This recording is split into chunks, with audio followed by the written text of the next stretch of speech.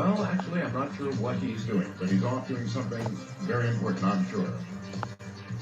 In a moment, Whitley Strieber, followed by Dr. Nick Biggich, and there's a lot of changes in HAARP. Boy, are they cranking up the power up north, folks. And so, if you don't know what HAARP is, and you're interested in possible health effects for the average person, and what it might do to our climate, what it might do to people on the ground, what it might do, period, well, you're going to want to stay tuned for that, and we'll try and explain it from the ground up.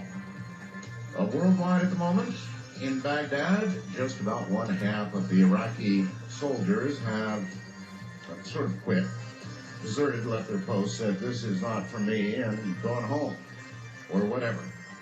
So, as a result, the United States is considering raising their pay. Maybe they should add a little extremely hazardous duty pay or something. I don't know. We want them to go after the factions that have been going after us, and you would think that would justify a fair amount of money, wouldn't you? So, since half of them are gone, we're considering paying more. And when I say we, I really mean we. The flu this year is frightening. We've been handling that here by pretty well isolating ourselves. And we were thinking of shooting people who got near the fence, but no, we're not going to do that.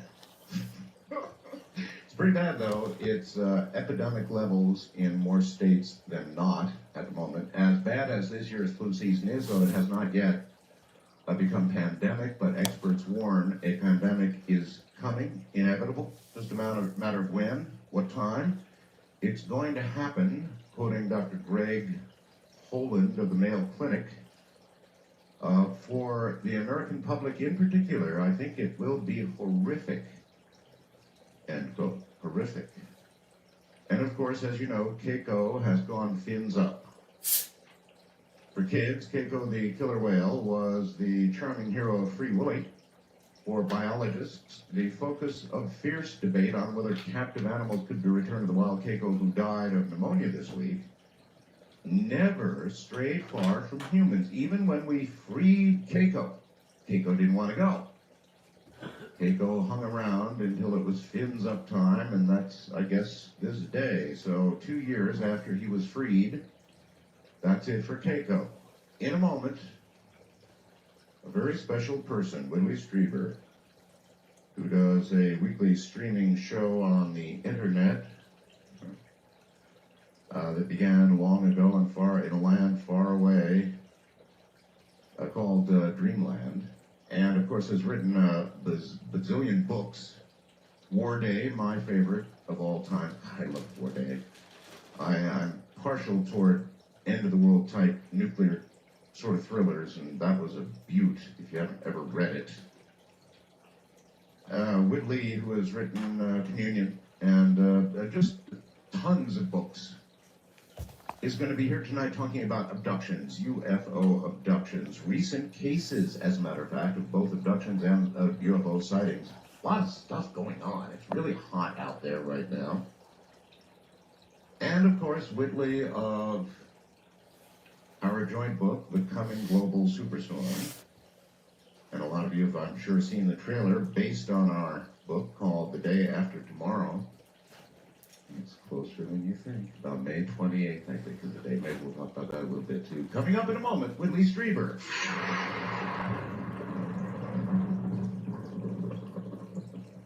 Here from, actually from the West Coast, I believe, is Whitley Strieber. Hey, Whitley. Hey. How you doing, buddy? Well, I'm doing real good, and I am indeed on the West Coast. In fact, I'm going to be meeting next week with Roland Emmerich, the director and producer of The Day After Tomorrow. Oh, are you really? Indeed. And I've met him briefly already. He's a really, really good guy, and I have never seen anything of the movie but the trailer. Yeah, me too. And it's awesome. And he said, well, you know, those effects aren't even finished. Yeah, I gasped. We watched the trailer, my wife and I, wow! Everybody in the theater gasped. It's pretty good, yeah. Yeah, and, I wrote the novelization of it. In other words, let's get this straight. We wrote the book, upon which, in part, the movie is based, and now there's a novel that you wrote based on the movie. Right, because the book is, the movie is not quite it's not quite close enough to our book in terms of the story. I wonder if That is there. I wonder if now there'll be a movie based on your novelization of the book. Maybe a musical. A musical. Well, they did that with Annie Mae. I mean, there was a book and a movie. Like a global superstorm, the musical. No, it's no, but the novel, the script just read like a house of fire. It was awesome, and so I do know what it is. I mean, I've seen it, but I can't talk about it at all. Yeah. I mean, I have promised not to, and they deserve that because they spent a lot of money on this. And all I can assure you is, if you have 1 second of quiet time in that movie, I will be very surprised. It's really going to be something else. And Well, they better hurry up and get it out, May 28th, right? Because, you know, the way the weather's going right now, we'll be there. Theaters will be empty. It'll be all over. It's terrifying. I mean, you know, this thing that happened last summer, that nobody really took much notice of, except it was sort of weird, and that was that it got the waters on the shore waters got cold all the way down into Florida, real cold. Really cold, yes. And that was because the North Atlantic current moved, or really the Gulf Stream moved far out into the sea, into the ocean, meaning that is to say it got weaker and therefore shorter, and let the water all the way from the Arctic Ocean come all the way down the eastern seaboard of the United States. And if that is not a little alarm bell, that the thing that everyone laughed at us about and scorned us about when we went out on the road about it, and that now science generally considers as true, is about to happen. I don't know what it is. Buddy, the warnings are everywhere. Everywhere. You know, it doesn't matter whether you look at what the sun is doing, what the earth is doing, the polar and the ice caps. Every aspect of our environment right now is saying, tick, tick, tick, tick. And it's not well. So hopefully the movie will be out before the event itself. And maybe the movie will do some good. We're here, though, pretty much to talk about, maybe it'll do some good, maybe. It certainly is going to be an excellent movie. Abductions is what we're really here to talk about, though. That's right. And it's been, abductions and UFO sightings are through the roof, right? That's right. They are, well, UFO sightings they're really, I'll tell you, it's interesting. The abduction reports are coming from different places, for the most part, than the UFO sighting reports. Now, in British Columbia, there's a real hotbed taking place of both. But in the Midlands of the UK, which is probably the UFO hotspot of the world in terms of sightings right now, to the point where people are, even cars are stopping on highways. During the day, they're having lots of public daylight sightings there. There are no abduction reports from there. And maybe it's just as well because there's something kind of ominous about a lot of these stories. Why would you even guess that UFO reports and abduction reports are geographically separate? Why? Well, Art, for one thing, we always have the impression that there must be just uncounted numbers of aliens or whatever there are here. I don't think that's the case. I think the numbers are smaller. I think the numbers might indeed be quite small. And the reason is that there's a kind of a quality to some of these cases that has there's a similarity to them, and they don't you don't have 500 people reporting abduction experiences in the United States all at once. Right. Now, the way the thing is set up now, people knowing about my website, the Coast website, the National UFO Reporting Center, there are so many ways to report these things. And folks are embarrassed about it anymore. They don't report it. If it happens to them, it's not happening. But when it does happen, it has a kind of a uniformly ominous tone to it. Like the things in British Columbia, they have the same character as some older UFO cases and some cases where people have happened upon cattle mutilations in progress and seen these alien eyes glowing, and I shudder to think I once saw such a thing in the woods near my house. Only at the time I was scared, but too curious to really consider it dangerous. Whitley, what do you know specifically about what's been going on recently in BC? Well, I think that there are, for example, I have followed this case of this one woman, Cynthia. A friend of hers, the friend received a severe burn during, I'll back up a little bit and tell you the story of this, probably one of the best documented abduction cases in history. It happened last summer. Sure, go ahead. And she and this friend went out to stargaze late at night. They hadn't been together for a while, and it was something that they used to do and they enjoyed doing. And so they thought they'd do it again. About midnight, they went out onto a country road, and I think all roads practically are country roads around there. They were well north of Vancouver. Right. And they got out of the car, and they were getting ready to stargaze, and Cynthia shined a flashlight out into the woods to be sure there were no bears or anything around, which could happen up there.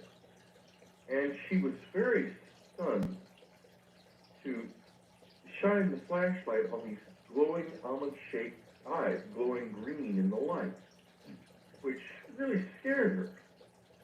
And she said to her friend, "Oh my God, get back in the car, get back in the car," because she didn't know what those eyes were. I mean, they were not bears. They were nothing she'd ever seen before.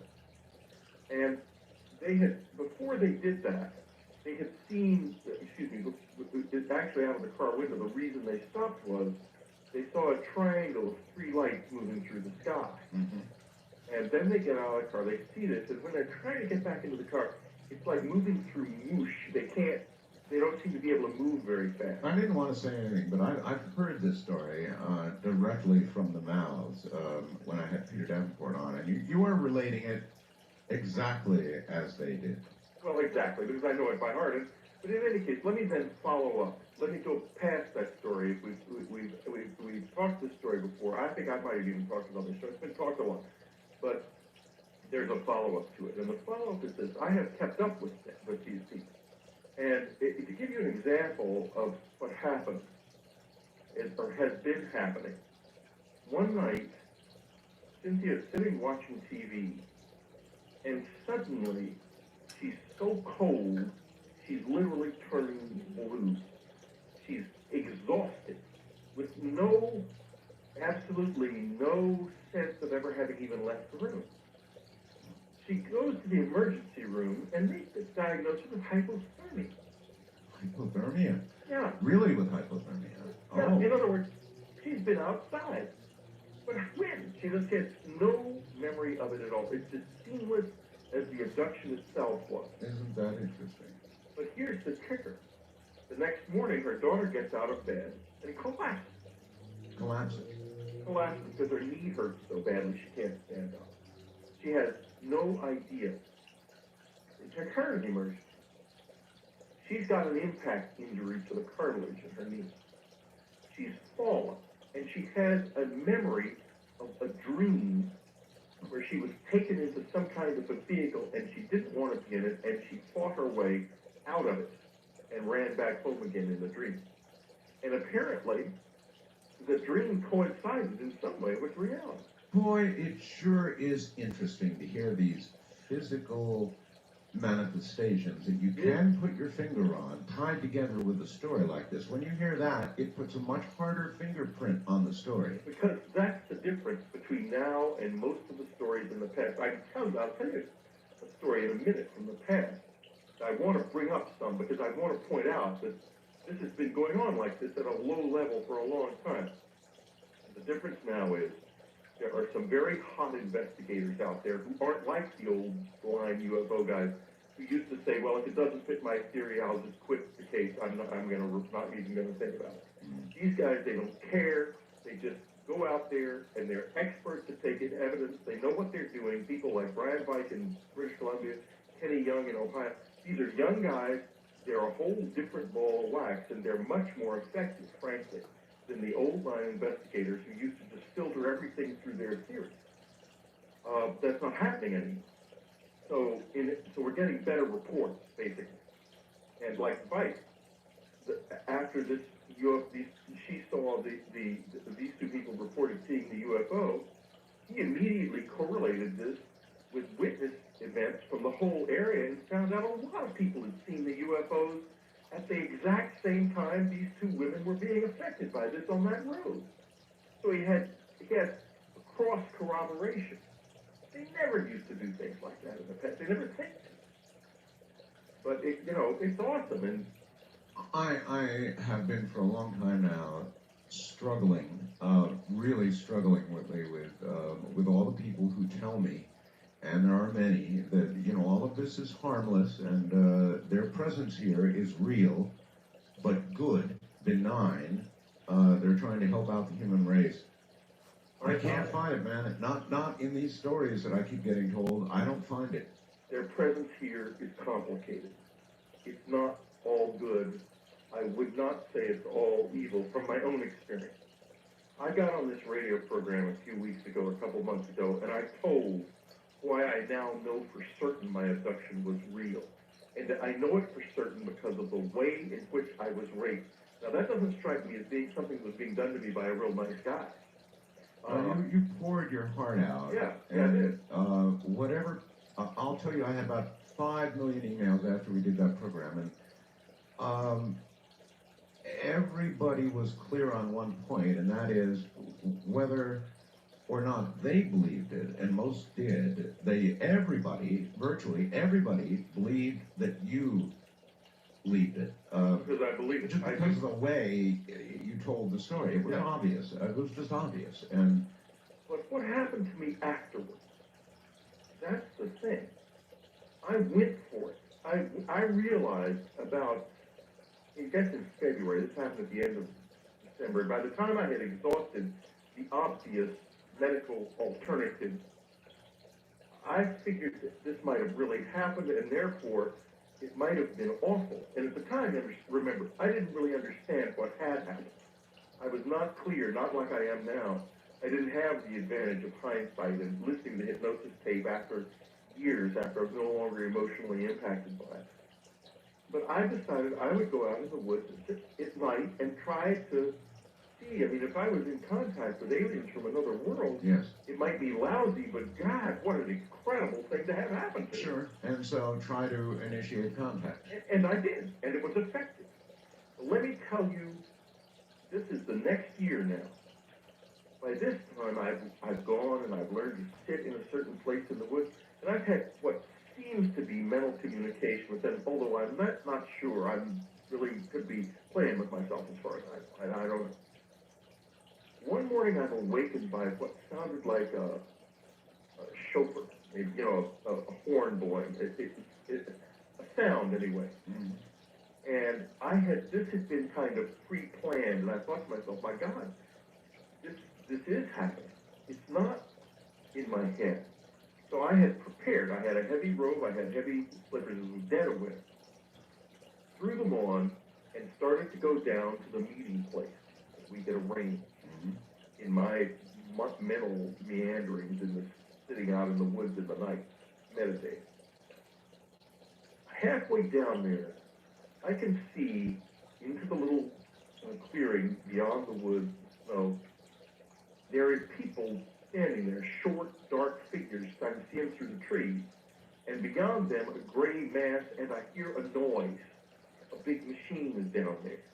And I think, oh my goodness, this is for real. I walk a little bit farther, and then I hear something that made my blood run cold. A voice in my head, like I was wearing earphones, saying, come on, come on. This is next.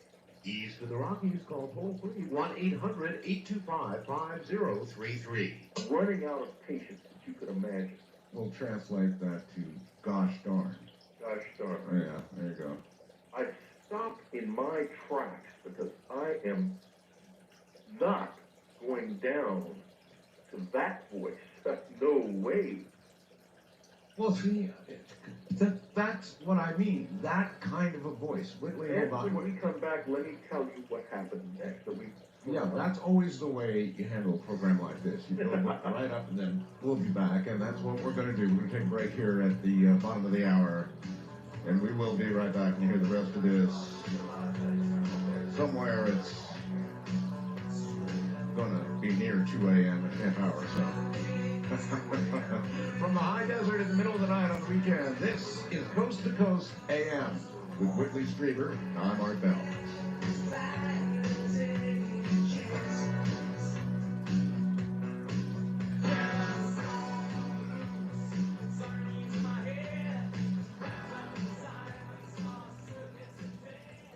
Bell from east of the Rockies. Call toll-free at 800-825-5033. From west of the Rockies, call 800-618-8255. International callers may reach Art by calling your in-country Sprint access number, pressing option 5, and dialing toll-free 800-893-0903. From coast to coast and worldwide on the internet, this is Coast to Coast AM with Art Bell. Good evening from the high deserts. My guest is Whitley Strieber, and as Paul would say in a moment, the rest of the story.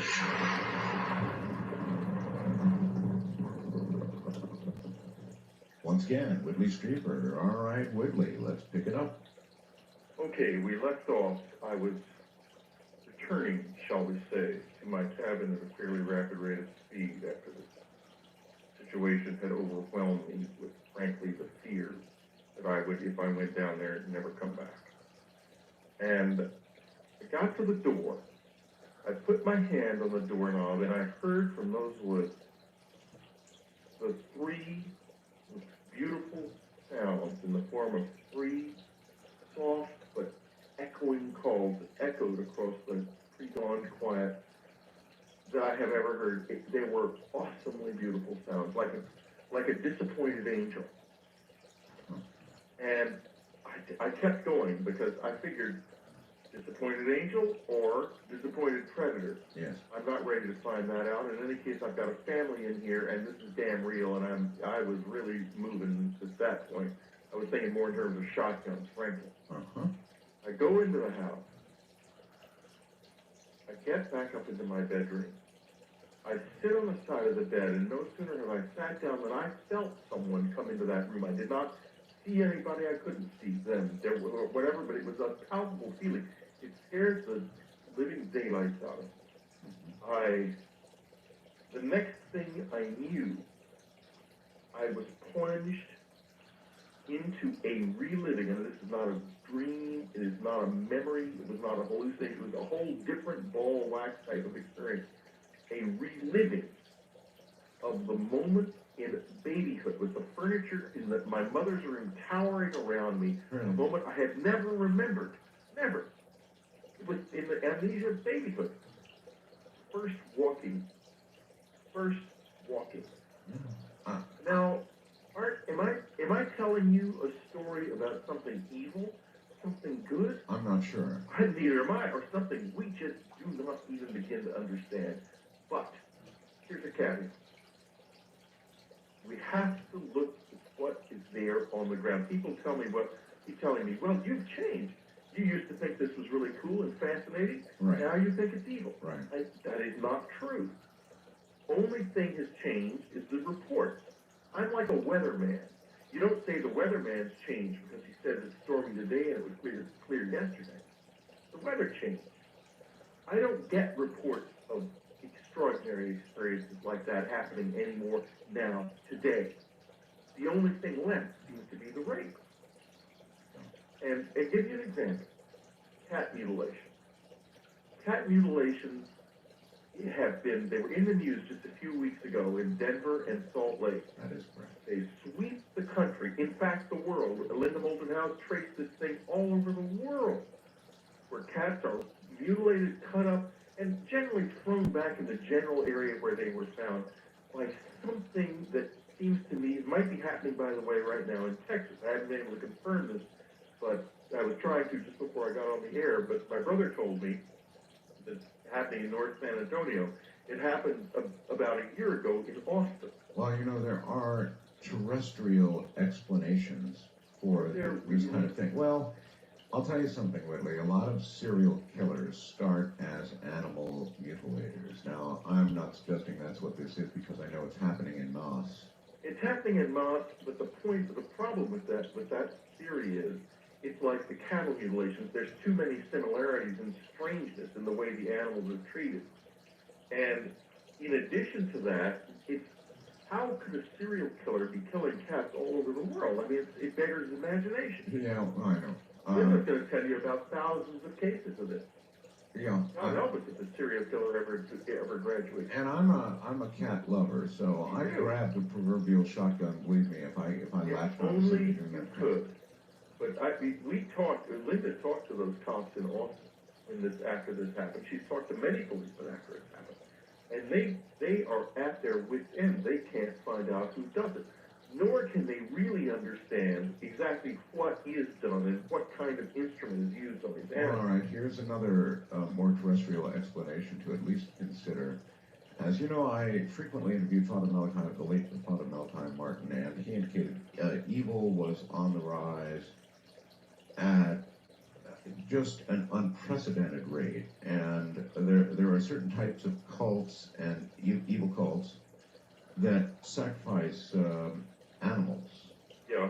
Now, that's at least worth running by and thinking about whether this kind of thing might be spreading. Some kind of horrid little sect might be doing something like this. I don't know. And then of course comes the alien explanation, where frankly I kind of put that one at the end of the line. Now maybe it is more likely. I don't know. Well, I think it is. I think it has something to do with this whole thing. I don't know what the phrase alien explanation means, because I don't know if we know what exactly is happening. But I don't want to get caught in my underwear, because I'm trying to concentrate on something here, and that is the negative aspect, the negative turn that this has taken recently, and the lack of positive reports, and the lack of reports of relationships, and that's another thing. I had a relationship. It lasted for years. It started, yes, with a very violent experience in 1985. It went and peaked in 1998 with the meeting with the master of the key, right man I call the master of the key, in a hotel room in Toronto, who gave me that little book I wrote called The Key, which I still think is the most amazing thing that ever happened to me in my life. The things that guy said were awesome. And they were not, this man, I mean, I don't think he was of this world at all. To me, that was the peak of my whole... Do you recall can you give us the highlights of what you were told, or what information? Well, sure. The whole book is about, in general, it is about the nature of the soul, but taken from the point of view of a science that understands the soul, where a science that has penetrated into an area which most of our scientists right now don't even believe exists, any more than they believe that electricity existed 300 years ago, that they don't even know about. And the explanations are so clear and so cogent, you come to understand objectively what you need to do for your own soul. And that is the awesome thing about it. It has nothing to do with any religious beliefs, but it doesn't deny any either. And it gives you an example of the incredible clarity of this man. I asked him what sin was. He said just these few words: denial of the right to thrive. 5 words. And if you think about it, that is one of the most extraordinary and powerfully ethical definitions of sin you could possibly ever come up with. Denial, I want to think about it. Denial of the right to strive. No, thrive. Thrive, Right. right. Okay. It is denying somebody their right to thrive. Right. In other words, to live. Yeah. And to live to, not just live, but live to the fullest. In other words, Yeah, to thrive. in other words, for example, slavery. Or slavery, or the way Slavery would be a sin by that definition. a tremendous sin. Yes. Or denying, you go to Africa. And he said also in there, we're all responsible not only for ourselves, but for everybody else. The great theme of Christianity. Do unto others as you would have them do unto you. In that sense, it's a repeat. But denial of the right to thrive is a really new way of looking at it. That really is interesting. You're right. Yeah. And you go back to Malachi Martin's statement, and you look at what we're doing in this world to each other and from country to country, and not just right now, but I mean just the past 100 years. There has been a gigantic upsurge in evil by that definition. There absolutely has, Willie. Absolutely. And maybe, just maybe, the close encounter experience is beginning to reflect that. I got a great, no, it wasn't an email. It was on one of my message boards today. A brilliant statement I have on unknowncountry.com. We've got message boards. And, Yes.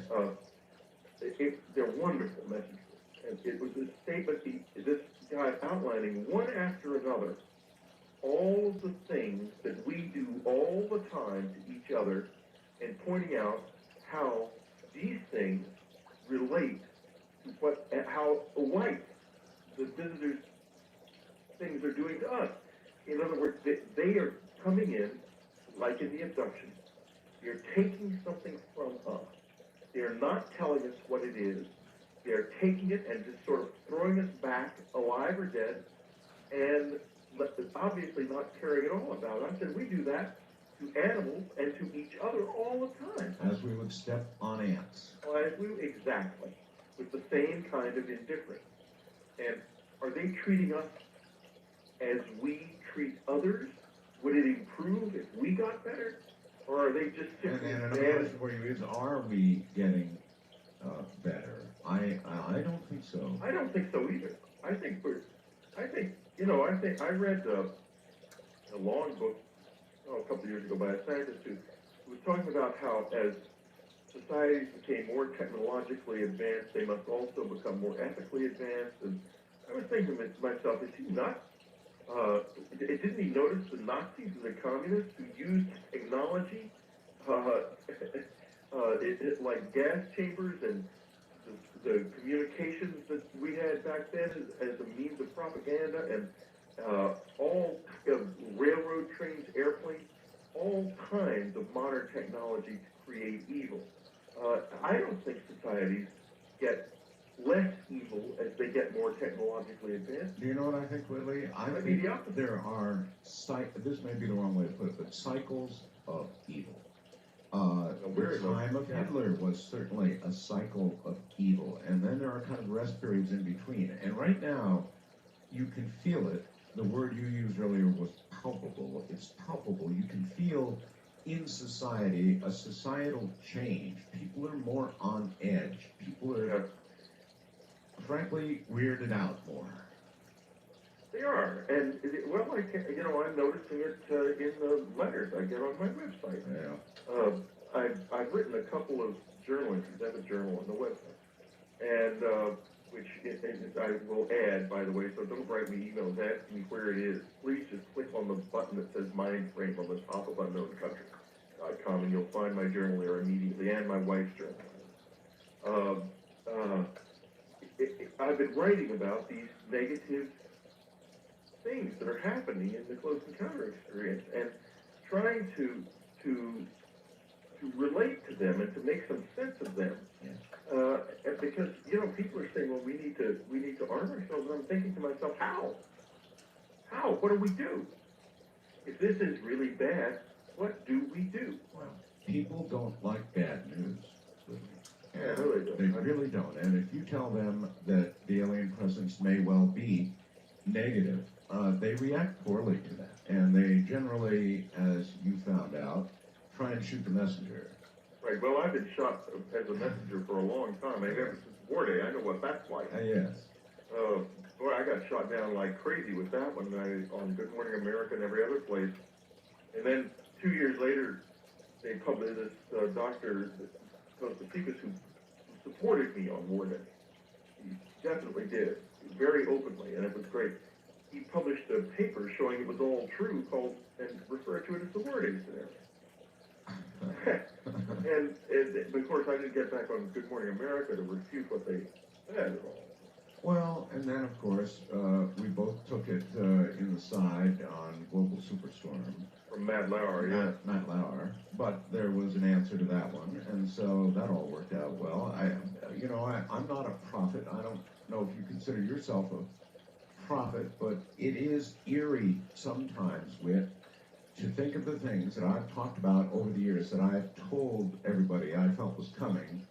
A lot of them are already here. It's already here. It is already here, a lot of it, yeah. But even through that, I don't consider myself any sort of prophet. I don't know about you, just just generally intuitive, that's all. And I think that's the general population, right? They can feel it. I just look at what's there. I don't filter things out. I mean, that's why in the earlier days I was saying there was a lot of good in the close encounter experience. It was possibly dangerous at times and very heavy, and there were things that I knew and that I talked about that had happened that were pretty scary. But basically, there was not too many people getting hurt. I can't say that anymore. When something is unknown, it tends to produce, in the average human, fear. Unknown equals fear. And so I'm not saying that it's definitely evil, but I'm saying it's a definite possibility. And even that's enough to get people upset. But based on, it's not a possibility. There's evil in it. Well, you can say it. Yes, I've been listening to these stories for years upon years upon years on the radio, and I didn't come to this conclusion slowly or easily, but rather through just listening to people. And I understand that sometimes people interpret what happens to them or others through their own religious filter. I don't have that handicap because I'm not particularly religious. So I look at it straight on, and I've seen as much or more evil or negative aspect of this whole thing than I have positive. So that's it, folks. It's possible the whole thing is rather negative for humanity, and we might as well realize it. And to me, it's even negative if it's sort of benign in the sense that we would feel about an anthill when we step on it. If it's just that benign, that's still possibly dangerous for mankind, period. You know, Art, I have to tell you that when I kind of took the bull by the horns with this thing in my own life, it was all over me. It was all over me. It did change for the better. There's like, if you talk to one of the old line UFO investigators, and I had a friend of mine actually went up to one of them at a conference a couple months ago and said, I have a way of making this close encounter thing better. He immediately said, if it involves meditation, I don't want to hear about it. But that's not true. Actually, I used meditation for years as a means of communicating with whatever was out there and shaping my experience. And it was effective. It was effective. There's I think I'm trying to remember where it is on my website. Yeah. Of course it's effective. It's like prayer or mass meditation on an event occurring. It's a gigantic power that I am not sure I want to explore any further right now until I can manage to understand more about it, because it's very powerful. Very powerful. But it worked well for me. And what I was going to say is, I won't belabor it, but if you press on Listen Now on my website, on the right side of the homepage, the very bottom thing on the list that comes up, it spawns a Windows Media Player. You have to have that to work it. Is a meditation about protection. It is the meditation that I used for years that my experience stopped being negative and became, I wouldn't say positive, but became damned interesting, and no longer, it ceased to seem dangerous after about the first year or so. And I think it was effective. And so that's there. That's what I have to offer. Okay. That and a whole lot more on your website, which is, and I depend on it heavily for interesting information, unknowncountry.com, right? That's right. Daily use of the edge every day. All right. Well, as I always do, I really want to thank you for being here, and we will have you back on a regular basis because, frankly, you're fascinating. Thank you, Art. Thank you. It's mutual. Good night. Good night. And once again, the movie springing from our book is The Day After Tomorrow. You can see the trailer now, and It's pretty awesome.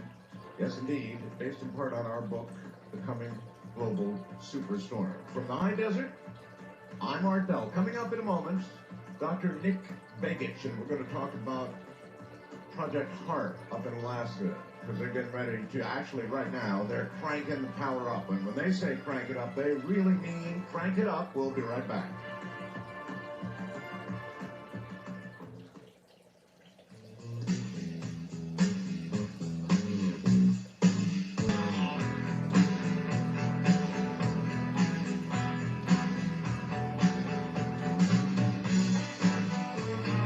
From the excellence in paranormal reporting building high atop the Metroplex, the corrupt Metroplex. I'm Art Bell, and this is Coast to Coast AM. Coming up in a moment is Dr. Nick Begich, who's going to learn all about HAARP, and I'm going to assume that a lot of you know nothing about HAARP. HAARP may affect your life, and so you should learn all about it. That opportunity coming up in a moment. Stay right where you are.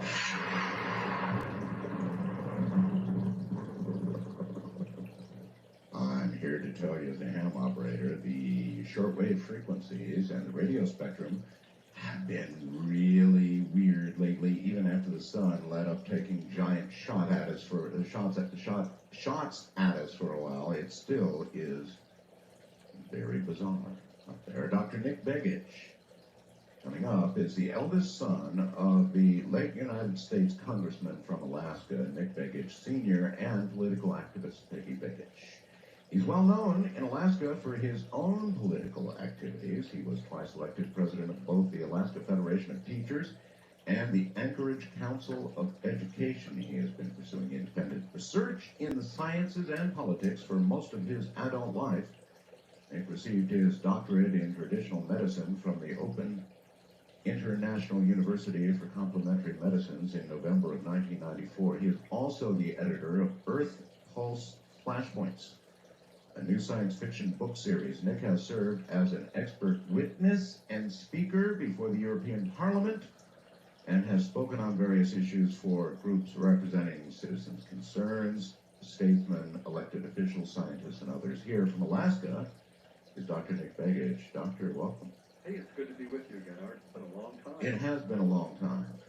And a lot has occurred in between now and then. And so, I'd like to kind of start from the beginning, Dr. Begich.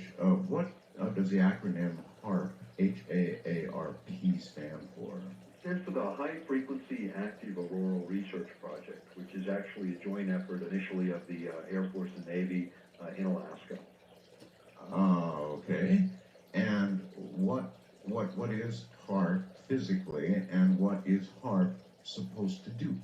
Okay, HAARP is essentially a field or an array of antennas, and what they're designed to create is converting electrical energy into radio frequency energy, and then by utilizing this field of antenna, which presently there are 48 antennae on the ground, and by focusing or firing these antennas in a very specific way, you can focus or concentrate radio frequency energy into a relatively small area in the upper reaches of the atmosphere, in an area above the atmosphere called the ionosphere. And this is a highly charged area, and it's responsible for a great degree with the quality of communications in the country. When solar activity, for instance, happens, this area gets disrupted, communications also get disrupted. Mm-hmm. So going back to sort of the roots of HAARP, it's really, in the beginning, was about looking at the ionosphere in ways to understand it and also ways to control it. And that's where HAARP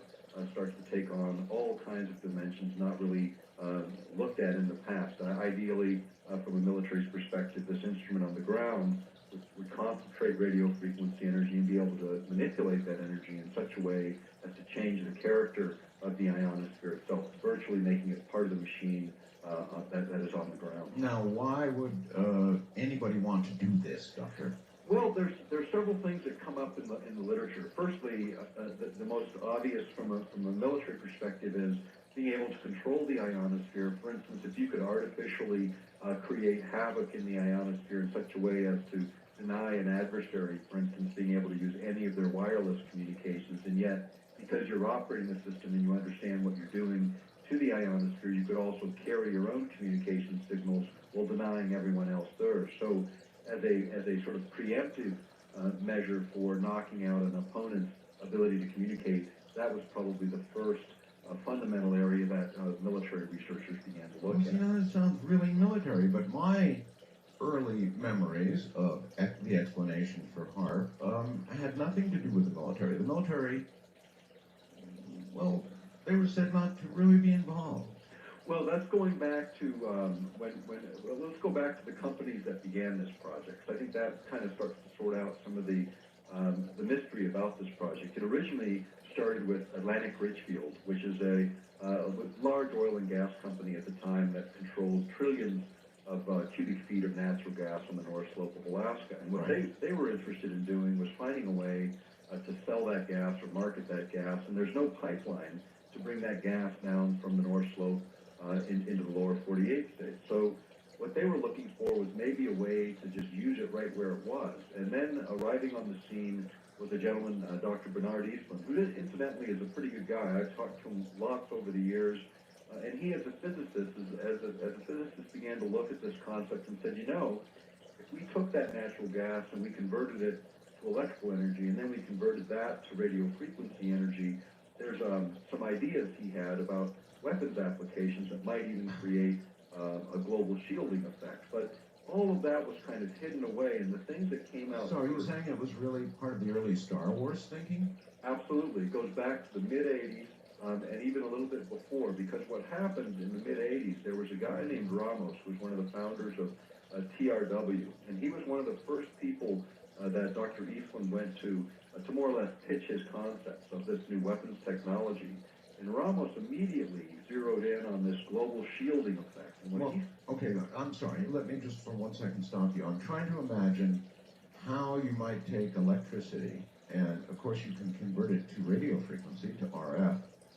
But then what? I mean, was the idea to transmit it then to another location and reconvert it, or? No, coming straight off of the antenna array, of this field of antennas, by firing them in a specific way. Normally, like people listening to us tonight, they're listening via radio, and as that energy comes off of the antenna, it spreads out and gets very, very less dense very rapidly. It starts off, of course, as a very narrow signal, AM or FM, and becomes broader and broader as it leaves the antenna. That's the normal way things work. Now, HAARP works the other way around, right? HAARP is much different, because what it does is create what's called a cyclotron resonance, which if you could visualize it, would look like kind of a corkscrewing motion of energy coming off of this field of 48 antenna, and that would focus the energy or concentrate it to a relatively small area. So it would be by analogy, if you think about what a flashlight does versus what a laser does. Yes. The same kind of analogy in this case with radio frequency energy instead of light. The flashlight broadens out, of course, as we all know, and a laser maintains a very narrow beam.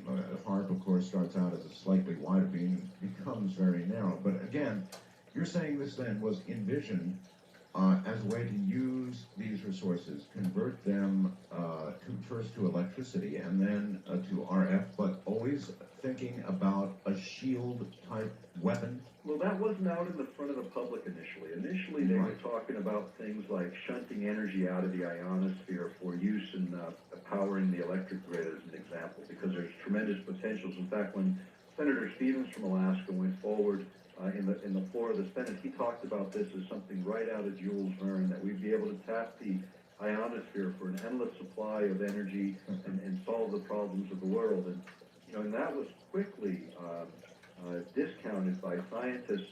And contrary to Stevens' normal behavior, he would have just axed the program. In this case, he didn't. He, in fact, funded the program and continued to fund the program even to this day. Was that all a facade at the beginning, or was it genuine in the beginning and simply quickly got converted? Well, I think it was genuine. I mean, Senator Stevens is not someone that makes statements like that without some forethought and without some advice from a lot of very well-informed individuals. So I think initially, as a project, that was something that people were considering.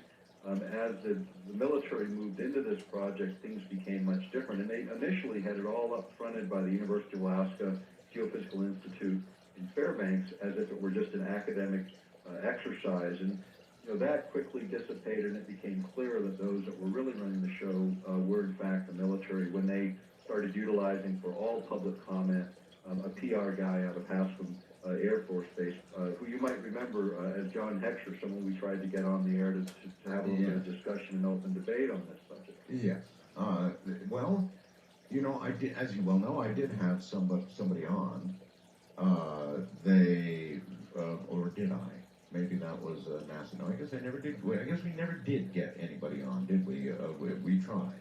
I think that the issue was they just didn't want to have an open debate, and that was too bad because, we had, at least at one occasion, we had them in a debate in front of our state legislature in Alaska. I think you and I talked with one of them perhaps on the telephone, trying to get them to do it, or something along those lines. It seems to me that we were making a lot of attempts, and what we kept running into was they might consider going on as long as they knew what was coming in advance, and that kind of thing. And, that's not the way to talk about these issues. You either have some knowledge or you don't. And these guys are on the inside of the program. Either they know their program or they don't.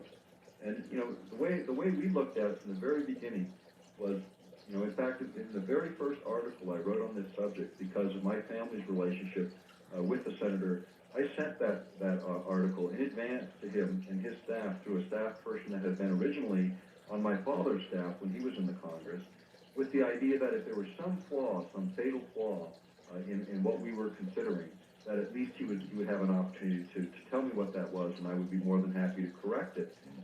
That was the only time since my father's disappearance years ago that we never got a response from the senator's office.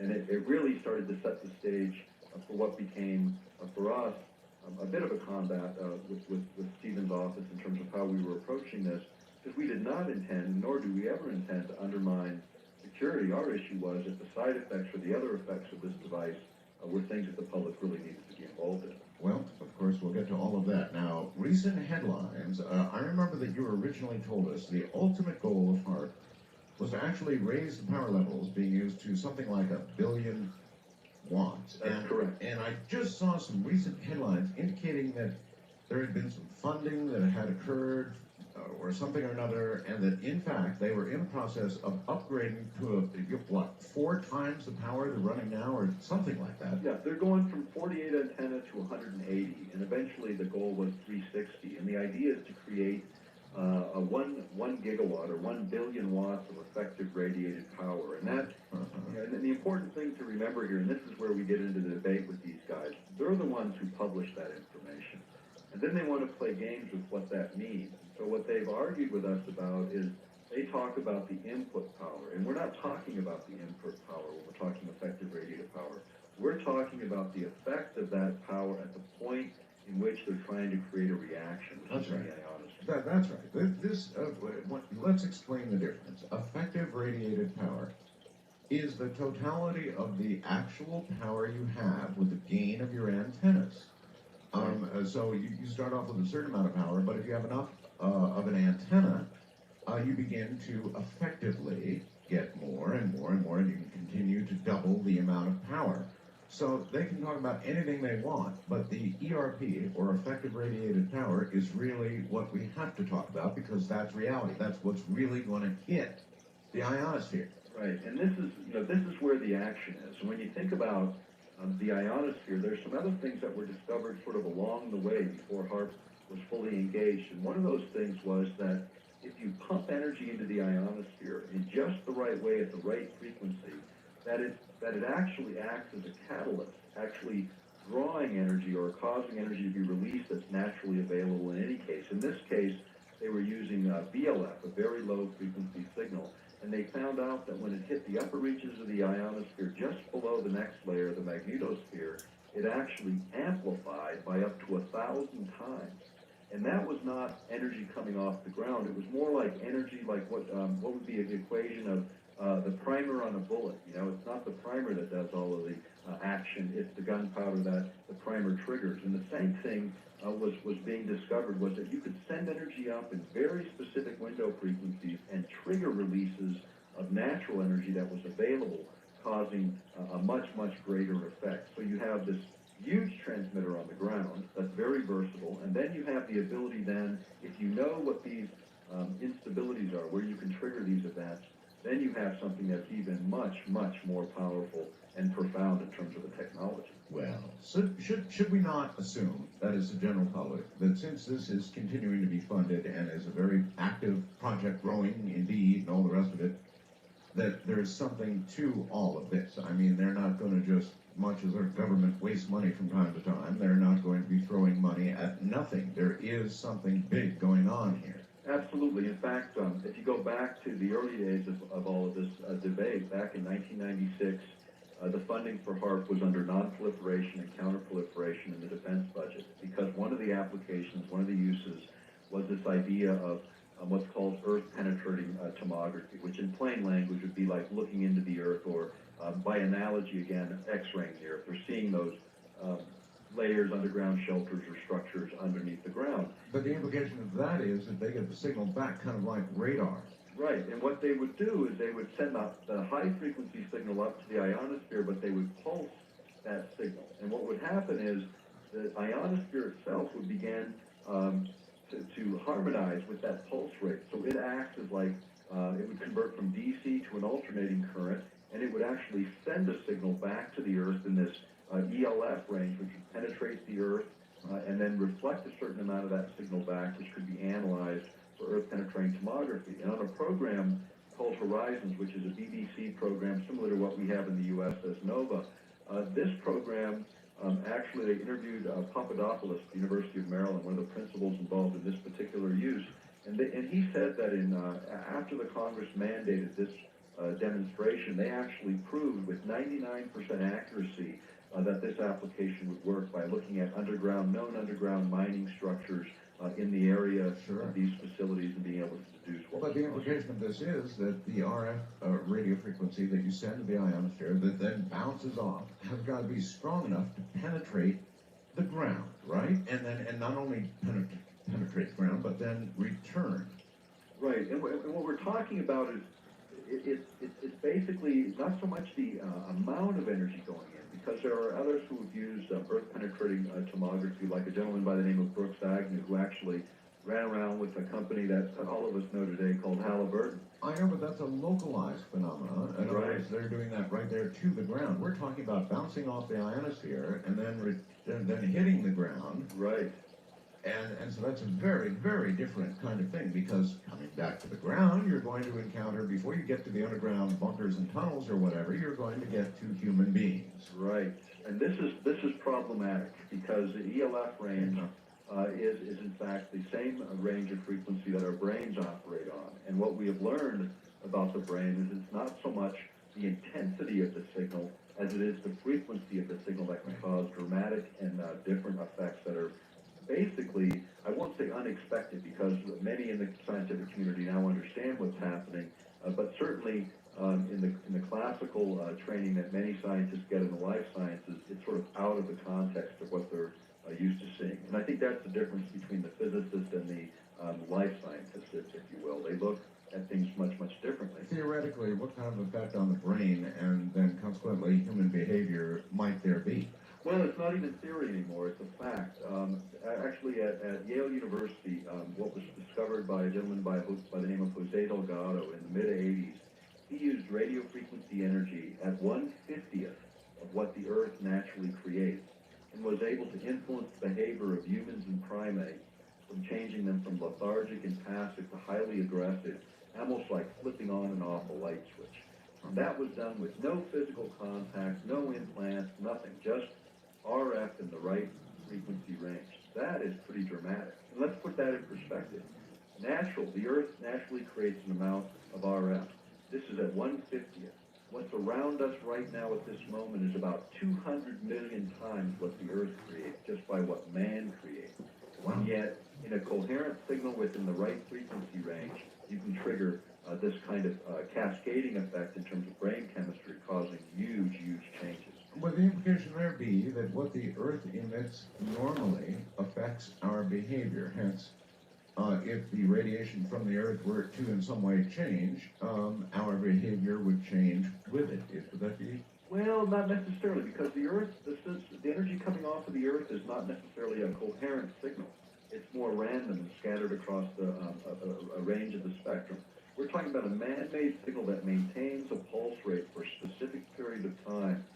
allow those reactions to occur, something that nature normally doesn't do. A good example of this, and to take it on a different scale, people think about a television set as being pretty harmless. You sit back 10 feet from the TV and you're watching the television, and the light emitting from the TV is very low density by the time you're 10 feet away. I mean, there's not much energy striking you. Right. Yet, if you remember back in Japan a few years back, around 97, there was this episode where these kids were watching a cartoon and 700 of them went to the hospital with epileptic seizures. That's right. And it wasn't the amount of energy. It was just the pulse rate of the coherent signal that was coming off the TV that was maintained for just enough time, that flicker rate, To set them off. to set them off. All right, Doctor, we're here at the bottom of the hour. Hold on just a second.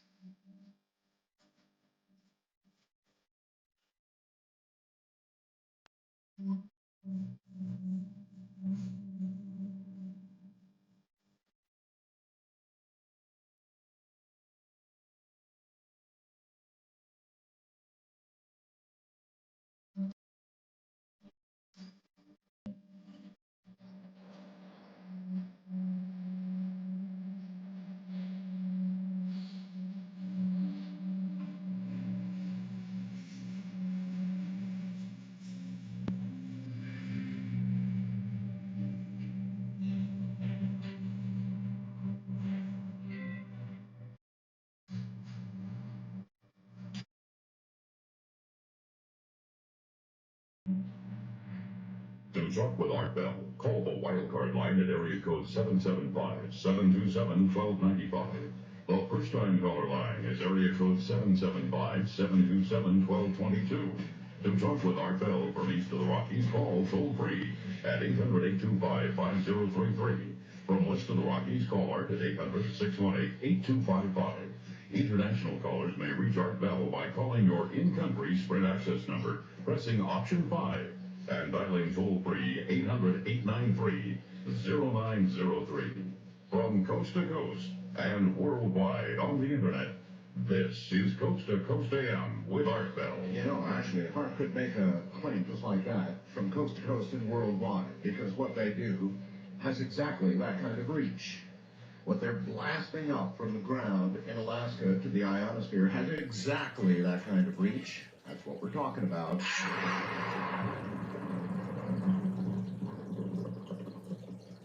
Dr. Biggich, would it be possible to take a very active, very aggressive, even military person and have them become lethargic? Yeah, absolutely. In fact, that's, when you look at what's happening in terms of military science right now, this is one of the big initiatives. It's not just about HAARP. HAARP is just one of many, many systems being developed that essentially utilize energy for a number of weapons applications, including debilitating troops in the field by using energy as the base rather than bullets and bombs. Or even potentially set up a state where the person's nearly frightened to death. I mean, Absolutely. so these are incredible possible applications, incredible. And as I mentioned, it's now being, well, I don't know, the temperature is going up, so to speak, and they're really cranking it up there. What might we expect from this next level of energy that they're about to go to? Well, this is the area where we start to all speculate, including the scientists that are involved, and their sort of take on it is it's their plasma lab in the sky, and that's actually, they have said that, looking at this experiment, and the objective for them is to find that next level of stability after creating an unstable situation. Translation, then, they don't know what. They do not know. Gee. So they don't know. But here's, when you get back to this idea of influencing behavior, we took this issue up with the European Parliament several years ago. And as part of that, we took in the same concept of manipulating behavior. And as part of the resolution that eventually passed the European Parliament, they dealt with, 3 sections dealt with HAARP, and then the 4th section of our area of that resolution dealt with this idea of manipulating human behavior. And I'll just read the one sentence because it's really revealing. And it says, it calls for an international convention introducing a global ban on all developments and deployments of weapons which might enable any form of manipulation of human beings, unquote. Now, to get a legislative body, a political body, to put that in print, you have to demonstrate an awful lot. And in that case, we did. We demonstrated the technology as well as provide the data that supported it. And this was unclassified data, material in the public domain, that convinced the European Parliament that this was possible, and that this was possible with HAARP. Now, since then, in 2002, back in August of 2002, the Russian Duma, their parliament or their legislature, passed a resolution in opposition to HAARP for all of the straight military applications and this specific application, the influencing of behavior over large geographic areas. And this is more or less could be used for changing the emotional state, for instance, of combatants, making them fearful or anxious as opposed to confident and ready to fight. Well, of course, we just had, and actually we're still having an open conflict with Iraq. Do you think that any of this technology, is there any sign at all that HAARP became particularly active during the recent Iraq War?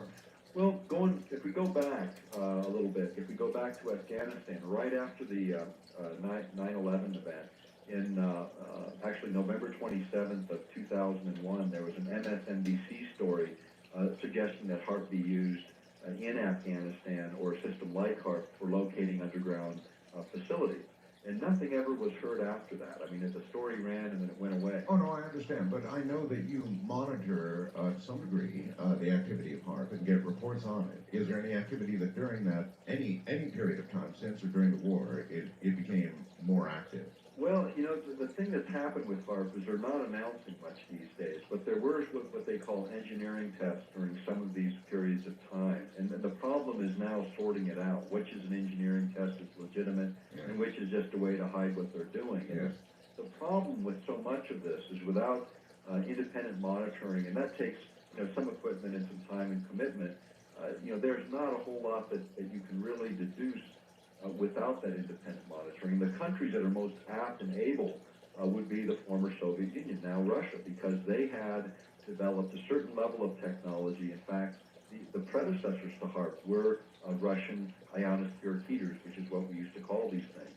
And when you go back to the old Russian literature and you look at what was happening, all the way up until the 1990s, the early 90s, they were still proposing, in fact, they were proposing to us a joint effort on missile shields, utilizing the exact same technology, and we refused. And then we come back around almost a decade later, offering them the same opportunity, and they refused, leveraging their arguments for foreign aid and money and so forth, which of course is the nature of the way things work. Okay, I have a question for you, related but not right on the mark. I'm a ham operator. In the last several months, couple of months anyway, we've been noticing this incredible noise on the 40-meter band, this pulsing 100 kilohertz wide noise on the 40-meter band that comes and would come and go and come and go. And I got so upset about it, as did several of my friends, that I actually recorded it, or a friend of mine did, Jim, and I played it on the air.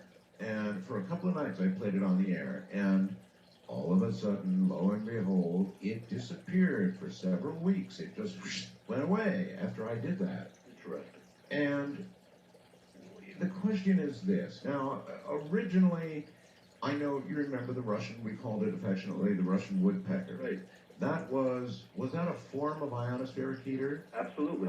Those were the early versions, and there were 5 of them in the former Soviet Union, and they're the ones that created that signal. And what we need to remember is HAARP is not the only transmitter like this on the planet today. Well, my question continues. Let me finish up. And so we thought, this new noise probably is some sort of over-the-horizon radar. But gee, we don't need that anymore because we've got satellites, and the Russians have satellites, the Chinese have satellites, and that sort of replaced the need for over-the-horizon radar, looking for missiles that would be in the launch phase, that sort of thing. You could understand it. Once you got satellites, we wouldn't need it.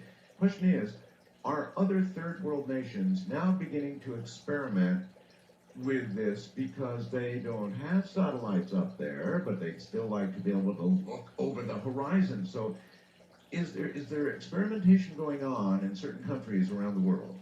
Well, there's indications. The answer is yes. I know in Canada right now they have constructed a number of these facilities, not because of their lack of economy to support satellite technology, just because they have put these in conjunction with HAARP. In fact, Rosalie Bertel, who's a Canadian researcher, she's a physicist and an MD. She was a lead physician on the Bhopal incident as an example, very, very well respected scientist. She actually published material in Great Britain on what was happening in Canada with their ionosphere heaters. And then if you look at what's going on in Europe, the EasyCat system is advancing. In fact, the Norwegians, their parliament has started to discuss this issue. We've gotten called in the last few months by media from that location. So there are other transmitters operating that may be responsible for this signal. The other consideration is third world development or proliferation of this technology. The thing about it is, when you get right down to it, and when I've had engineers look at the contracting documents, which are public records, there's nothing hidden about them, their reaction was, the thing is pretty simple. In the idea, it's really developing the computer software to drive it. But that kind of technology is pretty flat. There's nothing here that you couldn't get literally off the shelf and recombine it to form a transmitter like this. And what do you think they're really trying to do right now? In other words, are they still in the tunnel and bunker phase? Are they in the human effect on humans phase? Are they trying to knock ICBMs out of their trajectory? What are they bearing down on right now? What's our best guess? Missile defense is the big issue right now. At least that's what's masking a lot of the funding. Missile defense, we said early on back, in fact, it was 8 years ago that we went on with you, in fact, 8 years ago this month.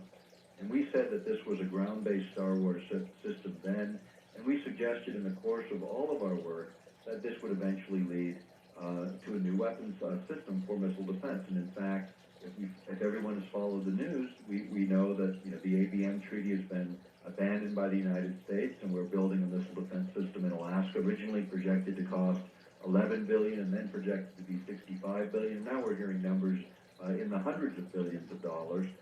And what we're hearing about are special systems for detecting these incoming objects, which I believe a lot of that material and a lot of that research was done on the basis of what happened at HAARP. The other thing that we're hearing in the open literature is this story about silos. In fact, they're building the silos for the missiles to intercept missiles. I do not believe for a moment that is going to be an effective system, and neither do most scientists that have been out there and looked at it for a variety of reasons. They've had a number of tests, and about half of them have failed. Right. And these are under ideal conditions, and you have to consider how fast an intercontinental ballistic missile at its optimum speed re-entering is going to maybe get 30,000 miles an hour. Oh yeah, I heard a rumor, Doctor, that there was some hanky-panky going on with the testing in the sense that some of the test vehicles that were to be destroyed were transmitting some sort of signal that would enable the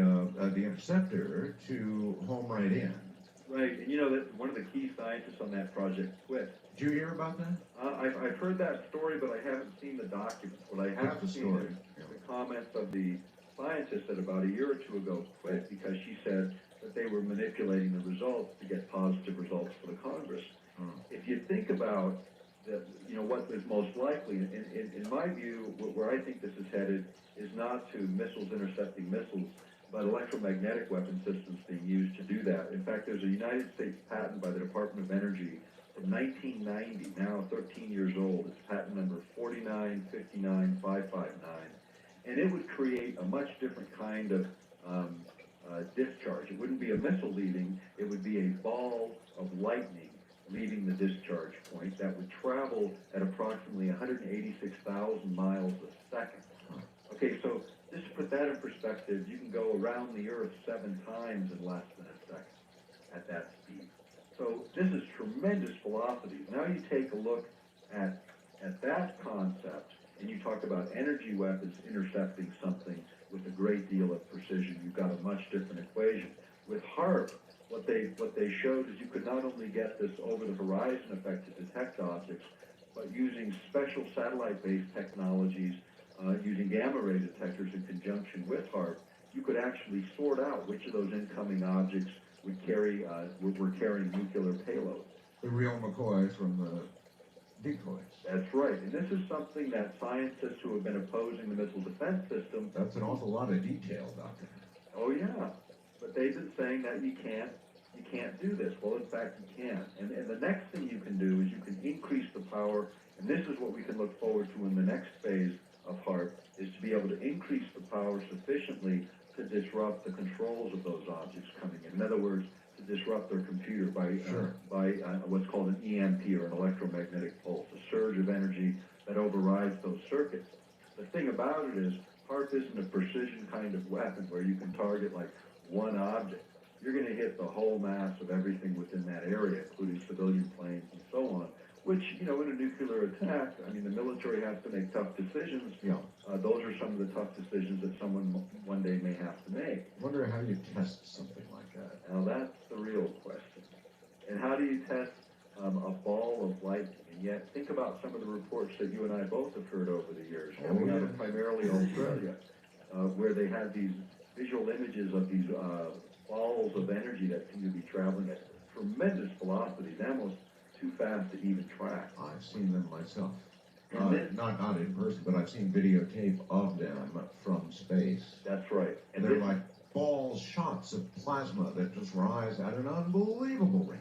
Yep, and this is exactly what the Department of Energy had patented all those years ago, and most likely more in line with what we're going to see in real missile defense. But now, put that concept on top of this concept that the President has introduced, which is preemptive warfare. In other words, you can establish a weapon system that can fire off so many rounds so rapidly, you could basically bring down the infrastructure of a small country before they even had an opportunity to know they were being attacked. That's a startling shift. And when you think about some of the initiatives happening internationally with other countries right now in space, it starts to open the door to a whole lot of questions. It's not about a trip to the moon, folks. Right. It's about technical capability, because ultimately warfare and the war-fighting platforms are going to move into space more so than they already have. Do you have any indication how far along they are with such a weapon? You know, given that it's a 13-year-old patent, I would say it's probably in the pretty advanced development stage. And when you think about what's in the public literature, is usually just the tip of the iceberg, including the patent record, because normally many of these kinds of patents never even make it into the public record. Well, I know this. If we were hit by an electromagnetic pulse of sufficient size, the United States economy would be completely decimated. We have come to the point with computers and so many records being kept by computers that anything that would literally wipe everything out would stop the United States cold. Absolutely. In fact, on a small scale, you know, they've used these for police departments and experiments to knock out the electronic ignitions of cars. You know, but you can scale that up to something that's hitting a whole hemisphere. You know, and that's what you're talking about when you're talking about HAARP technology and the capabilities that go with it. Would such a weapon of necessity have to be robotic? Wouldn't it be so dangerous for the people who, for lack of a better phrase, pull the trigger? Wouldn't it get them? Well, you know, they set up HAARP with one of the requirements in the contract was fiber optics for controlling it, so that you could control it remotely. Oh, so they don't sit at HAARP and run it. They remotely operate it. If they choose to, absolutely. Especially where they have you're talking about the energy in the side lobes and energy that's going to hit people on the Absolutely, ground. just in the general area, sure. Yep, and this is how they avoid that. They basically, any of the high energy tests would be done remotely, so they're out of the field of harm. I mean, What are HAARP's favorite frequencies? What range do they operate in, Doctor? Ooh, you know, you've got me where I'm not sitting with documents that I can refer to, but it's essentially a high frequency signal. But I can tell you this is the primary range is only one component, because what showed up in the literature is that it affects potentially either primarily or secondarily, depending on the effects you create. It covers 16 decades of the spectrum, which goes from ultra low to visible light. They can trigger everything within that range by just manipulating the signal on the ground. I recall you telling me about a harmonic relationship that they would start, or they would modulate with some sort of extremely low frequency signal, and then another low frequency signal, and then there'd be the sum and the difference of those two that would produce some outrageous cascading effect. Okay, what this is actually where they send the VLF energy up into the upper reaches of the ionosphere. And what they know happens at that point is the way it couples, it actually releases energy of 1,000 times more power to the energy that was just delivered. The same equation, a good analogy would be like if I put dominoes from here to Paris and I increase their size, say 1% with each domino. But I hit the first one with just a flick of the finger. You know, by the time they hit Paris, there's one the size of the Eiffel Tower crushing it. Now, it wasn't my flick of the finger that did that, any more than it was the HAARP signal hitting the ionosphere. It was the release, in this case, of the dominoes, gravitational energy that was already available. In the case of the ionosphere, it's releasing energy that's already there, energy generated from the sun, interacting with our magnetic field lines, and that's what they're triggering. So you're talking about being able to hit those specific window frequencies, and these are the instabilities that they're looking for. They're trying to find where are those signals we can send up to draw this energy into the game so that we have a much more powerful and violent reaction. Doctor, is there any possibility that HAARP could be used to affect our climate? Absolutely. All right. When we get back, the absolutely part is where we'll pick up, because heavens knows there's quite a bit going on with the climate right now, isn't there? Very odd deed out there. If that could all be happening from Alaska, well,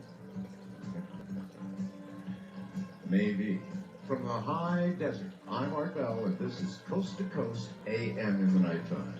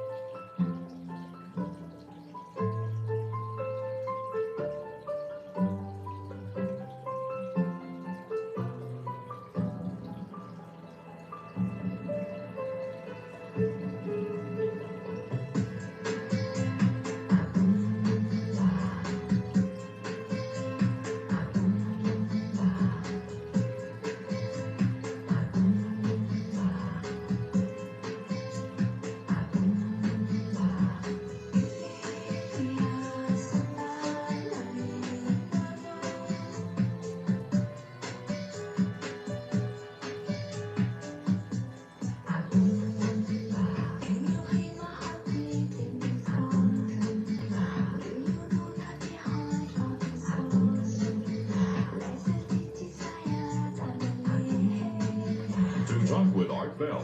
Call the Wildcard line at area code 775-727-1295. The first-time caller line is area code 775-727-1222. To talk with Art Bell from east of the Rockies, call toll-free at 800-825-5033. From west of the Rockies, call 800-618-8255. International callers may reach Art by calling your in-country Sprint access number, pressing option 5, and dialing toll-free 800-893-0903. From coast to coast and worldwide on the internet, this is Coast to Coast AM with Art Bell. By the way, this song, Métis, is the group that does it. And, well, she's really something. She's French, African, and singing as well in English, if you listen very carefully. It comes from the show Dead Like Me that was running on Showtime. And somebody sent in an email and said, you know, they knew that I love that show, Dead Like Me. And so they're saying that there's going to be some kind of Dead Like Me marathon beginning Monday the 15th on Showtime. So if you missed this show, which I know a lot of you did, check it out on Showtime. You've got to see it. It's called Dead Like Me. You'll hear this theme in a couple of the episodes. Really excellent, excellent show. As is the one that we're doing right now with Dr. Nick Begich. Subject, HAARP, and our weather coming right up.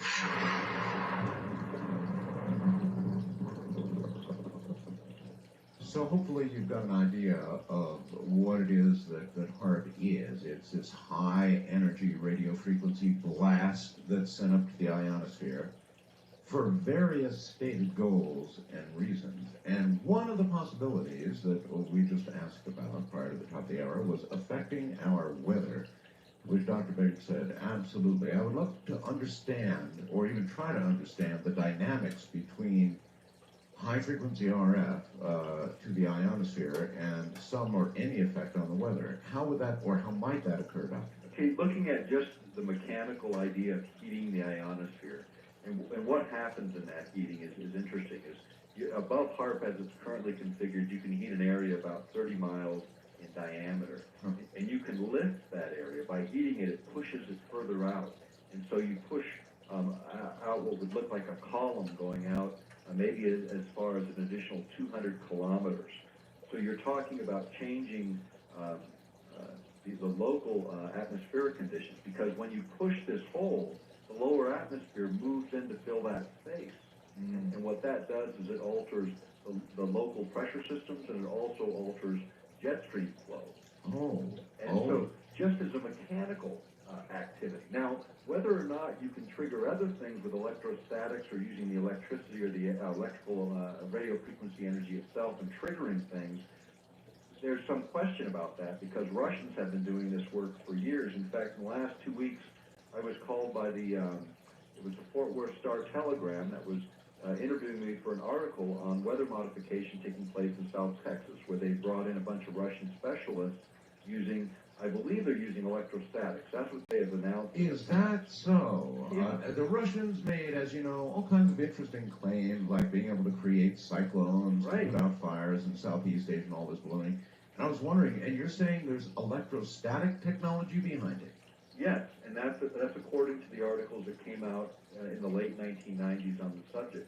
But again, looking at this sort of mechanical way of heating the ionosphere and lifting it, there was an issue of Scientific American that was published, I believe it was in May of 2000, it might have been May 2002, but you can tell because the whole issue is dedicated to weather. And about midway through is a map of Alaska, and it shows the jet stream traveling through south central Alaska, and at one point it takes a dogleg north about 50 miles, then goes east about 75, and then south about 50 miles and travels on its way. It coincidentally, and I say coincidentally because there was no independent monitoring of HAARP, this dogleg occurred right above the HAARP facility. Well, son of a gun. And here's what it did. It moved weather fronts out of East Texas and Louisiana into central Florida and dropped a couple of tornadoes right in the city of Orlando a few years back. There you are. In other words, the jet stream, I'm sure on your local stations, folks, you've seen your weatherman depict the jet stream, and it's kind of like a big, long snake, and it curls around frequently, dips way down south, cuts up across a lot of times right where I am here in Nevada, and then north across the country, and then starts dipping down again when it gets to the East Coast, and it shifts and moves around, and wherever the jet stream is, there's always weather action going on right below it seems like.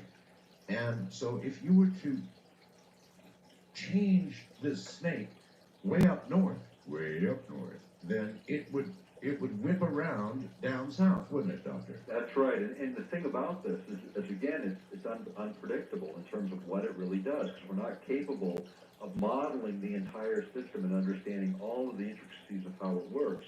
One of the things I pointed out to the reporter from Texas that was interviewing me, she goes, well, this is really a good thing, we're going to get rain in an area we haven't had. And I said, okay, well, you tell me when 1,000 communities do this all over the world, and it disrupts the weather for everyone else on the planet and maybe denies rainfall where it otherwise would go, how would we feel if all of a sudden, say, the country of Canada decided to increase its rainfall and it ended up depriving the rest of the lower 48 United States of its normal precipitation, causing our crops to fail? How would we feel about that? Well, we would consider that an aggressive act. In fact, it would actually violate an international treaty signed by the United States in 1978 when it was ratified, which was a treaty that said we would not modify the weather except for peaceful purposes. Now, that gets a little squirrely because what's the peaceful purpose? Well, to us it might be lots of rain in Oklahoma, or I don't know, in Kansas where they need some rain or something. But from the Canadian point of view, it wouldn't be peaceful at all. Right, and that's exactly right. And now the other point that comes out is Eastland actually did more work in the weather modification area. He actually had a contract from the European Space Agency that turned into a peer-reviewed paper that would utilize HAARP-type instruments for knocking out the energy contained, or redistributing the energy contained in tornadoes. And here's the way he envisioned that working. He would use the ionospheric heater to actually, when tornadoes form, it's a cold front hitting a warm front that creates the shearing action that causes that twisting to begin. And Yes, so sir.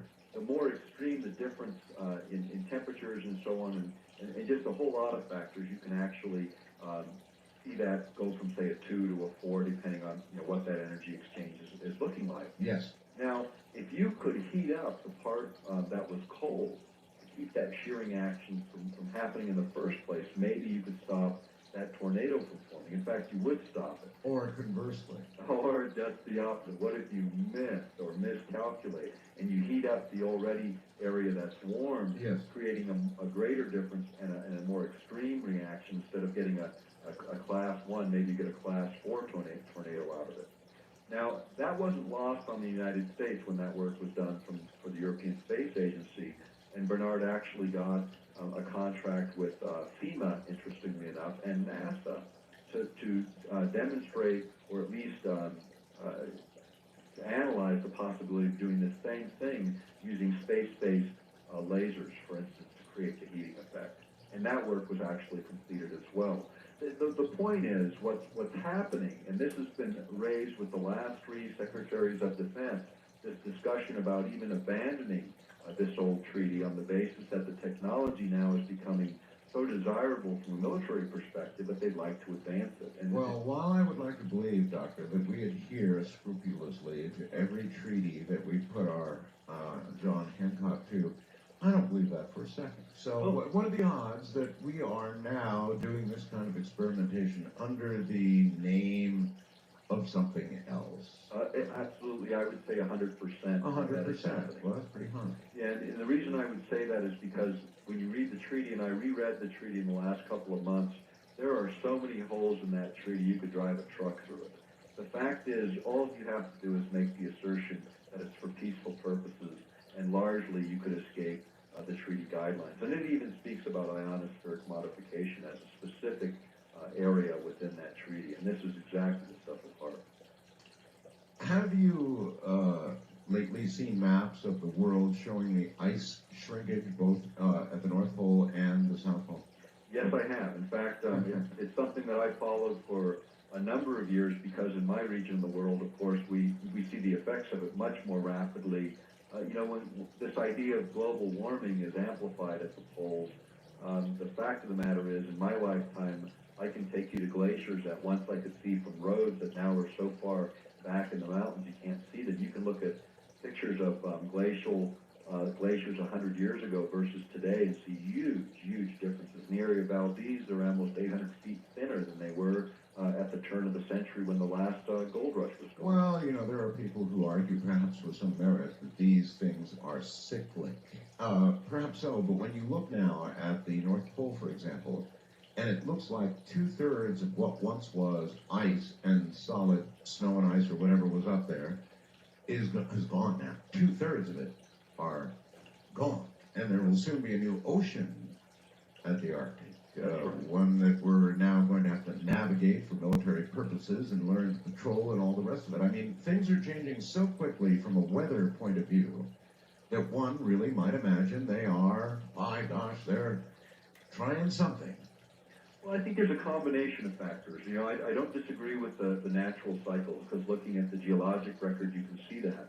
But now what you're doing is at a time when already you're seeing dramatic changes, we're adding in tremendous amounts of coherent, controlled energy to trigger further instabilities. That is a reckless approach from my perspective and many others around the planet today. Well, we're short little mortal beings, Doctor. We're not here very long, and I always thought we're not supposed to see those kinds of changes within our short mortal life, that these changes should occur over tens or hundreds of thousands of years, not from 1985 through 1991 and that sort of thing. Those small periods, tiny periods of time from geologic perspective, we're getting these giant changes. That's right. And you know, what I would say is we haven't seen anything yet.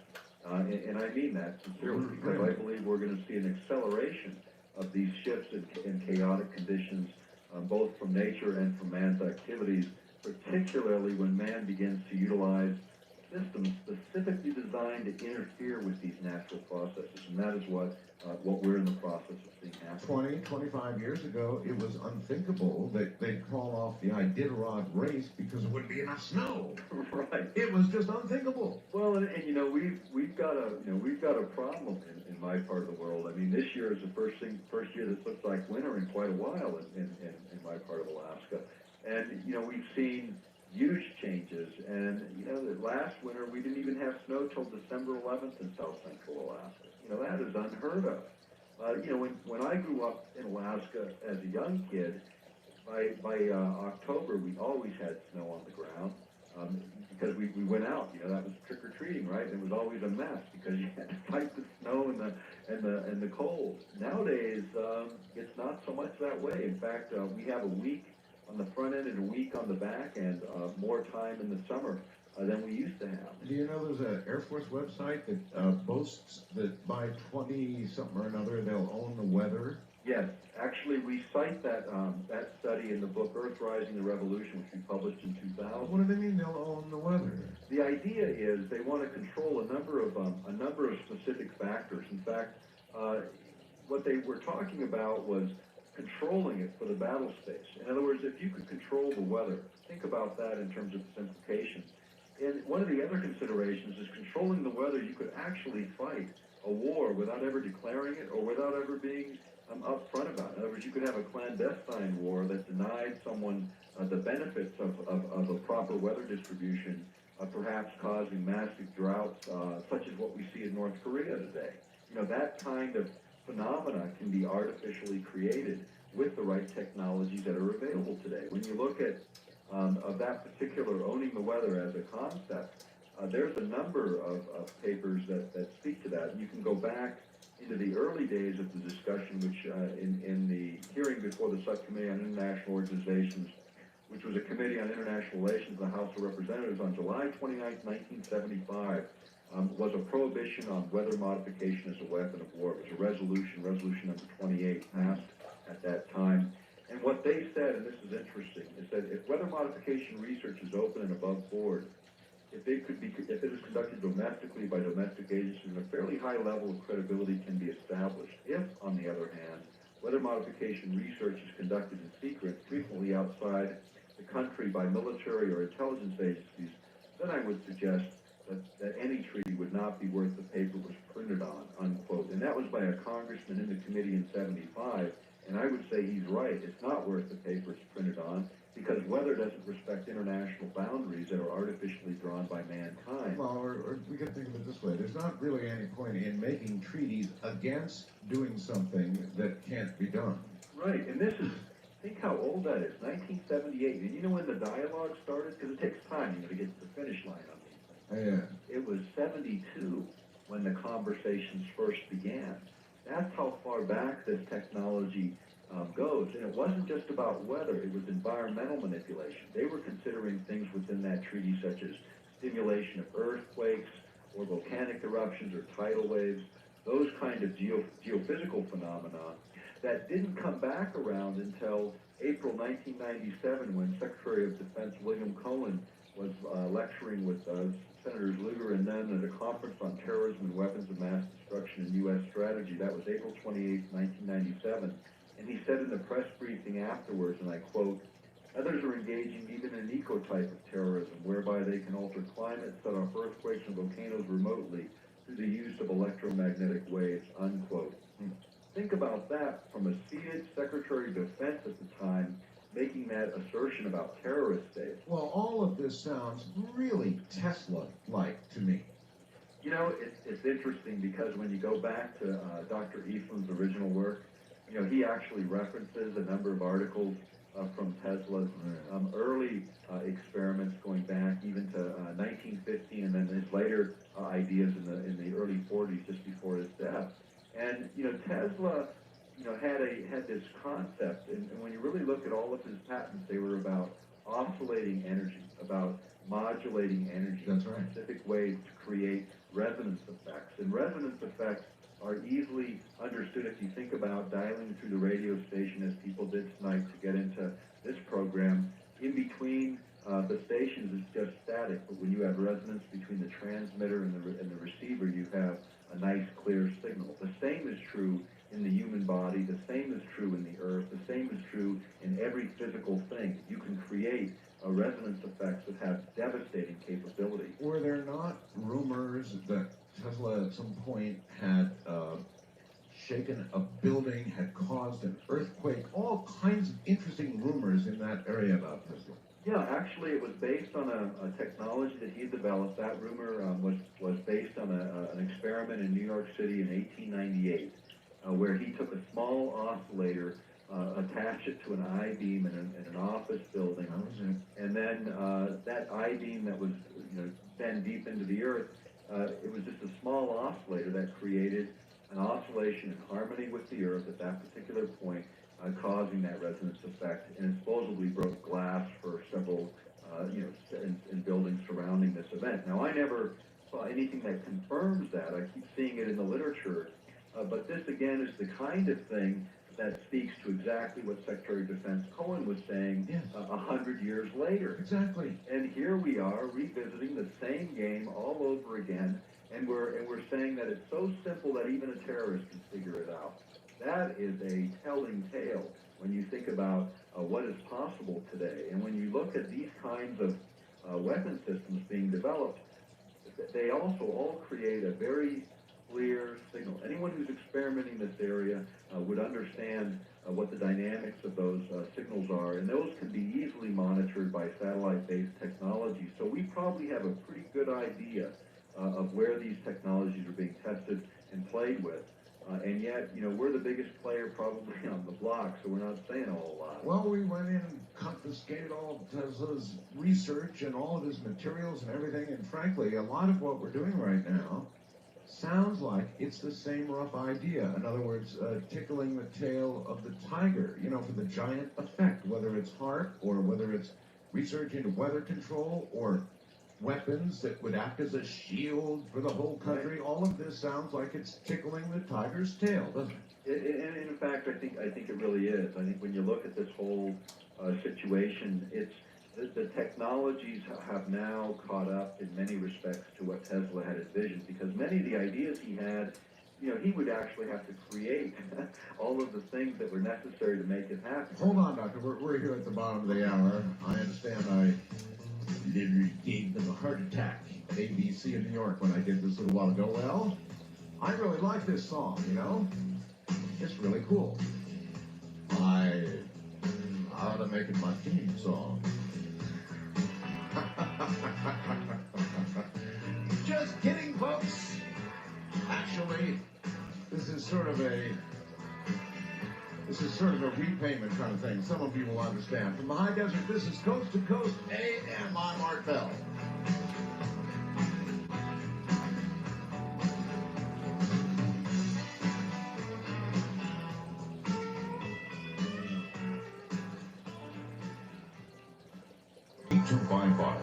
International callers may reach Art by calling your in-country Sprint access number, pressing option 5, and dialing toll-free 800-893-0903. From coast to coast and worldwide on the internet, this is Coast to Coast AM with Art Bell. When you tickle the tiger's tail, in the old days, didn't mean too much. Well, it, could have personal implications for you. Something could happen to you. But now we're tickling the tail of a global tiger. And if that tiger decides to turn around, put out claws, and rake across the tickler, that would be all of us, you see.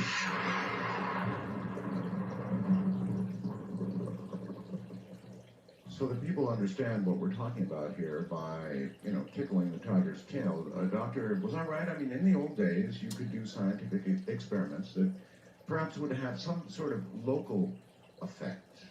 possibly a negative effect or a positive effect, who knows, but local. These days, we're beginning to experiment with tickling the tail of the tiger, of the global tiger.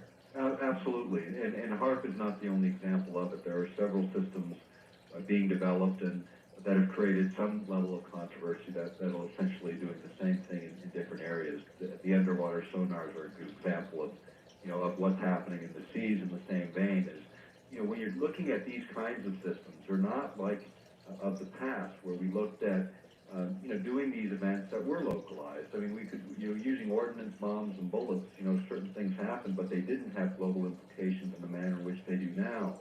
Now we're talking about deliberately manipulating a normal environmental systems as if they were a component to plug into a machine on the ground. That is the difference. Yeah, and the other thing is that science has had a habit, always actually, of sort of, it's not quite this bad, but gee, let's push this button and see what happens, And so there's some of that, because a lot of times they honestly, and they will even tell you, they don't know what's going to happen when they push that button. Not exactly.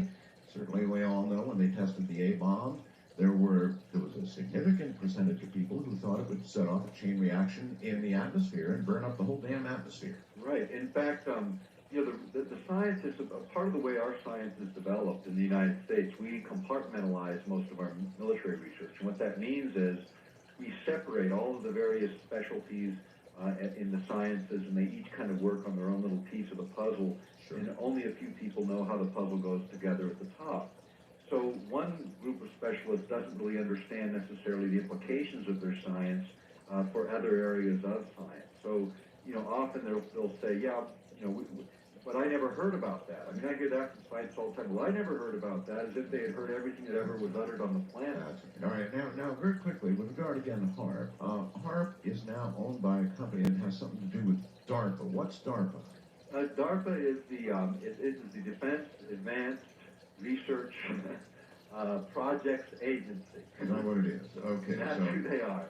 And actually, they are the ones that have the funding for the next couple of years to take this array to the next step. So DARPA is funding the new money, huh? That's where the new money is. Now, DARPA didn't miss HAARP along the way. Back in 1997, they had actually published a little blip about HAARP in a topic number DARPA 97-088, where they talk about using HAARP and HIPAS, which is the other facility located at the University of Alaska Fairbanks, specifically for subsurface monitoring, for looking at what's under the ground. So DARPA's had an interest in HAARP, but this is the first time that we've seen them basically take control of the funding, which means, those who control the gold control the destiny, in terms of how this project is going to go. Yes.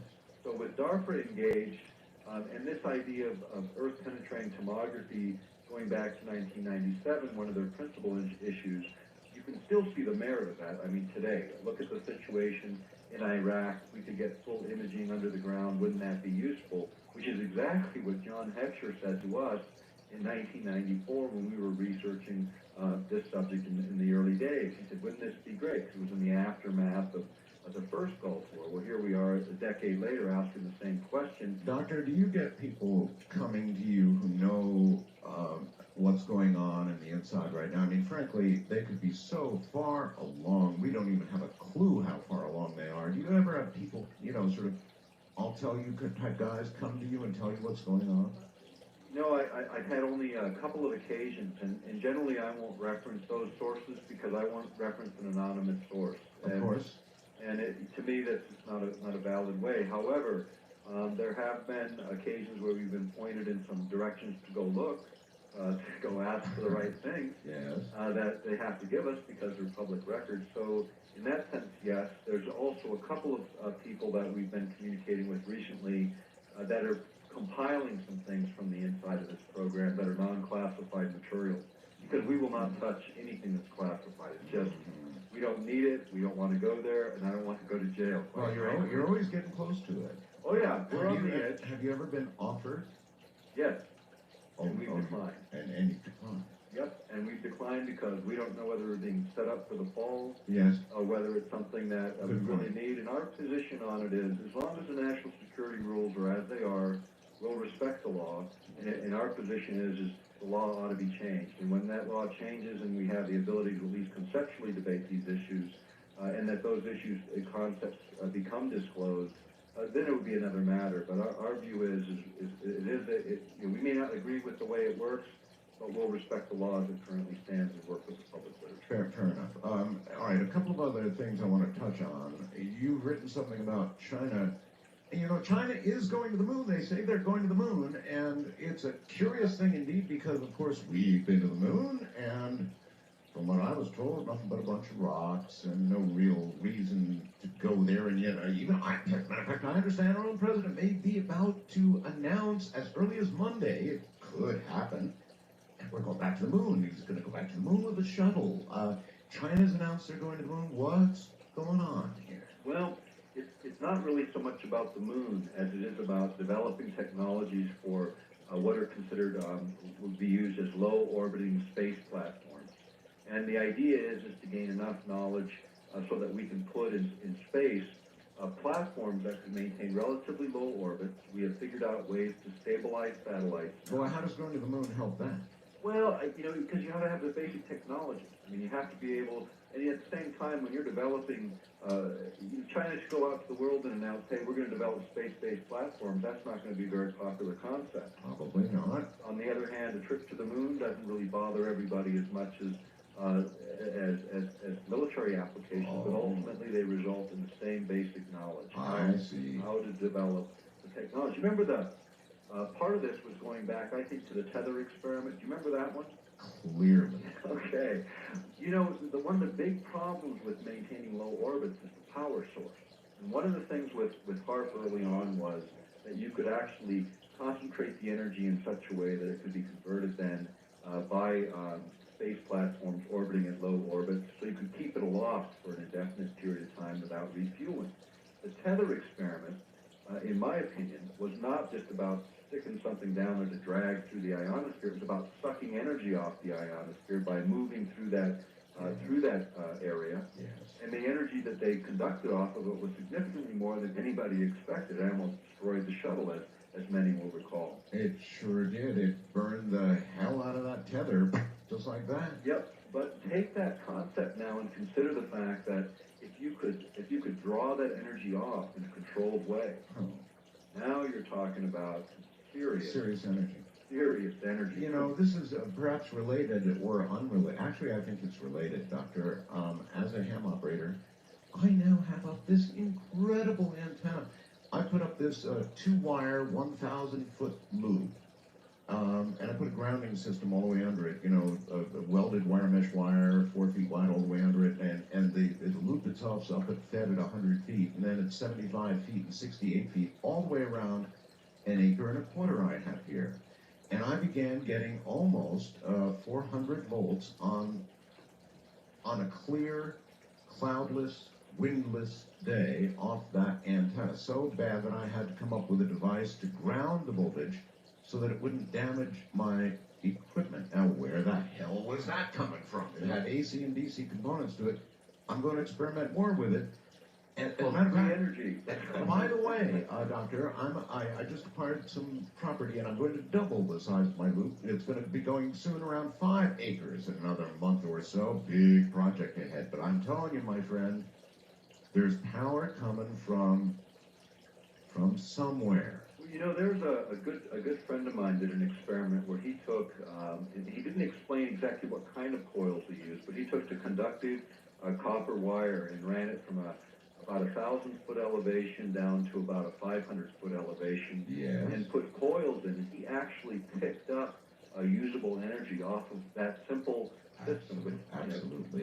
from apparently nowhere. Now, the energy is obviously being produced naturally by the Earth or by the Sun or some interaction between all of that, and it's being able to be drawn off. I think that's really the essence of some of this, at least one version of a free energy device. That's what Tesla was all after, right? Right, that's right. And it's a case of sometimes, you know, these things happen purely by accident. You're trying for one thing and something quite different occurs. And that is probably what you're experiencing. And 400 volts, that's a lot of... Knocked me on my butt a few times. And I worried for my equipment. That was the number one thing. So I actually put a device in there that took all that voltage to ground. Granted, not a whole lot of current, but enough current. And it really hit me hard, shocked me a bunch of times before I finally learned that power is coming from somewhere. You might suspect from some coupling from power lines going by, that sort of thing. But we've got very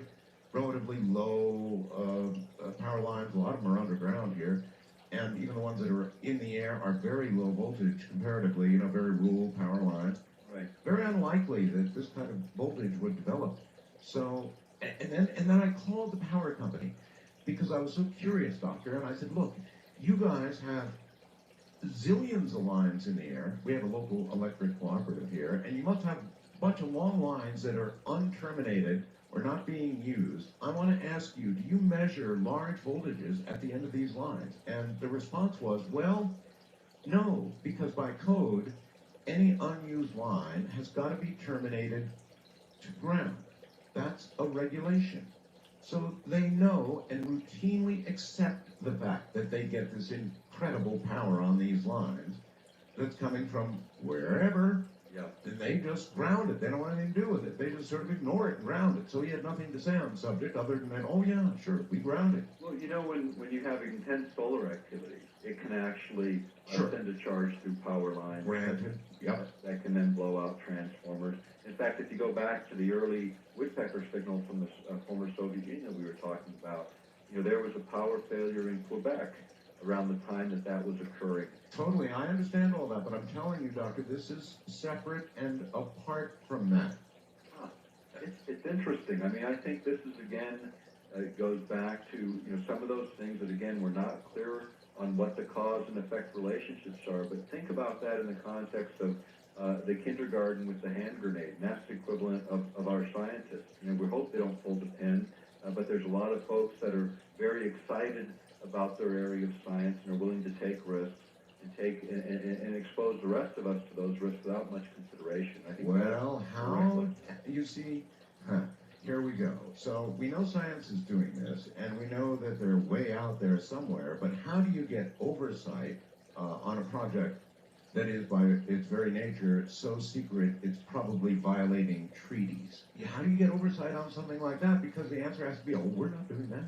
Well, and that's been the standard story. They've gotten caught a few times along the way, so they've been a little bit less willing to talk to media because they've gotten caught in their own trap. The other thing that's happening now, and the effort that we put forward, was predominantly to let European parliamentarians, our traditional allies, know what was happening here on this project. And as they got involved, the European Parliament did finally take an action. That was the beginning step. After that, there was a major study done by STOA, which is a group within the European Parliament that does technical and scientific research for the Parliament, and they analyzed all the literature dealing with everything from the electromagnetic effects of toaster ovens all the way to these large weapon systems. And their conclusions were that there were significant risks. Now, since that study has been completed, I'm not sure how much progress they have made. Our guys that we worked most closely with in the European Parliament are no longer in that position where they can help us there. But we did see the resolution passed. The Russians acting recently, that group of Russian parliamentarians that acted actually heard one of my presentations in 1997 in Brussels when I was speaking to a group called GLOBE, which represents legislators from 40 countries dealing with primarily environmental issues. And at that conference, there were 12 members of the Russian Duma that heard my presentation, which was dealing with Arctic issues, and my section dealt with HAARP. That is what started their look at it, and what took so long was their scientists were reluctant to come forward. But once they came forward and explained how these technologies work and the fact that they could work, that's when that resolution finally passed. Now, the effect of it, we have not seen much. I mean, we see it now starting to surface in some of the discussions around the world, so obviously people have taken notice in other legislatures or parliaments within Europe. And I think that's ultimately the only way that accountability will be forced. Okay, back for a second to the tether. Now, the tether was a real scientific surprise. Now, I have not seen or read any follow-up to the tether experiment. Obviously, science had to be so shocked pardon the pun, with that result that you would think that there would be immediate proposals for experiments to find out what they really encountered when they let that thing loose, how much they really encountered, because certainly they couldn't measure it. They could make guesses, but they couldn't measure it. They couldn't know how sustained it was. It could be something very important for humanity as a power source. I mean, I'm sort of fishing around here, but in other words, where is the follow-up? And again, you know, what often happens with many programs is a certain amount of the program is public because it's unavoidable. In that case, people could see it from the ground, right? Yeah, well, sure.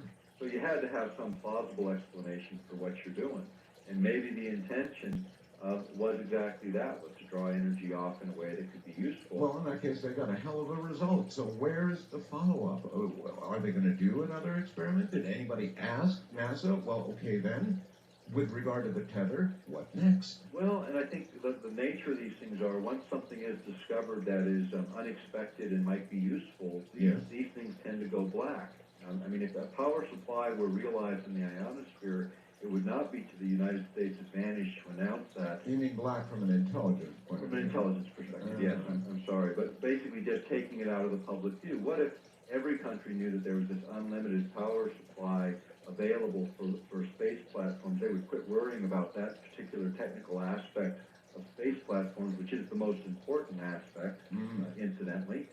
So it would make sense if they discovered that to just be totally quiet about its implications. And I think, though, anyone watching that with any science background would look at it and say, wait a minute, where did that energy come from? How much energy was there, and what can we do with it? Which is exactly what I believe our government is in fact doing. As we move forward to space-based platforms, think of this concept of preemptive warfare. The idea that you can wipe out your adversaries before you let them know that they're an adversary. This is a pretty interesting thought, because what if the Chinese make the breakthroughs first? Or what if the Russians go back and make breakthroughs in this area, or some other rogue state, as they're calling them now? Then who could really get to the technology the quickest is going to be the victor. That is a very dangerous thing. Speed of light weapons and preemptive war do not mix. Well, Doctor, we can't let treaties get in the way of something that profoundly important to our very survival, now can we? Well, unfortunately, you know, that's the mindset that too many people are taking. And why bother with the treaties in the first place if we're not going to honor them? The fact of the matter is, we have to find some way to find some compatibility with our science, with the advancements and the risks the world takes. And it doesn't include excluding our traditional allies, which we have been doing. And we've been doing it since 1998 and 99, when we first started talking about this issue of the ABM Treaty as an example. And none of the parliamentarians in Europe could imagine the U.S. doing this without at least cluing them in. All right. And we keep doing it. We've been doing it. All right. Hold tight, Doctor. We're at the top of the hour. When we get back, we'll try and open phone lines. Let all of you ask questions. I bet about all of this. Ready for you now.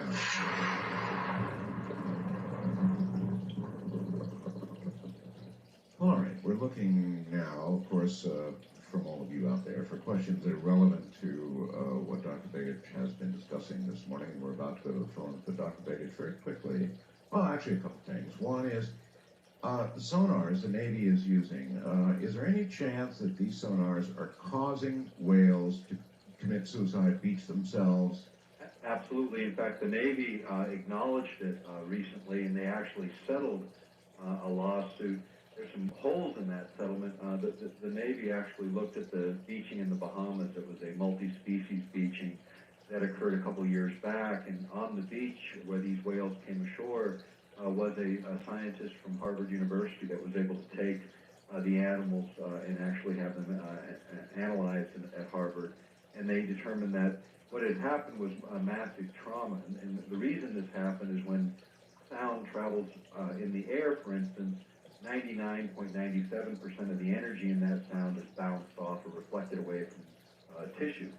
In water, in salt water, it acts much differently. The sound, when it travels through salt water and strikes tissue, 100% of the energy is absorbed into that tissue until it hits a air cavity like lungs or nasal passages that exists in marine mammals. When the energy is released, it causes a massive hemorrhaging, which is what leads them to beach themselves. The same thing could happen to humans in the water where these sonars are actually. So then you're telling me that the Navy in this lawsuit essentially acknowledged that what the sonar they used did that? Yes, in fact, what they agreed to do in settling the case is they agreed to not use the sonars in any waters except in certain parts of Asia, which I think is interesting. And then the other area that they said that they would continue to use them is in wartime, and I kind of wonder what time it is now, because I keep hearing that we're in a war and that we're in the war zone as far as that goes. But the last thing that's happened, the most recent thing that's happened, is if you look at the defense budget or the budget that came out of the House, and I don't know whether it stayed in the Senate. I've got to check it when I get an opportunity to do it. But they had put in an exemption to exempt the military from all environmental standards. The environmental laws that control what happens in private industry applies to military. Also, at the present time, they want to get themselves exempted out of this. This has come up periodically, but apparently made it in the House version of the budget as a rider. If this happens, then the agreement that the Navy has just made with the litigants in California and Hawaii will essentially be moot. If they change the rules, then that lawsuit won't have any meaning whatsoever. And yet what's at risk is not just whales, it's all the life in the sea. In fact, we dedicated about 60 pages to this topic in our latest book, Earth Rising 2, which really gets into the meat of what's happening with the sonar. So it's not a dead issue. Just because this lawsuit is settled does not mean the story is over. In fact, we expect that this is going to be back to visit us in the not too distant future. Well, that's the other thing I wanted to let you do was plug your book, and you sort of did that. But that's the latest, Earth Rising 2? Earth Rising 2, the one that precedes it is Earth Rising, the Revolution, and those are available through Earth Pulse and also on Amazon.com, which we're linked up to through you guys tonight. And you can also get them toll-free from us, and that's at 888-690-1277. A couple of weeks ago, well, no, 2 weeks ago, I was interviewing Bob Lazar. And Bob Lazar is sort of a guy who told about Area 51 and S4, and allegedly saw saucers and all that sort of thing. And I just asked him, I said, well, actually, asking him was my downfall. I asked the audience, look, if there's more Bob Lazars out there, come forward, send me an email, call me, whatever. And I made the mistake then of asking Bob Lazar if he thought that it would be a good idea for people like himself to come forward and tell what they knew. And he said, absolutely not. Absolutely not. But I mean, there must be lots of people who know about experiments and science going on in the areas that we're talking about right now that do have information. And I guess you don't want them to come forward to you either. Not necessarily. What I suggested to Tom Spencer, who was a chairman of the Foreign Affairs Committee of the European Parliament, and it was to be his next initiative, was I had suggested a mechanism for a whistleblowing to where you could come forward, but in an environment where, where national secrets wouldn't necessarily be disclosed, but where people, either in the civilian sector or government sectors of the various countries of the world, had information that it was in our interest as the human race to have that information, which might actually violate some specific country's national code. But if the human race was at risk, that the human race had an opportunity to weigh in. So a whistleblower mechanism, I think, is still needed, but it needs to be done in a manner that is sensible, is rational, and I think that needs some thinking to develop. To get them to agree to some sort of amnesty here, it would be almost impossible. I suppose it could be pushed through and hopefully enforced, but think about what happened in fact, we used this as an example, what happened in South Africa after all of the horror. They did have an amnesty. You could come forward, you could acknowledge what happened, and if you didn't come forward and you got caught, you got your butt nailed. And I think those are the same kinds of things that could happen, is allow an opportunity for people to come forward in the public interest and make their statements in a way that does not jeopardize security, but at the same time... That's tough. I mean, almost all of it is going to be under the blanket of national security, almost all of it. but it's gotten too much. I mean, the fact of building this stuff, I agree. Building the equipment you don't want out there, but the concept, the basic idea of say, ionospheric modification as an example, or triggering an earthquake as an example, those basic concepts, those ought to be open for some discussion. The fact is, they are discussed periodically. If there's research going on that is violating an international treaty, there needs to be some way for someone to come forward and say, hey, wait a minute. This is fundamentally wrong. The countries that are doing this have agreed not to, and yet here they are playing this game. There needs to be a way to do this. I think we shouldn't have to wait until people hit their 80s, and then we question their memories and everything else when they come forward, as we see in so many other controversial areas. People do want to clear their conscience, and there needs to be a manner and a mechanism to do that. Well, you're right about people being in their 80s. I mean, by then, of course, your conscience goes to work on you. You don't have as much to lose, and so that's what we end up getting, people in their 80s. All right, let's try the phones. First time calling line, you're on the air with Dr. Nick Begich in Alaska. Hello. Thank you very much, Art Bell, and thank you, Dr. Begich, for your work. I commend your work, and I appreciate the credentials that go with it. Where are you, sir? I'm near Austin, Minnesota, but the radio signal's coming out of Mason City, Iowa. All righty. Any question? Yes. Regarding weather modification especially, and the upper atmosphere heating, is it not possible to lose or remove atmospheric moisture, that is to say, blow it right out of our atmosphere, utilizing something like HAARP? Well, I mean, if you create that heating effect, obviously it's going to, whatever's in that space underneath it is going to move to fill that empty space. And so, in that sense, yeah, you know, it is removing moisture. But what happens when you shut it down? Eventually it comes back down and gets redistributed, but jet streams are what gets altered. And if you look at the weather maps and you look at what happens when jet streams do alter, dramatic changes in weather occur. You get lousy weather in the southeast, where you start to get snowfall where you shouldn't. You start to get freezing of crops and so on. That's right. And so these kinds of changes, when they occur, jet stream effects, not only affect weather fronts, but they also affect the flow of moisture and cloud formation in terms of where they go and where they're going to end up in delivering that rain. So if the jet streams get altered and that moisture gets moved into another area where it's maybe not needed, or is that's unusual, like in the desert areas versus in the places where you're trying to grow crops, then you've got huge problems. When you have lots of countries experimenting in this way, you can get very unpredictable results. It's like the butterfly effect, where the flapping of the wings of a butterfly was the analysis, can cause huge storms on the other side of the planet. And this was discovered when a scientist had made a very slight calculation error, but the ramifications of that error were huge. And this led into this whole area of chaos theory and the idea of small amounts of energy being able to create profound and unexpected results. And that's the essence of much of what we've been talking about tonight. Only the thing that's happening is they're not so unexpected anymore. Now we're gaining an understanding on how to control them and make them happen at will. All right. Wildcard line, you're on the air with Dr. Begich. Hello. Hello, Mr. Bell. May I suggest a future guest and also pose a question to Dr. Begich? Yes. Pat Robertson. Okay. This is Blair in Sedona. Dr. Begich, my urge to tell you to run for political office is tempered by my skepticism of electronic voting technology in a democratic republic. Would you comment?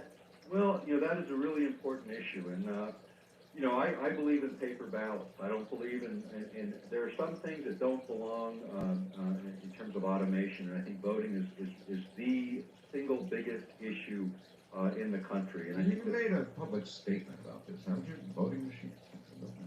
Well, I just oppose them. I mean, I oppose them vigorously. I think that we need to stick to things that we can count at the end of the day. My brother just won the mayor of Anchorage here not too long ago, and he won by 18 votes. 18 votes. And they used an count system, but unfortunately there's also a ballot that goes with it, and they had to recount them. And in recounting them, the difference was 1 vote. So in this case, the vote was accurate, but only because there was a hard copy ballot that was behind it that could also be counted. So let there be Chads. Well, I think maybe we got to go back to ink, so we don't have to worry about things hanging off. I mean, you're going to either put the X in the right box or it's not going to be there. All right, east to the Rockies. You're on the air with Dr. Begich. Hello. Hello. Hello. Yes, thank you, Mr. Bell, for being here, making the world a heck of a lot better place to be in. Very welcome. Esoterically speaking, I caught your message, and I think a few others did too, and when they steal works of art, bells, why, that's nothing more than the sheerest form of flattery. So whip it back on me. And two questions for your guest. Yes. Did you know that the state police of Alaska are paramilitary trained now? And two, did you know that Ted Stevens, he must be something up there with them, because Alaska got the lion's share, hands down, of all the pork that went into this latest spending bill. Yeah, a couple of good points there. Yeah, actually, it's not just Alaska, but most police forces around the country are moving in this direction. The Europeans actually are resisting it, calling the FBI corrupt in public reports and not accepting any of their recommendations in this regard. As far as sort of where it all goes, militarization of police is a much different direction than policing generally has been in the past. As far as Stevens go, he is the chairman of appropriations. He is running the checkbook for the United States. And you are absolutely right. Per capita, Alaskans receive more federal dollars than anyone else in the country, and it is by virtue of the fact that Ted Stevens is there and controls that checkbook. And he's a very intimidating figure for people. I mean, people do not openly resist him for very long in the Senate. And you've seen that occasionally when his temper breaks out. He has made some public statements in Alaska regarding indigenous people in our state that is pretty backwards, talking about the indigenous population growing too fast and jeopardizing the present state of politics in Alaska. And those are statements that 10 years ago would have been considered totally unacceptable in the middle of the civil rights movement. And going today, people objected very strongly, and the people that objected the strongest are out of their jobs. And the fact is, this guy and other people like him have tremendous power that they can wield, and they do wield it to benefit their state from their perspective. A lot of the pork that gets put into the program isn't even asked for by citizens within Alaska. It just is something he decides he wants to do, and he does it because he has the ability to do so. Well, Gene, maybe you could get together with a very famous person there in West Virginia and propose building a road between Anchorage and, Charleston. Well, It'll probably get built. They're getting together on a lot of projects these days, and the thing about it is that a lot of it is quite good. I mean, to be fair, there's a lot of things that happen within the political matrix that get pretty upsetting to me, and I think a lot of it, in terms of military spending, the kinds of things that we're seeing happen now.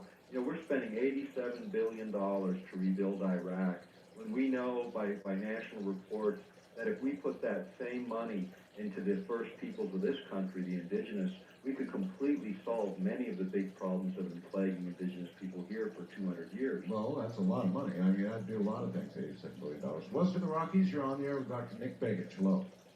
Hi. Hi. First of all, I wanted to say that I very much respect and admire Ms. Begich. I'm very grateful for what you're doing. Well, thank you. Okay, I'm feeling a little nervous now because I know we're getting to the bottom of the hour, and I hope I have a chance to... Just go ahead. Okay. Well, I think the bottom line in all of this is life on the planet, and of course the environment that supports life. And I think that it's just as important to be concerned about individual people who are being affected by this as the big picture. Both count. And I would really like to ask you what your opinion is as to what the Defense Department or its contractors are looking for when they are sending electromagnetic pulse radiation, supposedly, quote, non-lethal, unquote, weaponry at unwitting guinea pigs, and what they are, testing them for. And in many cases, biochips have been planted in these people unbeknownst to them. All right, well, hold it right there. When they test, and I guess they You know, there's a long history, which you alluded to earlier, Doctor, of the U.S. government spraying people in the Bay Area, of the U.S. government conducting biological experiments that raise the hair on the back of your neck. So they've done this stuff. The nuclear things with the pregnant women, So if you extend that to imagine they're still doing it today, then they probably are exposing people to radiation of various sorts to find things out. Yeah, I don't disagree with that. In fact, probably the most difficult material that we ever researched was on the U.S. government's experimentation on our own citizenry. And Secretary of Energy O'Leary admitted to 500,000 Americans over 40 years being experimented on without their consent. Mm-hmm. And yet not one person ever went to court. And no one was ever put in jail for doing that. The same things in Nazi Germany caused people to swing by their necks at the end of the war. How come there weren't, like, after she said that, like, congressional investigative hearings into this sort of thing with some kind of result at the other end? You're right. I mean, she just came out and said it, and no one did a thing. Everybody was shocked. It ran on the evening news. Everybody went, wow! And that was it.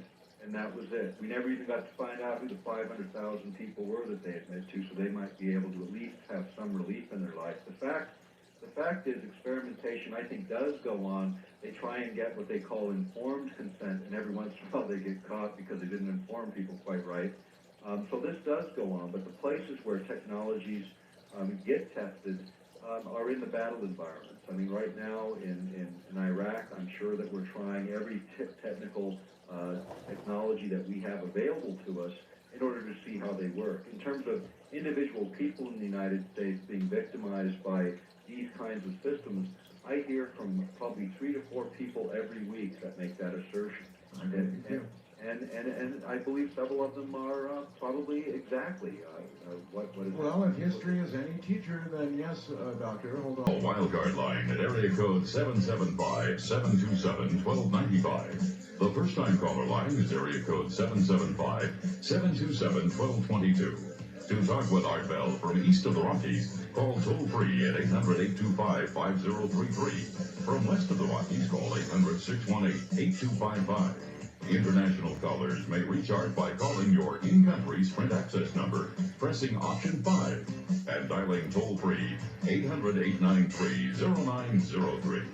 From coast to coast and worldwide on the internet, this is Coast to Coast AM with Art Bell. It's really something to think about, isn't it? That they could be affecting our entire environment with scientific experiments and even weapons that we don't even begin to understand, but maybe Tesla did. From the high desert, coast to coast, underway once again with Dr. Nick Begich in a moment.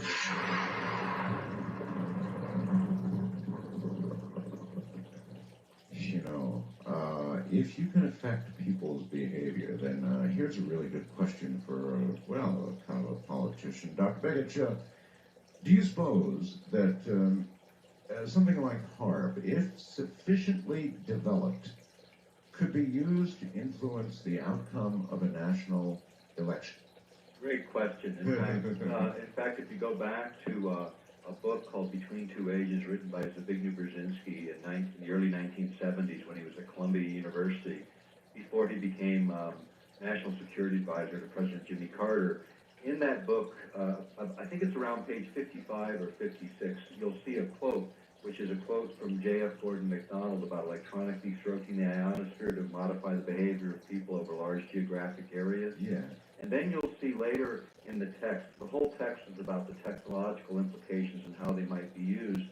And what he says is that no matter who's in power, that the temptation to utilize these technologies to further their political ends, whether conservative or liberal, would probably be used because of people's lack of good judgment. And essentially what he was saying was that he really believed that as these technologies emerged, that politicians, if they could do it, would be tempted to try it. And if you remember on a more overt basis, the last presidential election, remember the word rat inserted into some advertising of Bush against Democrats? I heard that. And it was a little bit of a subliminal, and he pulled the ad and everything. He said, oh, it wasn't subliminal. We weren't meaning anything by that. These are very powerful techniques. In fact, if you utilize even light sequencing, if you look, like when you're watching a television set, and in the dark, if you turn around and look at the white wall behind you, you can actually see the flicker rate, and usually it's incoherent. There's no real pattern there. But if people really understood, and there are people that do very much understand, that you can create a very highly suggestive state by having a flicker rate in the background of a broadcast, those things are not regulated by any law. And you can put someone in a highly suggestive state as they're watching that commercial and actually influence them in a much more profound way than a standard advertisement. There are no regulations, ladies and gentlemen, on this, and yet the technology has been well proven. Okay, here we go. First time caller line, you're on the air with Dr. Nick Begich. Good morning. Good morning. It's so good to talk to you, Art, and also thank you very much for having Dr. Begich on. He's very knowledgeable, and these points that are being raised are points that need to be raised. I wish this were in the daytime where more people would be hearing it. Anyway, going back to the question of the tether. Oh, this is Joan calling from Cleveland. Okay. Cleveland, Ohio. Yes. And it's WTAM, 1100. You bet. Anyway, there's an electric field that extends out from the Earth, as I'm sure Dr. Baby knows. Am I pronouncing the name right? Is it Begich, actually. Begich. Okay, thank you. And it's about 150 volts per meter. So if you go far enough out, I don't know how long the tether was, but as it cut through, it would seem to me that that would be the source of the energy. Remember, you were talking about that a little earlier? The ionosphere is fed from essentially the energy of the sun striking the magnetosphere, and the interaction of solar energy and the magnetic field lines create that energy that's there. So the energy that's there is huge. I mean, it's well acknowledged that there's tremendous energy potentials available in the ionosphere. The problem has always been, at least, well, not even a problem, just a question has been raised: can you tap it? And that was where HAARP began, with Senator Stevens again saying, hey, we've got this thing right out of Jules Verne. You can tap the energy of the Aurora electrojet and fuel the planet. And at the same time, you've got, a few years later, a tether experiment where they're actually trying to tap that energy, and they get the surprise of their lives when they find out there's a heck of a lot more happening there than they even anticipated. And this is, again, why it's so important to not move too fast in these areas. Here they are, having unexpected results almost every time they enter into these experiments. And if you don't have an expectation that is lining up with the experiment, you need to pull back a little bit and recognize that maybe we're missing a few chapters of the book before we get to the final one. And that's what's happened. It's, again, I don't criticize scientists for being enthusiastic about their fields, because everybody is. The question is exercising caution when the amount of impact we can have now has global implications, not just local implications. Thank you very much. Thank you for the question. Yes. Take care. All right. You're very welcome. Wildcard line, you're on the air with Dr. Nick Begich. Good morning. That's you. You're the dude. Where are you calling from, dude? Houston, Texas. All right. Speak up good and loud like you're a Texan so we can hear you. That's it. Get right up on that phone and kiss it. No problem. That's the way to do it. All right. So what's up? Well, your previous caller brings all types of questions in my mind, but I'll stick to the main question I had for you guys. You, Mr. Begich. Good evening, gentlemen. And I've heard about this kind of thing in the past, where people have seen like strobes in the atmosphere from clear nights or light blasts. Yes. And I've seen this several times in the last 5 years. And I always reason it out and rationalize it out of my mind. And these are on perfectly clear nights where there's hardly no clouds in the sky for many, many, many miles across Texas. I see these like almost like an ambient. It's not like seeing a flash. It's not like looking directly at a camera flash bulb, but it would be like you'd be seeing the ambient light cast from it. But it's really quick, really fast, just like a flash. And I can't explain it. Well, maybe one explanation certainly might be that we are testing something, and I'm sure the wide open lands of Texas would be one possibility of place to test such thing. I don't know. That's just a... It's tough to put labels on some of this. We can look at the record, we can say, okay, here's a patent that would give you that same visual effect, which is what we were mentioning quite a while ago in this program this evening. But again, to draw those clean conclusions, you can make the observations, but again, you've got to be a little slow to leap to conclusions about what you're seeing, because it could be lots of different explanations. Well, just as a point of interest, a couple of days ago, there was a release that scientists just found out that aurora is occurring many hundreds of miles above the Earth's atmosphere. They were seeing this from the shuttle, and they're going, what the hell? And it turns out it's some kind of aurora that's occurring way beyond where we thought aurora could possibly occur. Right? Very interesting stuff. We don't understand an awful lot of the dynamics of the Earth's energy and how it interacts with the sun, do we? Remember the sprites that they were seeing on the top of storm clouds? Of course, yes, of course. That reached up into the ionosphere? Surprise, surprise, yeah. And again, another surprise, not calculated in any of the calculations to make the global model, and yet here we are running around with experiments that are exploiting instabilities, that are creating instabilities without full knowledge of what we're doing. And I think this is where this has to be broader. It has to involve the international community. It cannot be done under the cloak of darkness for military applications. Too much is at stake. There are too many risks involved, and we can't allow one country, even if it is our own, to run in this direction without some oversight. I just think we're entering into a realm that we've been in for some time now that is headed down a path that we may not easily recapture. But the moment you begin to spotlight the subject in terms of having international controls, then you immediately advertise the fact that, baby, you're doing it, or you can do it, or you've done it, or something. That's right. So I don't know how you do one without bringing the other to the surface.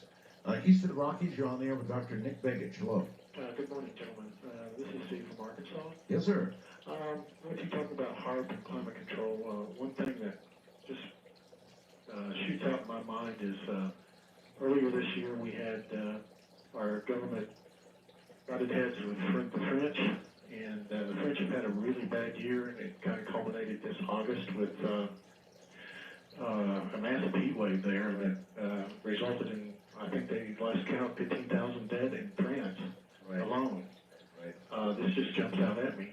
Well, I was just in Europe in late October and early November lecturing in Lucerne, and the question came up from folks in Europe. Could it be that some of our experiments are creating these effects? And the answer is yes, it could be. Is it is another question. The fact is there are many governments that are playing the game of weather modification on some level. How these things chain react around the planet are unpredictable. And then when you add in what nature is already doing, it's the straw on the camel's back, as I've said many times before. And it could be us, it could be someone else, or it could be nature exercising its own changes. But the fact is, these things are occurring. When you look at, some areas are warming up, some areas are cooling off. There's reasons for that mechanically, but the basic message is things are radically different. Look at the amount of intensity of these storms in just the beginning of this decade. Look at the 90s compared to the 80s, and the 80s compared to the 70s. Well, yeah, my comment earlier, Doctor, we're not supposed to notice these level of changes in our short little lives, but we are, and that's meaningful. It means something unnatural, abnormal is going on. West of the Rockies, is that right? That's absolutely. You're on the air with Dr. Nick Begich. Hello. Hello, this is Olin in Culver City. Hey, Olin. Listening on KOGO. Yes, sir. I heard that the sun reversed its magnetic field. I was wondering, do you think that is causing the Earth to reverse its magnetic field, which will let in the solar plasma wind to burn us at zero magnetosphere? Okay. That's interesting. The idea that the Earth reverses its poles periodically is pretty well known. What's maybe a little lesser known is that there's sort of intermediate shifts that occur where the pole changes its location dramatically. Now the question is it fast or is it slow? And these happen in relatively short intervals. A gentleman by the name of Hapgood, who was a scientist in New England, actually brought this thing forward, and what he said was that 10, 12,000 years ago, the polar location was right at the bottom of Hudson Bay. Now think about that relative to the ice sheet moving through the Midwest. It makes a lot more sense. I have in front of me an Associated Press story, Dateline San Francisco. It says, report, Earth's magnetic field fading. Yep. Slight chance of flipping magnetic poles. Yep. That's, I've got the whole story here, and I'll hold it for the next couple of days for the audience. But I mean, here they are beginning to consider this, Doctor. Yep, and the polar vortices, which a report came out in an Alaskan story in the north, is actually slowing down. The circular motion is slowing down, which indicates, again, a dramatic change is about to take place. What is that change? And how fast is it? You know, there's this big controversy in sciences that say, oh, these cataclysms, you know, they're not cataclysms, they happen over thousands and thousands or millions of years. Well, the fact is, polar shifts have happened at 10,000 years ago, 50,000 years ago, 80,000 years ago. That's pretty recent. And in that process of polar flip for the Earth, there is a period, is there not, where what he mentioned, the Earth's magnetic field, essentially for a period, goes to zero. Right, and the question is, if it's gradual over time, we're in some serious trouble. If it's cataclysmic and rather rapid, the exposure is going to be limited, but it's going to have profound effects. But if we had a 20-year zero gravity period of time, that would be... Sayonara, everyone. Sayonara, yes, indeed. East of the Rockies, you're on the air with Dr. Nick Begich. Hello. Yes, New Orleans. Yes, sir. Yeah, the ex-Air Force Intelligence Officer. Are you? And you really need to talk to me, Art, because I was stationed at Bentwaters, and I know a lot about that Revolution too. Okay. We need to have a long, private conversation on the phone sometime. Why private? Well, I have certain exposure legally. Oh, I see. Yes. Well, you see, we were just talking about that earlier. See, I'm not sure I want certain exposure legally, and it sounds like you're going to dump it on me. Well, no, but they can harass you more than anything else. Yes, they can. Yet, here's the point, though. There are 3 BMES sites, which are ballistic missile early warning sites in the world. One's located in Alaska. Please. No, this is not classified. Okay. All right. Thank you. There are 3 of them. One's in Alaska, one's in Flying Dales Moors, Scotland, and one is at Orford Ness, which backs up to Rendlesham Forest, which backs up to Bentwaters Woodbridge. All right. These things are huge antennas, about 20 or 30 acres in area and about 500 feet high, because they're over the horizon radar. And they emit enormous amounts of energy. But guess what? And I found this out because I'm right next door to one when I was stationed over there. Yeah. When they built these things, all right, before they turned them on, guess what those acres and acres worth of cable did? What? Sucked in energy. Oh. Just like your antenna. Oh. That's how the Air Force got the idea for HAARP. Because when they built the BMEs, the things would practically glow in the dark because they were sucking in so much energy. Dr. Begich? Well, I've not heard this before, so... But it's logical, isn't it? Yeah, it does make perfect sense. And again, when you're looking at these systems, you know, why did they locate HAARP in Alaska? They wanted to be close to where the magnetic field lines intersect the Earth. Because it's easier to pump energy in, and maybe it's easier to draw energy off. You know, it's an interesting question. Well, as you built to achieve one, you would likely notice the other, as he was pointing out. Absolutely. So it's interesting. I'll watch in the literature to see what might appear in this area, because this does make good sense. Okay, west of the Rockies, you're on the air with Dr. Begich. Hi, Art, and your guest. This is Colin Green from Biotechnology, California. Okay, well, I can't let you use your last name on the air. So, what's your first name? Colin. Colin is calling. Yes, okay, Colin. Rock and roll. Say hi to my mom. She'd appreciate it. Hey, Mom. All right, Colin. Good question. Out here in the Biotechnology area, my wife and I have over the past couple months and several other people have seen something like a shooting star going either northerly or westerly, and it's like a yellow and green colored light. Oh, yes. And it's I'd say it's about 500 feet wide, and it goes super fast. And I've told the UFO reporting place, but it's more like a testing thing. Mm-hmm. And there's been other people that have seen it too. All right. Does it come from a specific location? When I seen it about 9:30 at night, a couple months ago, it was coming from east to west.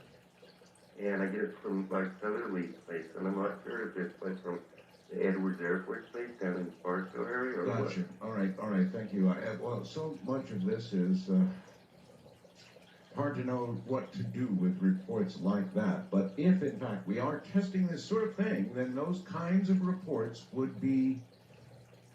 Those are the kinds of things you'd be hearing about. Yeah, that's right. You know, and again, it's a tough to put it all together, because when you're making observations without the full information, they're just observations. When you collect enough of them up and they start to fit a pattern, then you can start to analyze them in a different way and start to knock out what the possibilities are. Like in this case, the first thing I would look at is the timing, and I would look at satellite movement to see whether or not that might have been something that you were seeing. I would look at all of the possibilities that would be logical first and try and eliminate those and narrow it down. And then you might get to something a little bit closer to the facts, because oftentimes people jump to conclusions without eliminating those things, when many times it is exactly those things. All right, Doctor, we're woefully out of time here. If they want to learn more about HAARP and about the energy weapons and things we've been talking about tonight, you've written a lot. What do you recommend they read first? Angels Don't Play This HAARP is now in its 8th printing. It is the most detailed material on this project. It's also translated in a number of languages. Following that would be Earth Rising the Revolution, which has some updates of some significance on the HAARP system and on weather control. And those are available through us at 888-690-1277. Do that again. Always give numbers at least twice. Are you ready, folks? Okay, go ahead, Doctor. 888-690-1277. Okay.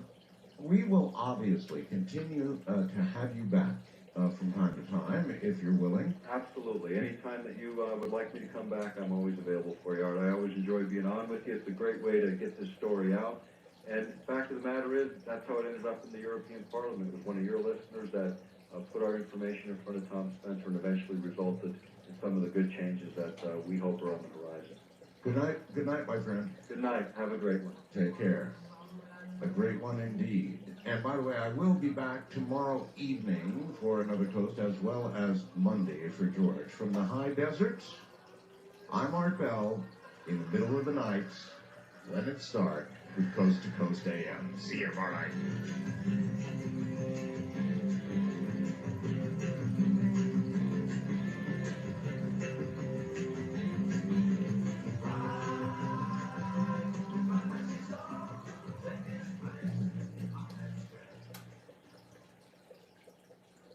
If you're in the Western time zone or further west in Hawaii, yet to know.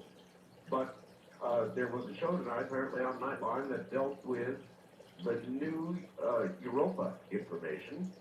And Ted Koppel committed a good act. Ted Koppel committed an honest act, and he gave Richard C. Hoagland credit for predicting that this is exactly what they would find on Europa 17 years ago. Every now and then, Richard, they do something right. Well, yesterday time and today Nightline, yes. That's right. So I really want to extend a very sincere appreciation to Ted Koppel. I met with him a few years ago, and he said to me, Dick, he says, I can't believe any of this could be going on, meaning the stuff on Mars and on the moon, without us being aware. I've been in this town 25 years, and someone would have leaked. He says, bring me some evidence. So tonight, his staff, his able staff, including my dear friend Keith Morgan, brought him the evidence. The NASA press conference held today at JPL at about 11 o'clock this morning, West Coast time, with a group of very excited scientists sitting there, all amazed at these stunning images which have come in now from Galileo, which passed in February 363 miles above the ice fields of Europa. Richard, what in essence do they show? They show incredibly cracked ice. They show an incredibly jumbled surface that is being moved around and rotated and is apparently bobbing up and down and moving laterally. And that, of course, cannot occur on a short time scale unless the ice is relatively thin, and it's like icebergs, birky bits floating on liquid underneath the ice, and of course the liquid has got to be probably water. I actually heard somebody say there may be more water on Europa than there is on Earth. Could that be? Actually, if you do a volume calculation, Europa is about the size of our moon, 2,000 miles across. The ocean is supposed to be on the order of 60 miles deep. So if you do a volume calculation, the oceans on the Earth are only a few miles deep. The deepest site is the Marianas Trench, which is about 5 miles. You take the surface area, take the volume, you do all that simple high school stuff with, solid geometry, and it turns out that the oceans of Europa probably have more volume. There's more water on Europa tonight than there is all over the Earth. What Nightline did not get into, they had a really intriguing discussion. They had 3 scientists. They had Dr. Greeley, who was a geologist on the team, one of the geologists. They had Wes Huntress, who's Deputy Administrator for NASA Headquarters for Space Science, who's very aggressively pursuing missions now to Europa. And they had Richard Berenson, former head of the American University and now an astronomer in the astronomy department at the American University in Washington, D.C., yes, who I have debated with on the Mars issue and who, of course, has become rather antagonistic. And Wes Huntress is not exactly in my corner either. And when Ted announced that I was the one who had predicted this to come up with the concept 17 years ago, you could see Wes Huntress really gulp. But they toughed it out and they discussed the extraordinary possibilities, and they were extraordinarily conservative. I mean, what I would like to do when we come back on next week is to live out what I think is really waiting for us, and the fact that there is an aggressive NASA effort now to go to Europa, to send missions. Huntress was talking about going into orbit and taking pictures. Greeley was talking about getting down to the surface and drilling through the ice. And Ted said querulously, well, how exactly do you, by remote control, go down through several miles of ice? And Huntress kind of let the cat out of the bag when he said, well, we've been doing some interesting things in the Antarctic along these lines. What has NASA been doing in the Antarctic? Good question. We have information which we will impart next week. All right. Well, now, there's also, without going into a long thing about it, there's the possibility of life is increased, is it not, by the probability of volcanic venting underwater. Well, this is something I pointed out, 17 years ago, that because of all the conditions of Europa, living there in this incredible tidal action of Jupiter, if Io, which we saw in '79 from the Voyager images, has this incredible volcanic activity, literally turning that little moon inside out. It's also about the size of our moon, about 2,000 miles across.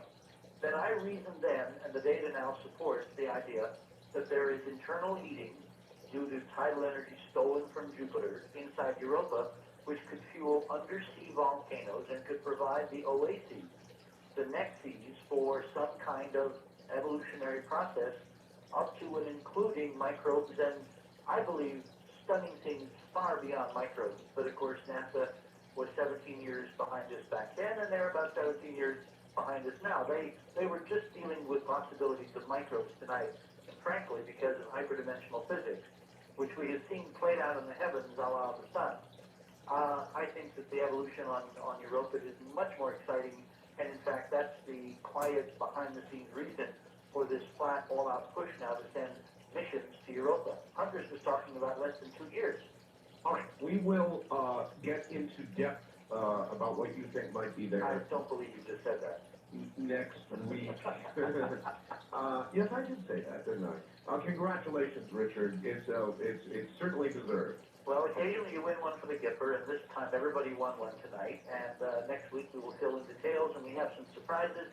And there is a major, very large announcement that I have been planning for some time, Art. And I've decided that we're going to make it on your show in gratitude for the exposure to the investigation and to our team and to our results. We're going to make this first, not on Nightline, but on your show. Thank you.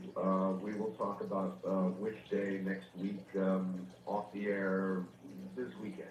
Okay. All right. Now, last night we were talking about this incredible plasma, whatever it is, that blew out of the sun. And I said to you last night, it's headed straight for the Earth. And you said, oh, no, it isn't. It's on a long curve shot. That's right. And now, for some reason, the long curve shot was supposed to end up hitting Earth. But tonight they're saying, guess what? It's just going to miss us. Now, It's kind of like, you know, if guy was, I was using a golf analogy last night when they're trying to do a shot on a hill and have to come back down. It's like, it's not quite going to go in the cup. Nope. How can they have missed that? Well, space is huge, and we're very tiny. And this has happened before. It's just never happened in the multimedia, multi-cable, multi-CNN, MSNBC, internet world where, you know, you stub your toe in Afghanistan and we have pictures of it 30 minutes later. Sure. So there's been a lot of hype around this for obvious reasons. I mean, if it really had hit its broadside, the electrical effects that we described last night could be very serious. There have been satellites that have gone down the drain before because of these events. Our hyperdimensional model is predicting that even though we can breathe a sigh of relief perhaps tonight, the future does not bode well because we're going to have more of these. This is going to be increasingly the activity of the sun because the physics is rising. And I do want to give a plug to your book. The Quickening Art is really the physics in disguise.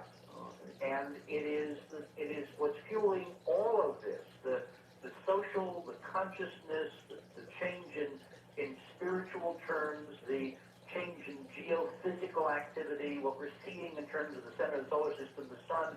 All of this in this model is predicated on a rise and fall of this background hyperdimensional link to higher invisible state spaces. And we're on the increase and will be for centuries to come. So as everyone has been saying, you know, fasten your seatbelt. It's going to be a very interesting, if somewhat bumpy flight. All right, Richard, one last question. Is it possible that while they predicted it would hit us and now they're saying it's going to miss us or is missing us, you know, it's a 24-hour event, so could they still be wrong? Could there still be effects that we will feel in the next 24 hours? Oh, sure. I mean, this is not a point in space. This is a huge mass of electrified material. It's called a plasma. It's protons and electrons primarily. You know, they had some incredible time-lapse videos on CNN this afternoon, which I'm hoping to get up on our website, and I'm sure that Keith will put it on yours, showing this thing being ejected from the sun. And it caused people... U.S. Naval Observatory and NRL and other places to go, wow, and incredible, and we've never seen anything like this. So there was a reasonable anticipation there'd be some pretty interesting things occurring. It looks like we're not going to get clobbered, but there should be some effects, and as I said, it is a harbinger of things to come. It's like the reason hurricanes are getting more and more severe. The physics is rising. There is a quickening in the reality surrounding us all. Richard, long show, 5-hour type next week. We'll get into all of this, all right? I'll get some rest. Bless your heart, and congratulations. Thank you. Take care. That's Richard C. Hoagland in Manhattan. I think that I'm going to bring first Renee Barnett from Strange Universe on. And the subject we're about to tackle is a strange film that somehow showed up, and we're about to find out how. That's why she's here. Apparently, or allegedly, and I hope I'm getting this right, smuggled out of Area 51. The apparent or alleged interrogation of an alien creature. Renee, are you there? I'm right here. Hi. Hi, how are you? Fine. Welcome to the program. Renee is a segment researcher. Is that correct? And producer? Producer and director of research. Okay. So how did you get onto the fact of this film's existence? You know, there's been rumors flying around for a few months about this. It's a piece of videotape, actually, that was, as you said, allegedly smuggled out of Area 51 by someone who works there. Right. And I had several conversations with people in the UFO field who had heard about this videotape, managed to track down the people who were in possession of some of this tape, and have been working with them, or working on them, I should say, for, as I said, about probably about 5 months now, to So it was who's got a call here, call there, track down this rumor, track down that rumor? Absolutely. All right, I would like to stop you for 1 second. Keith, my webmaster, Keith, if you're listening, please, under latest news and items, if you would, put a link to the still photograph from this video. If you could get that up there, it'd be very helpful for anybody going to the website. We do have a still photograph from the video that you finally got your hands on. And I guess it was somebody from Rocket Video, is that correct? Rocket Pictures in Beverly Hills. All right. Right. And was able to contact a representative there and have been in conversations with him over the last several months. The story was that they were contacted by this gentleman who they didn't take seriously in the beginning, but he called back, I think, a couple of times, and they began to become intrigued by his story. And I guess it had some ring of authenticity to it. They ended up meeting with him, saw the video, and thought it was quite remarkable. And what they've decided to do is to create a documentary for release on the home video market, which is coming out, I believe, sometime this summer. How long is the actual footage? Now, the actual footage that the gentleman has, I'm not sure how long. The Rocket Pictures people have obtained just about 3 minutes, just shy of 3 minutes. All right, about 3 minutes. That's all I've really heard there is. Now, maybe there's more. There is more. There is more. There is more. Supposedly more, but this is what they have to work with. Huh.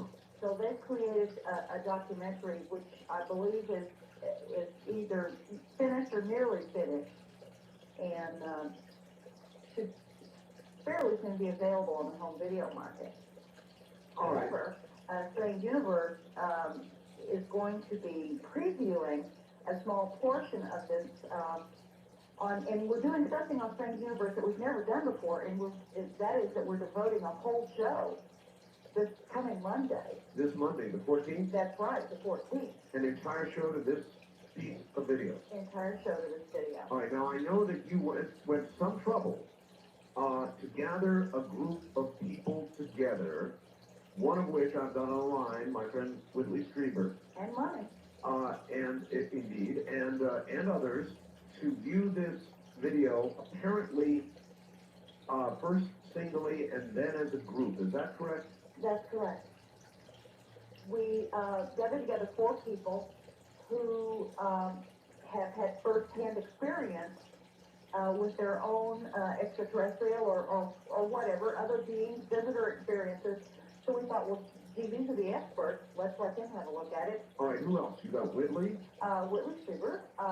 We had Alice Levy, who is the co-director of the Ventura County, California Mutual UFO Network, MUFON, also an experiencer.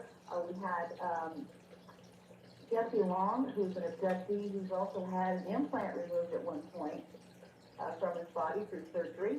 And we had Steve Neal, who is an experiencer, plus he's also a Hollywood special effects artist in his own right, worked on many wonderful feature films, as well as a lot of very popular television shows like Star Trek. Right. So we thought, see, he can look at it from 2 points of view. All right, so it sounds an awful lot to me like you put this together in the way they did the alien autopsy in terms of presentation and review by people, you know, in the industry and so forth and so on. Would that be a fair comment?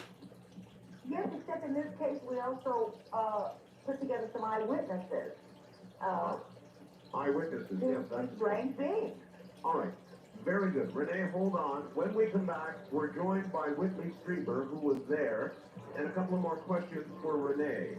That's all coming up, folks, on Strange Universe this coming Monday from Great American Products. All right, once again, here is Renee Barnett. Renee, welcome back. Thank you. We've got the still photograph up, and let me bring on also now Whitley Strieber from San Antonio. Whitley, are you there? I sure am. Hello there, my friend. Hi. You were in the group of people mentioned by Renee. Yes. That saw this video. I take it they took you in individually first, Whitley? Yes, that's correct. Each of us saw it individually, and then we saw it again together as a group.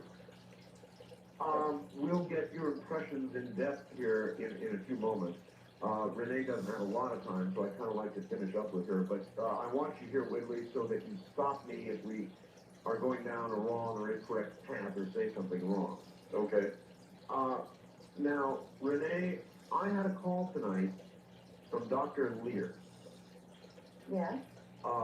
Dr. Lear was apparently also invited to come and view the film along with the rest of the group. Actually, no, he just accompanied Alice Lee. We were not expecting Dr. Lear to be with the group. I see. And as it turned out, he did wish to see the video, and I was hoping to be allowed to show it to him. But a representative of Rocket Pictures, in fact, the producer and director of their documentary, was there and was in charge of who saw the video? Yeah. And who saw it. And since there had been no prior agreement, unfortunately, Dr. Lear wasn't able to see it at that time. However, he was invited to get in touch with Rocket Pictures at a later time and possibly arrange to see it. I see. So he may yet get to view it. Absolutely. All right. He called me earlier, and he was somewhat upset. He said I was the only one with a solid scientific background, and he thought that the reasons given by Rocket were not sufficient. That, first, apparently, he said there was not a release signed, and everybody said, well, here, we'll fix that. Just take one of these and erase that and put the name down there, and we'll have a release. And then the fellow from Rocket, he says, according to Dr. Lear, said, well, my boss, I can't do this without my boss's permission, and I don't think my boss would be there if I called him, and so he never called him. Is that correct to the best of both your recollections? Well, to an extent, what had happened was there was a prior agreement as to who would be there. And the releases that were signed were releases for Strange Universe. I see. And anyone else that Rocket Pictures has shown the video to outside of that group, they had special non-disclosure agreements which they signed. There wasn't one of those on hand. And so that was the deal. It was unfortunate. I would have personally liked for Dr. Lear to have taken a look at it. And of course, Strange Universe had no objection to it. But it was a legal matter, and we just had no control over it that day. Gotcha. All right. Renee, what is your take? Before I get Whitley's, you've seen it probably more times than anybody else, I would imagine, since it's now in your hands, or anybody else I can talk to. So I'd like to know just your impressions, Renee. What do you think of this video? Gosh, not being an expert, it's hard for me to say. I mean, it's very interesting. It's very compelling. I think Whitley is ultimately much more qualified to answer that question than I am. And actually, he's seen the video in its entirety as many times as I have, and probably was able to study it a little more closely. Believe me, we'll get Whitley's impressions here shortly. But you're a television kind of gal, at least. Right. And so, again, I'll try. Just generally, compelling. Did you find it? Were you left with questions in your mind about it? Did you tend to think it was the real McCoy or not? It's hard for me to say. As I said, it was very interesting. It was very compelling, somewhat disturbing, and I think you'll find out more about that from Whitley. The being that was portrayed in the video seemed somewhat distressed, and to think that possibly that this might be our first glimpse, as a nation, from somewhere else, and to obviously see it in distress and in captivity was very disturbing in some ways. All right. Renee, I'm looking forward to the broadcast. I know a lot of other people are looking forward to the broadcast. Are you going to be in it? No, I won't be in it. I'm a behind-the-scenes kind of person. How do you, I would like to get one more impression from you, and that is, of course, the trail of where this came from is almost as important, maybe not quite as important, but almost as important, at least, as the video itself, to know the origin of it. And is that origin, in your opinion, strong or weak? The trail, in other words, how much we know about where it came from. Well, I know only, what I've been told by Rocket Pictures and what I've seen now on their particular documentary. And part of this will be shown on Strange Universe on Monday. We see the gentleman that brought this video to Rocket Films, and although we see him in shadow and his voice has been manipulated somewhat, it's almost as though, you can kind of see the person and you can get the outline of his face, and but I think that his identity, and hopefully we'll get more clues to it in the future. We're certainly going to be following it up on Strange Universe at some later date. But at this time, I have not been allowed to speak personally with the gentleman. He identifies himself only as Victor, which I don't believe is his real first name. Okay, Renee, why does this gentleman, why do you think he felt compelled to not come forward with his, just come on camera and say, okay, here I am, Harry so-and-so? Well, Area 51, as we know, is a top secret installation, and he snuck the video out of Area 51, and therefore, apparently, he's broken the law. Here, here. So, I guess he has some concerns as to, possible prosecution for what he's done. Plus, he might be possibly in fear of his life. If this is true, I would imagine he should be in fear of his life. Yes, there's a lot of strange things going on out there in the community right now with regard to threats, and people have been burned out, threatening people to be burned out, and we're going to get into that a little bit next hour. All right, Renee, it should be a hell of a show. It's going to be Monday. It'd be a Strange Universe, the 14th, at whatever time your local TV guide says it's on. Is that about right?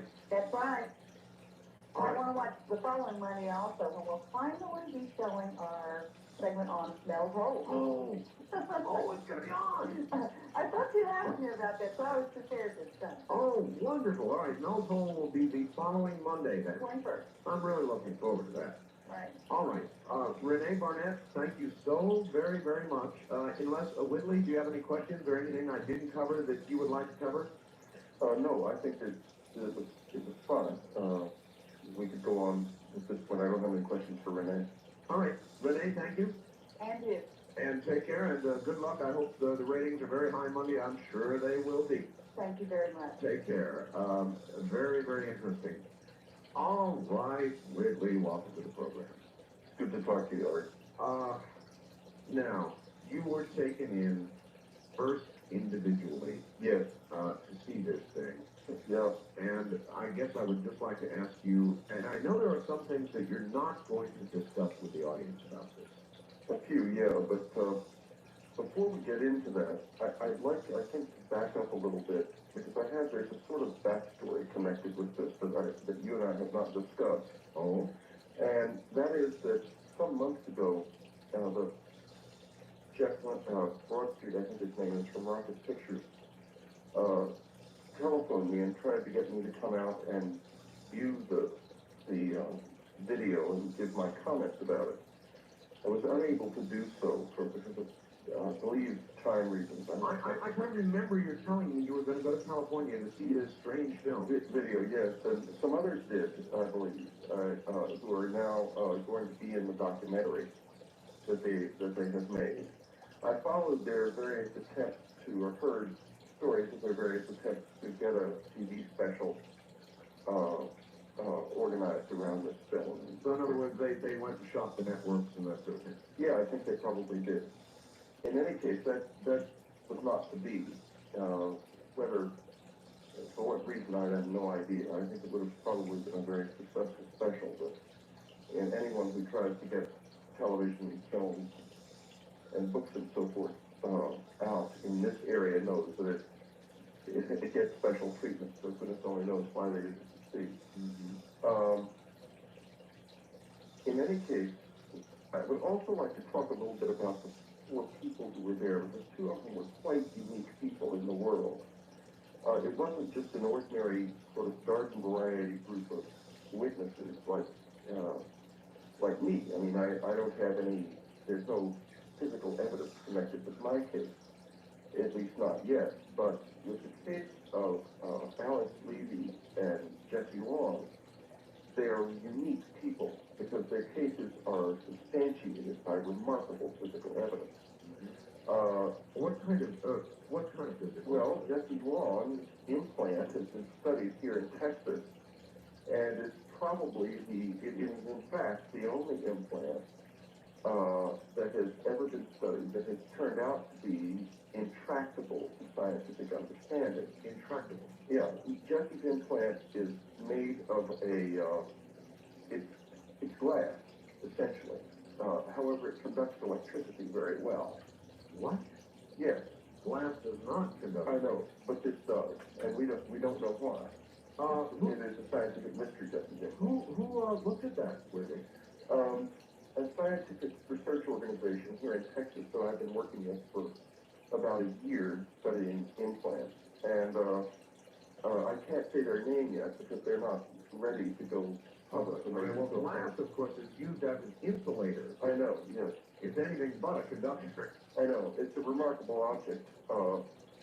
We've studied it twice, in fact, and looked at it quite carefully under a number of different instruments. And at the present time, there is absolutely no idea of why it might be a conductor. There's some thought that the cobbling on the surface of this object, which is you look at it under the electron microscope, its surface has a very unusual structure, not very much like ordinary glass.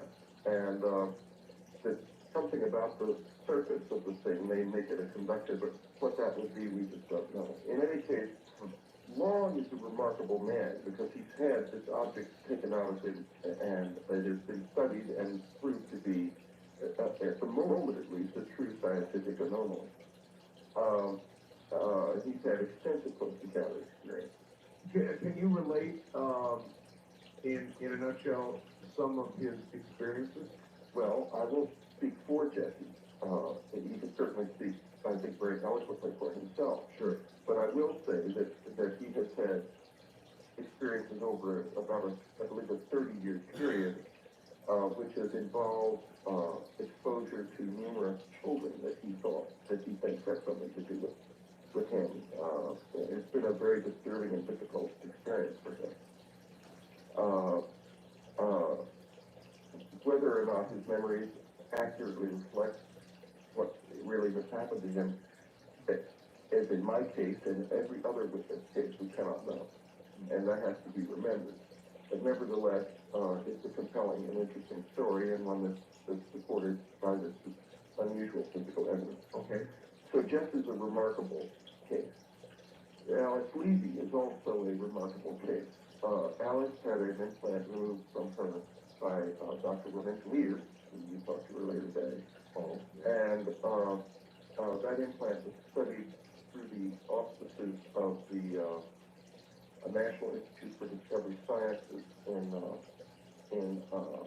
Las Vegas. The study was done at New Mexico Tech, and it was found to be basically a little piece of iron clad in a complex group of minerals, and the iron was highly magnetized. It was considered by the material scientists who studied it to be essentially unremarkable. The problem was, what was it doing deep in this woman's calf muscle, and why was it that there was absolutely no scar or anything on the surface? The only evidence of the object was her awareness of her having been a close encounter witness for FFT. No scar where something entered? No, and no pointed injury visible, and the object showed up on X-ray and was subsequently removed by Dr. Lear. So the mystery there is the fact that the object existed. What was I presume you've had conversations with Dr. Lear. Dr. Lear is not somebody I know other than a phone conversation earlier tonight. Maybe you can tell me a little bit about Dr. Lear. Sure, I can characterize Dr. Lear. Go right ahead. Roger Lear is a psychiatrist, and works, by the way, with other surgeons in this, because he's not authorized to do surgeries above the ankle, and doesn't. He's very religious about that. He is a MUFON member who, as a scientist, neither became interested in the fact that these witnesses were often reporting that they had objects in their bodies. Lear's a very practical, down-to-earth guy, and his attitude was, all right, if people say they have these things in them, let's look and see. Sure. And he looked, and he saw, and by goodness, he started taking them out people. And got involved with another surgeon who I won't name, because I don't think wants to be named, and who works with him.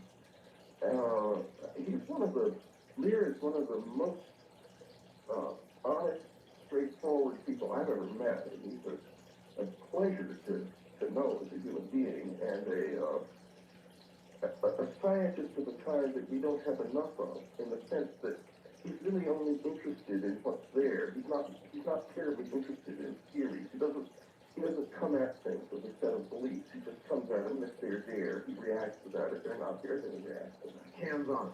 Hands-on, extremely straightforward, and very smart. Actually quite brilliant, even. An interesting man to talk to, because he's constantly coming up with these surprising statements that are real synthesis-type statements that sort of take you aback a little bit. Well, he struck me as a very straightforward kind of guy. Yeah, exactly. And right away, I briefly discussed with him the alien autopsy film, and he said, you know, Art, I'm one of the few remaining true believers. He thinks the alien autopsy film, and he'd be glad to come on the show and talk about it, is absolutely genuine. Well, I think you ought to have Roger Lear on the show. I think he's fascinating. I was afraid to get too many people on. I think you should have him on his own, just to talk about his experiences with implants. Right, and that's exactly what I'm going to do. But he believes the original alien autopsy is a genuine article. In fact, more so than the film that you saw and he didn't get to see it. Let me tell you what his comment was. He said, look, I didn't see the film, but I did hear some of the audio because I was in an adjacent room. And he said, I heard the being that we have this photograph of on the website referred to as an alien. And he said, that hit me because if it was military, they should have referred to it, he thought, as an EDE. That would be the military nomenclature used. Would you say there would be anything to that, or not necessarily? I mean, military. I've heard a lot of different things in terms of nomenclature. I've heard them called the kids, because there's something very childlike about their affect. Fierce children would be one way of describing the way they come on at times. I don't know of any official nomenclature. I know extraterrestrial biological entity was the type of nomenclature used at one point. All right, Whitley, hold tight. We're at the top of the hour. We'll be right back. Join out back quickly to Whitley. Whitley, are you there? Yes. Whitley, we're going to take a little detour and come back to the video that'll be shown Monday. But I've got something that I want you to listen to, Whitley, so that you can react to it. Okay? This is really serious stuff. Here it is, folks. Here's what happened. David John Oates got burned out. His house was burned to the ground. He was warned. He got calls. He had people who were supposedly trying to make deliveries, trying to get his address. He finally, unfortunately, gave his address to one person. His house, within hours, was burned to the ground. He escaped with his life, and smoke damaged some equipment. He's living in a hotel. He doesn't have a house. Fortunately, it was a rented home. And it was drastically uninsured, but that does not lessen the impact of what was done to David John Oates. He was burned out, folks, for what he's doing. And I think tonight we've got proof of that fact. Because I'm now, how many of you know Stephen Greer? Dr. Stephen Greer, raise your hands. Thank you. Dr. Greer is in Washington. I suspect now, was at the Pentagon. Dr. Greer came on this program, and as you know, he was gathering together a group of experts, military people, other people, to prove conclusively in testimony in Washington that there really are visitors. They really are here. That UFOs are real, not the figment of somebody's imagination. One of the people that was due to go back to Washington and testify is a man named Guy Kirkwood. And I've got Guy on the line. I think, Guy, are you there? Yes, I am. Hi, Guy, and thank you for coming on the program. That's fair. Guy, if you could briefly tell us about yourself. Who are you? Well, I'm a retired pilot. And as you know, Stephen Greer had requested that I attend the meetings in Washington, D.C. to testify into the congressional hearings. This is several months ago. A few weeks ago, I received the package of itinerary and travel arrangements. All right. May I ask, in other words, what would the nature of your testimony have been? You're a retired pilot. Did you see something or capture something on? I have photographic evidence taken during an operation with the Air Force and also from the flight deck of a Boeing 720B. Oh my! And what does that photographic evidence show, Guy?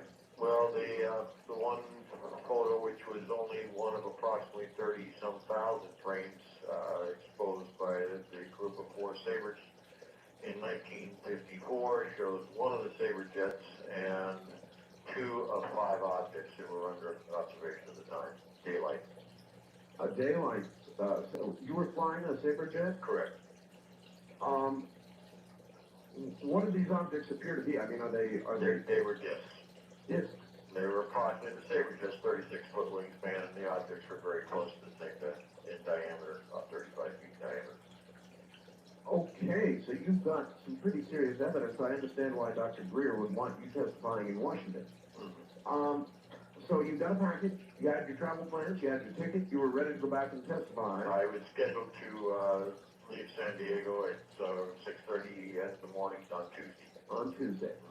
However, on Sunday preceding, 2 days before that, at approximately 10:30 at night, the phone rang and I answered the phone. The individual did not ask for me or ask if it was me, or apparently recognized my voice. Just made a very simple statement that if I went to Washington and testified before the congressional hearing, that I would expect to receive the same treatment as David Oates. in other words, your house would be burned down. That was the implication of the threat. Oh my God.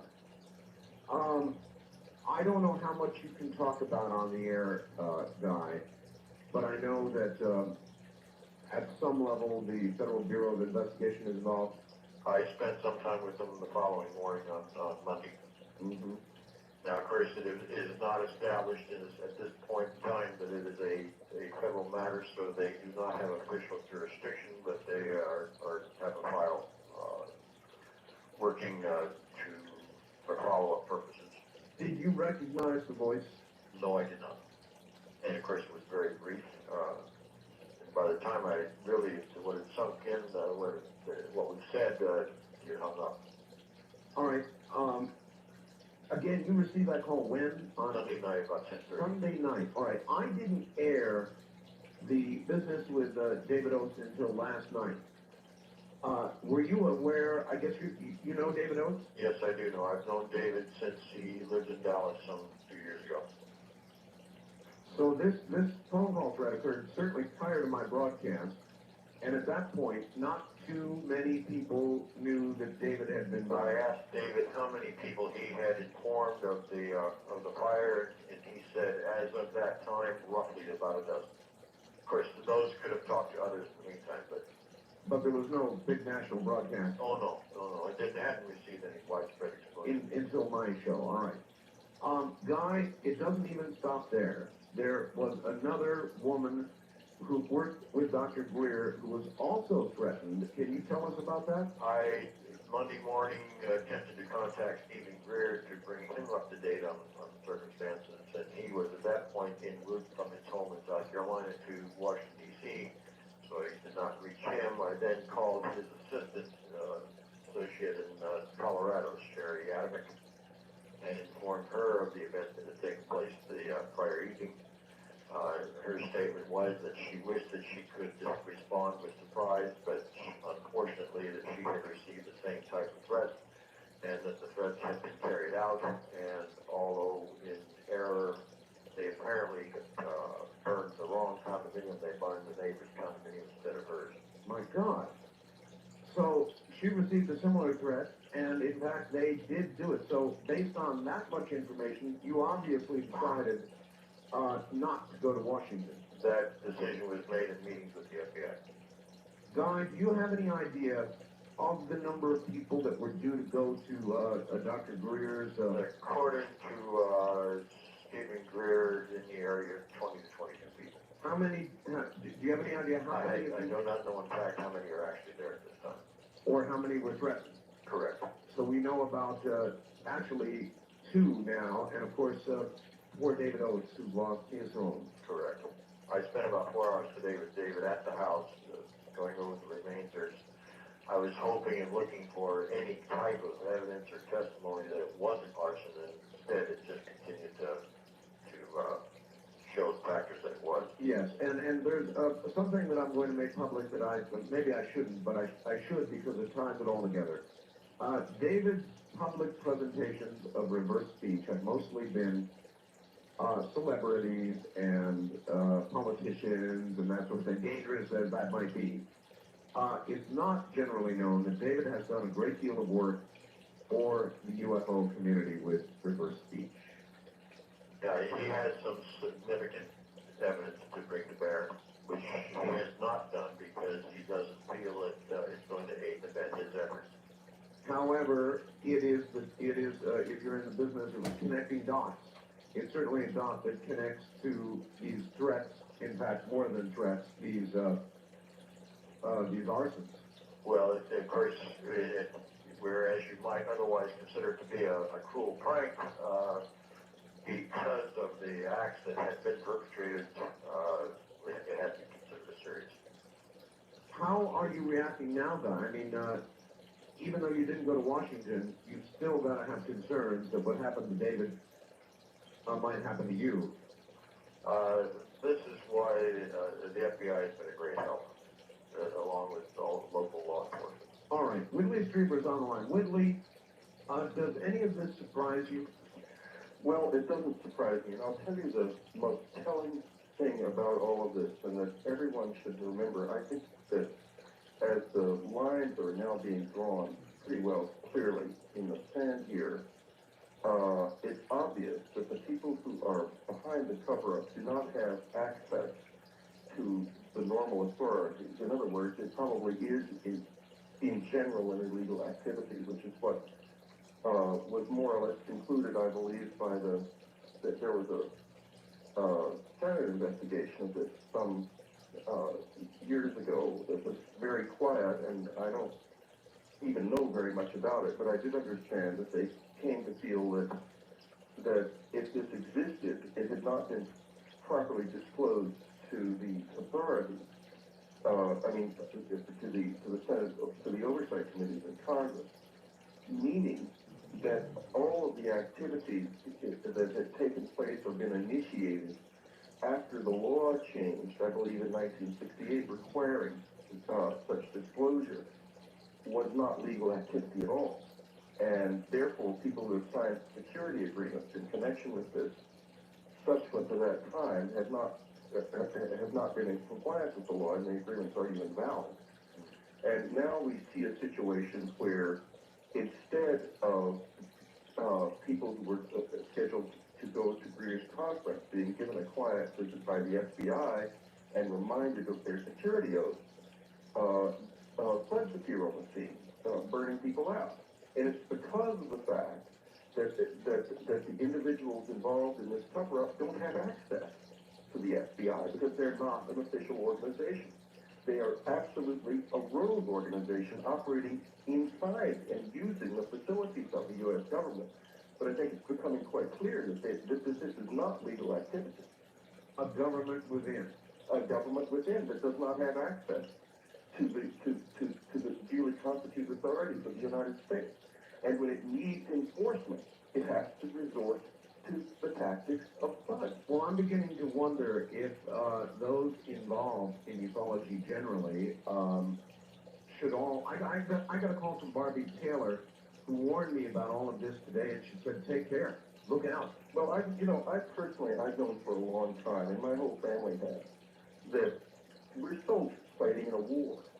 And I can tell you right now that I expect to continue to fight until I can.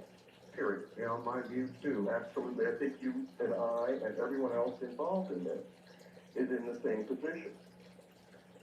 Guy, is there anything else that you would like to say? I really appreciate you staying up and telling us this story. I think it's very important. Guy, do you think there's reason for general concern among those involved in ufology now?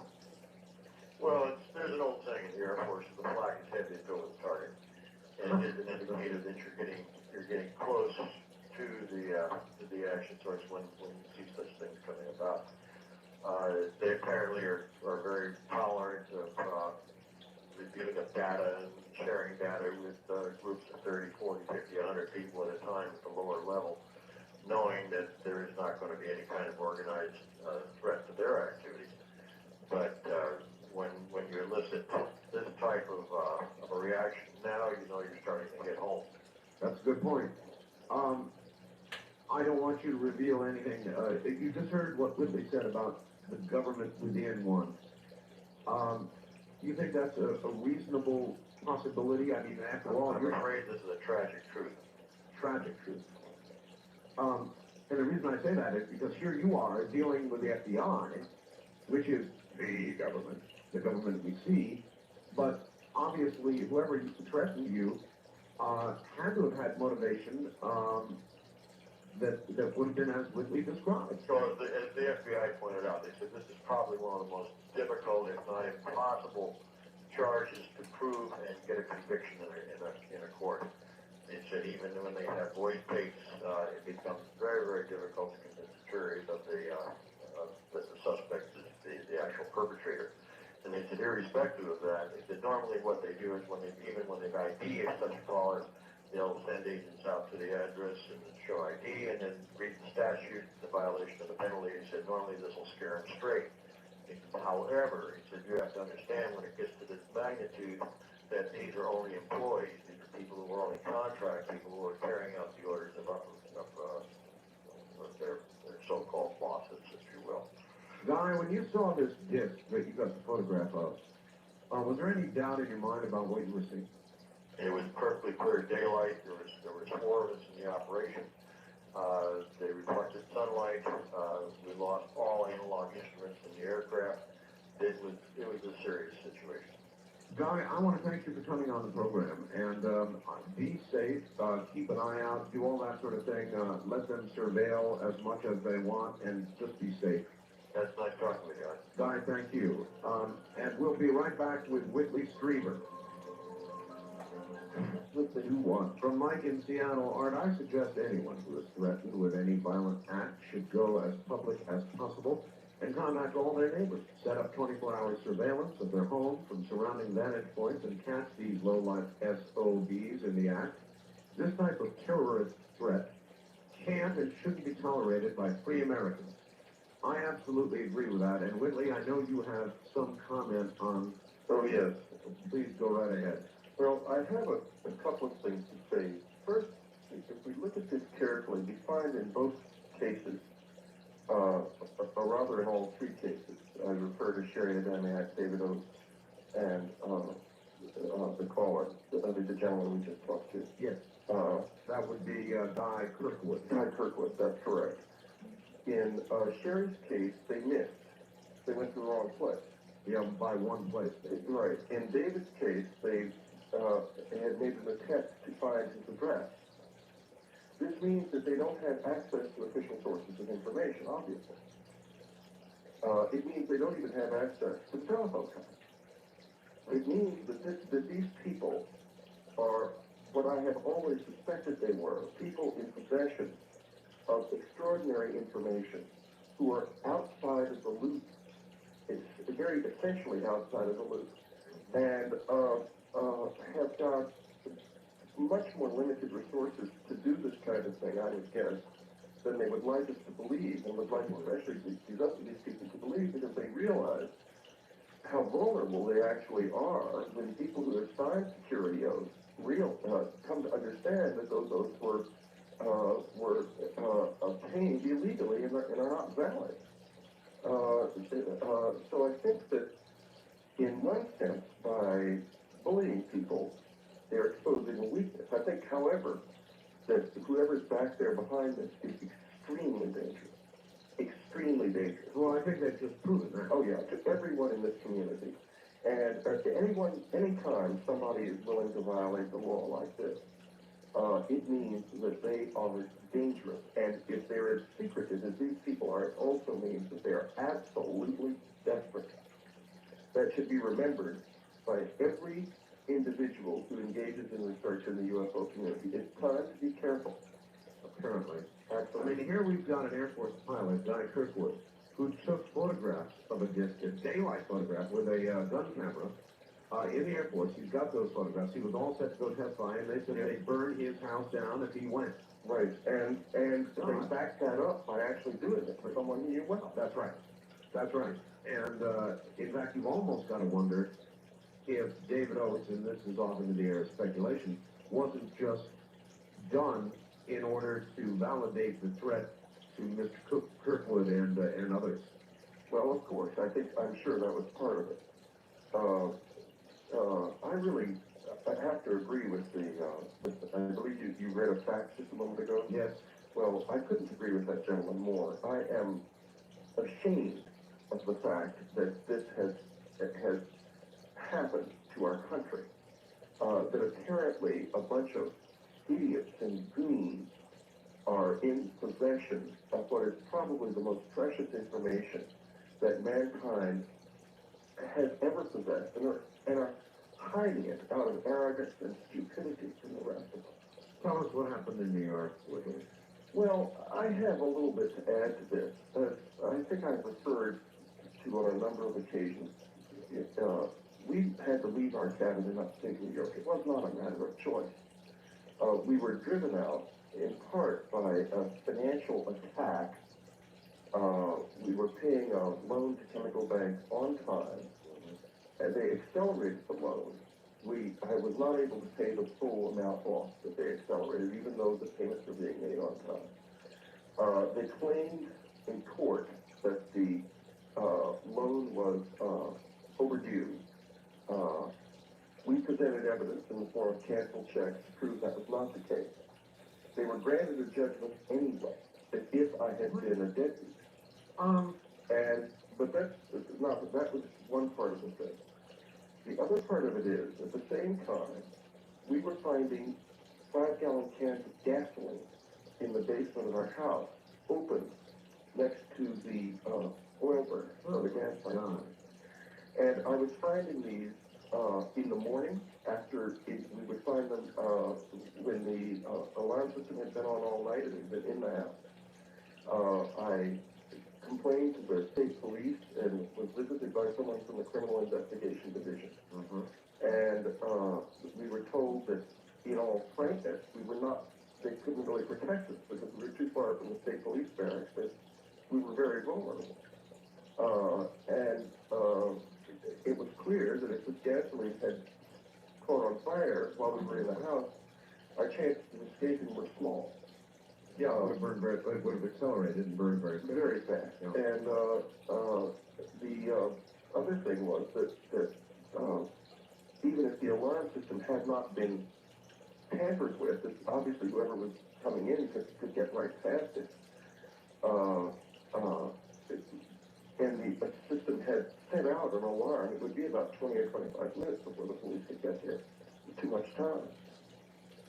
So whatever was happening back in those days, it was quite clear. One thing was very clear: someone wanted us out of that cabin who was powerful enough, I think, to affect the activities of that bank.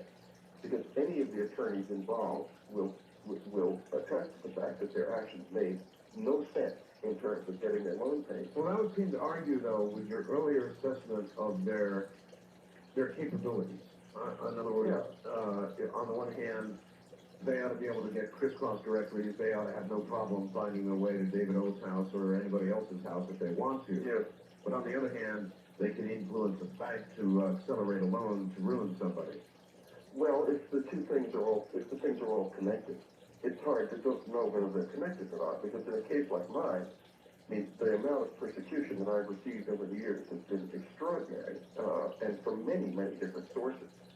At one point, an Italian, a reporter from an Italian magazine called me and asked me to give a comment about the fact that I was being persecuted by a religious group called Opus Dei, which I'd never even heard of.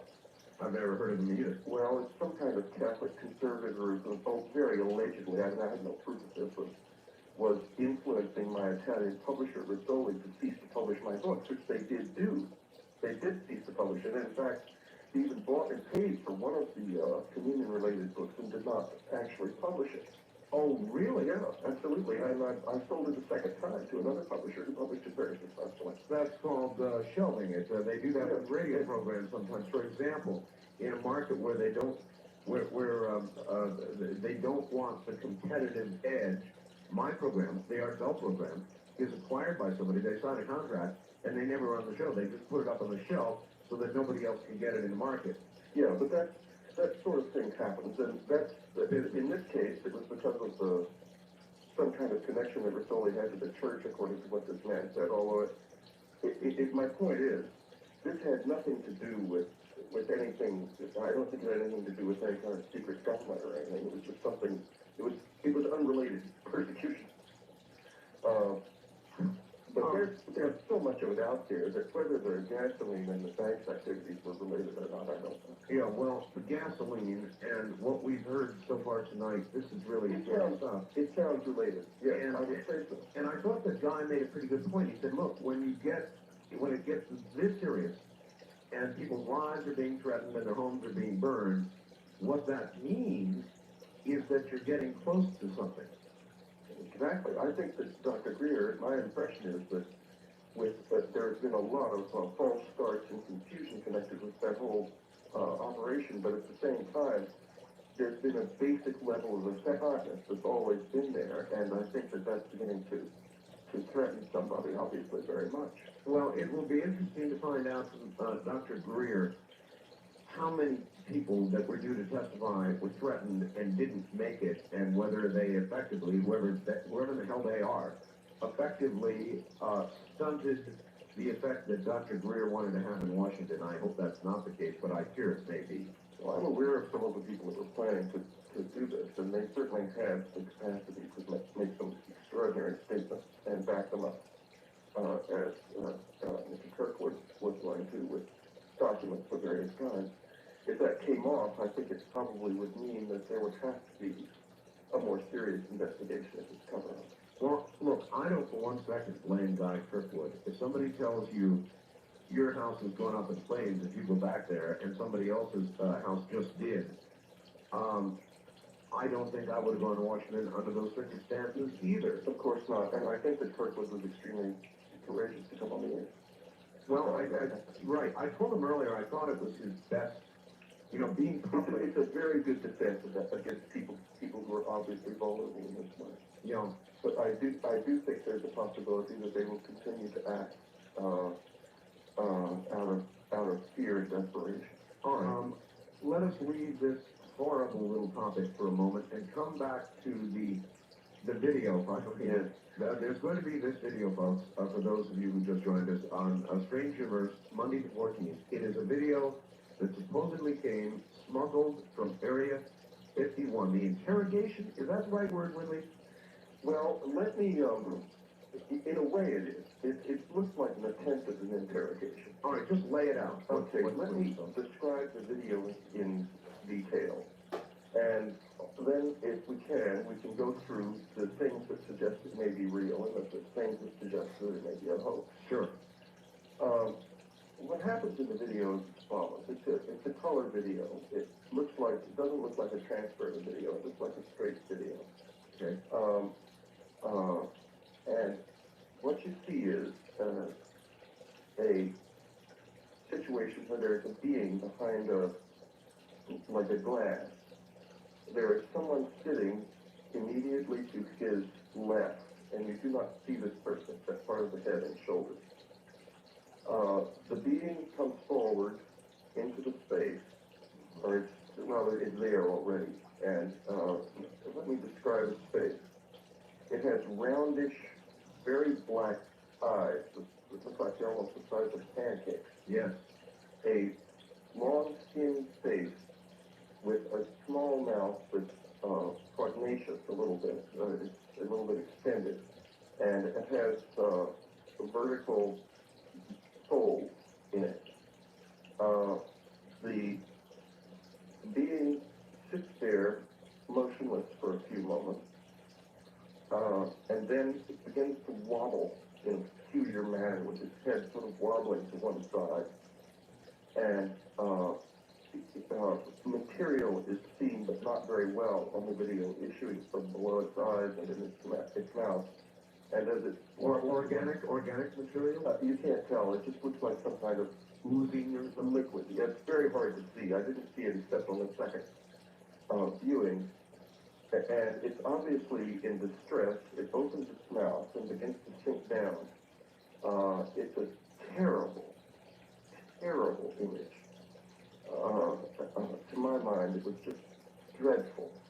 All right. One of the saddest things I've ever seen. Whitley, you remember the photograph that we had up of the alien being, the one in which you said, if it's not the real thing, it might as well be. If it's fake, it's so good that you might as well use it as an example of what the real thing is. Yes. Well, all right, that photograph compares pretty favorably, particularly in the eyes, to this photograph. I look at this photograph and I see these large, shiny yes. Those eyes. large eyes are characteristic of this whole experience. Large, shiny eyes. The ones in the video are round. I have seen those of beings with eyes like that once or twice. I wish that Reagan Dana, who came face to face with one of these beings in my cabin a few years ago, could have seen the video, because she could give an assessment, because the one that she came face to face with had round eyes. All right, now here's something that blew me away. I've got the still photograph, thanks to Sean Morton. It's on my webpage, folks. If you want to see this creature, www.artbell.com. And the skin tone of this creature is, I would say, closer to human than what we know of as a gray. I mean, it's kind of orangey. Well, it's very interesting that one of the things about the video that was compelling was the complexity of the colors in the being. What you can't see is as the being pitches forward, you see the top of his head. I might add, by the way, that after it seems to be in distress for quite a little while, two men in surgical clothing appear and begin to wipe its mouth with a little cloth, handling it in a not very sensitive manner. I think they handle it like they might a dangerous animal. They certainly don't handle it as we would handle another human being at all. And one of the things that was so distressing to me was the whole situation seemed so brutal. And I thought to myself, because of these thugs in this cover-up, if this is real, this video is real, this is the face that mankind has turned to this other world. And I was deeply shamed by what I saw, hoping that it was a hoax. And would you think that'll be, okay, I know then they had you watch it as a group. Yes. And then you had an opportunity to talk with the others.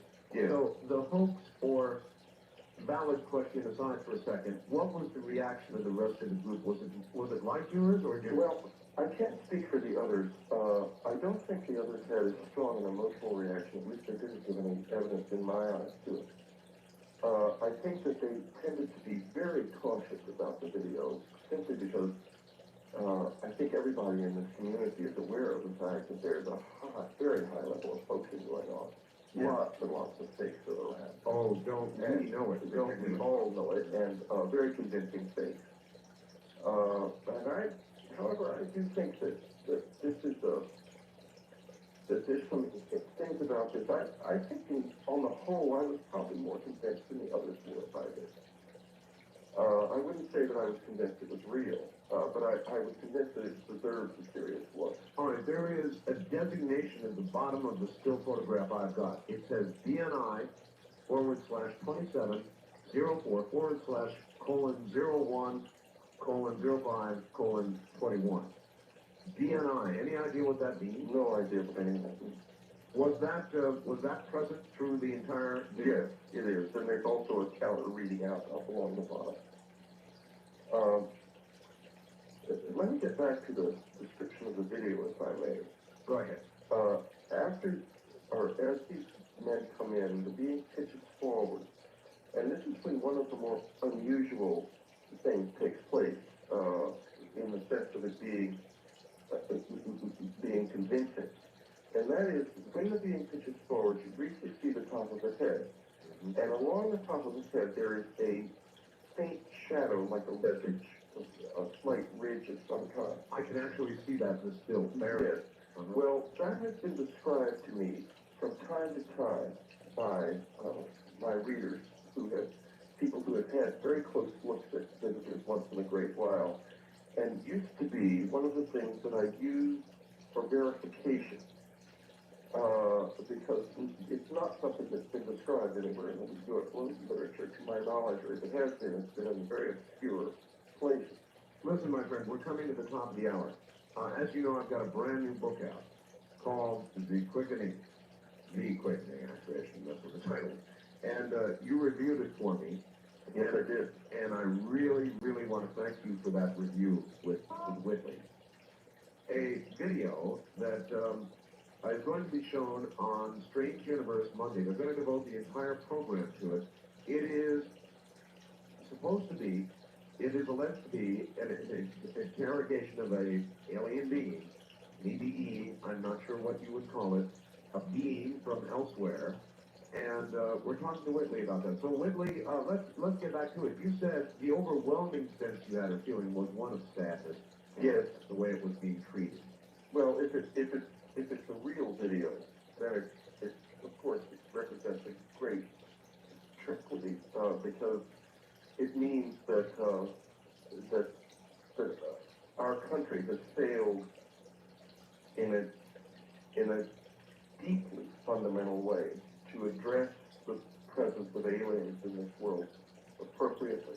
There is one other thing it might mean, Whitley. It's something you and I have talked about several times, and I'd like to raise it again right now. Could it be possible, Whitley, that the treatment that you saw given to that being was because we have made a determination that these beings are no friends? In other words, they were treating it as they would a prisoner of war, Well, I think they were treating it worse than they would a prisoner of war. Really? Certainly it wouldn't have been treating a prisoner of war like that under the Geneva Convention. So it was a lower level prisoner of war than a human being would have been. It's true that it could be that what we were looking at there was something that's incredibly dangerous to us. Yeah. And that the problem I have with that idea is, if that's the case, then, and if they seem to be as they are, apparently if they're real in the possession of breathtaking and powerful technologies, then why do they hold back? Why would one of them ever be in a situation of being captured? Because the extraordinary technology that we have video of in the skies doesn't jive at all with the creatures being captured and ending up in the possession of intelligence. Although maybe even with extraordinarily high levels of technology, things still go wrong occasionally. Who knows? Well, that's possible. I would agree that it's possible, but I just, if they're possible, their motives have to be hard to fathom right now. I mean, things like the description of what happened to Jesse Long, for example, or some of my own experiences, would suggest that there's certainly part of it that is really malign, and I would agree with that. I guess I'm tired of hearing people come on and say, absolutely, these are gentle beings that help us. No, as you know, I would never say that personally. I've had a very mixed bag of experiences. And it's true that this thing, if it could be, something along the order of a very dangerous captured soldier. But still, if that's the case, then it's a great disappointment to me that out of this enormous universe there would come something that all it can produce for us is something evil. That's really... It's also kind of interesting to think, if these creatures are malevolent, then you begin considering motives for the continued deep, dark, dangerous secrecy that they take. Well, you'd think if they were malevolent, the last thing the government would want to do would be to keep the people in ignorance, because our ignorance about this is what makes us so helpless. I agree. It may be that the government itself is under some kind of a restraint. I don't know. But I do know this, that no matter what the visitors are, the situation is terribly complex. And that gets to the possibility that the film may be a hoax. All right, and what points did you see that would lead you to believe it might be a hoax? Well, there were a couple of things. The first one was the way the creature moved as it collapsed. Is Steve Neal, who is the special effects man who was there, said it looked like a badly controlled puppet. There was also around the creature's mouth a lack of, I would say, of a sense of life about the face, the part of the area around the mouth, that would suggest that it was a rubber mask of some kind. On the contrary, the eyes were incredibly, they were riveting. They really looked incredible. Just extraordinary. The most telling things to suggest a hoax were actually the statements that were made by the anonymous individual who we saw Renee described, sort of saw him in shadow and heard his voice altered. Was that supposed to be a military person interrogating this? Well, he's not interrogating the creature. Or present. I'm sorry, present. He's describing this. He's the person who brought the tape out. Victor, yes. And he's describing the tape and describing the situation. And some of the things he says are weak, to be frank. One of the things he says is that a telepath, that the man who is trying to interview the alien is a telepath, and the man is sitting in profile, sitting near the alien, and that the telepathic communication was unsuccessful because of the being stressed, it was incoherent. And that whole scenario struck me as being made up or improbable in the same sense that the famous interview with, I believe it's Falcon, who turned out to be a gentleman named Richard Doty, who used to say that the captured alien, the alien that had been captured back in the late 40s, had had its vocal cords repaired by Air Force surgeons so that it could talk, and which is just ridiculous, because in the late 40s, we couldn't even repair human vocal cords, let alone alien vocal cords. And this had that same flavor. It's just sort of like an updated version of the same thing. The other thing that he said that was not very believable was that the being was behind the glass because of the danger of infection, that they were concerned that the being would become infected by some kind of microbe from our planet, because they themselves have eliminated all viruses and microbes from their world many thousands of years ago. And I don't know if I'm quite sure you're aware of the way, one of the ways our environment works is it's dependent upon the function, especially of microbes. Oh, yes. We couldn't have an environment without microbes. The number of microbes that are dangerous is infinitesimal compared to the ones that we depend on. Oh, of course. So a statement like that is obviously not based on any scientific knowledge only. And you would think that someone in a position that this man was supposed to be in, if the video was real, would have enough basic scientific knowledge not to put a statement as silly as that. So, it's a giant mixed bag. Yeah, it is a mixed bag. And let me tell you something, Whitley. When I get various photographs, and I get them all the time from people, some that seem very genuine, some seem like obvious hoaxes, I put them all up. That's my attitude. I put them up on the website and let people decide for themselves. Well, I think you should, and I think that people have to listen. If you spend any time with the internet or with this world in the process of quickening, and you don't have sufficient discernment, you can't do it. Well, where I was going with this was whether it seems to me to be an obvious hoax or, very authentic.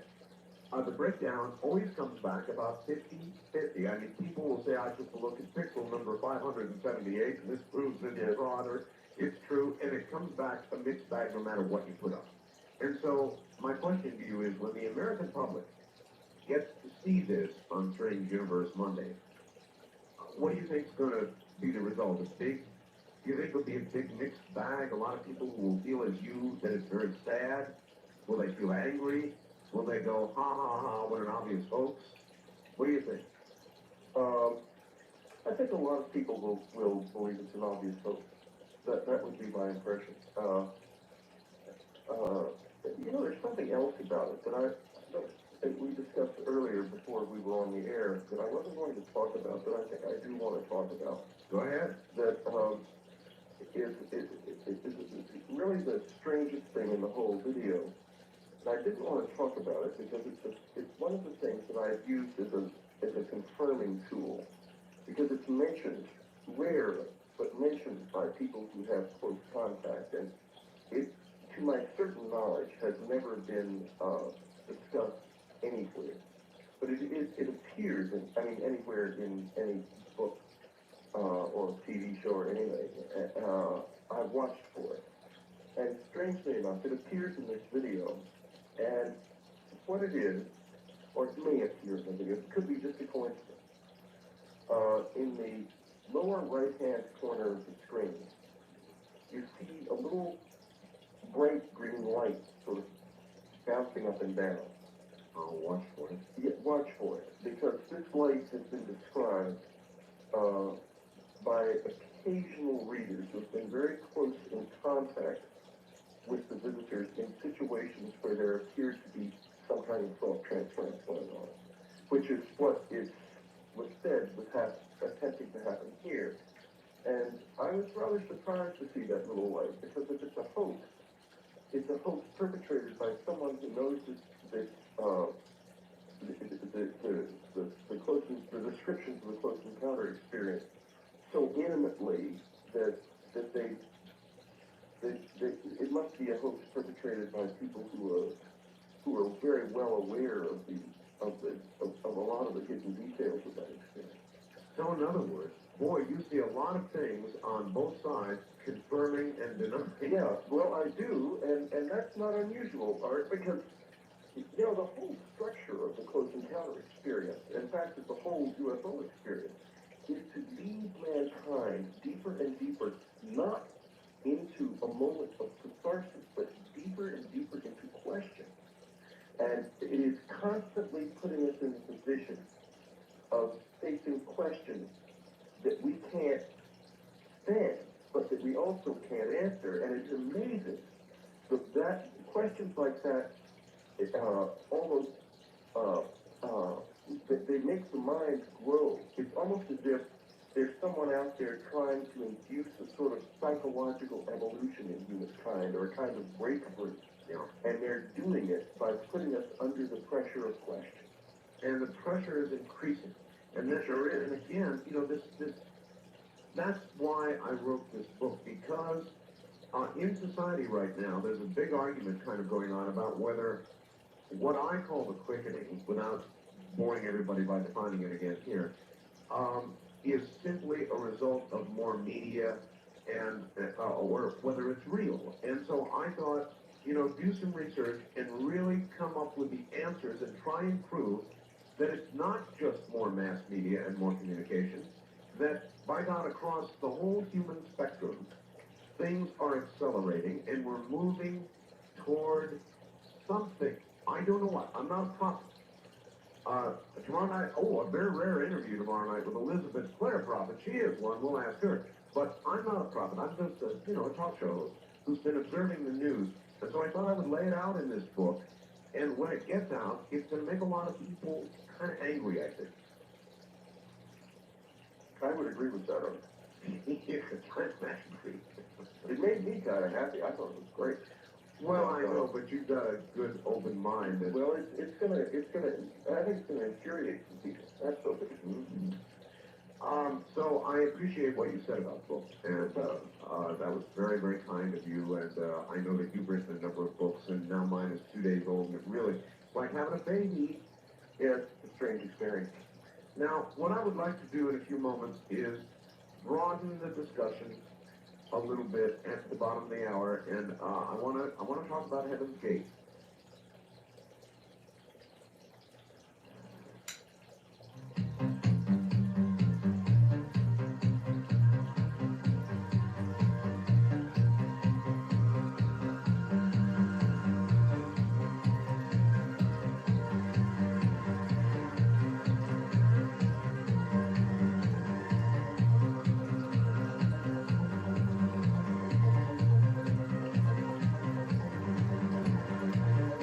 From the high desert in the great American Southwest, I bid you all good evening, good morning, good afternoon, wherever you may be in the world's prolific time zones, covering them all. This program, which is called Coast to Coast AM, weekend version taking off right now. I'm Art Bell. Glad to be here, actually an honor to be here with you. Going to be actually an awful lot of open lines throughout the weekend, beginning with this hour. And then tomorrow night, possibly for as many as 3 hours. We'll see. We do have a man tomorrow night who has discovered, I think, some legitimate Martian artifacts that bear real examination. And I don't want to give away the farm on that one, but we'll get to that tomorrow night. Tonight, in the first hour, open lines, followed by Michael Fumento, who's going to be talking to us about, I guess, the technological revolution going on in biotechnology and how it's changing our world.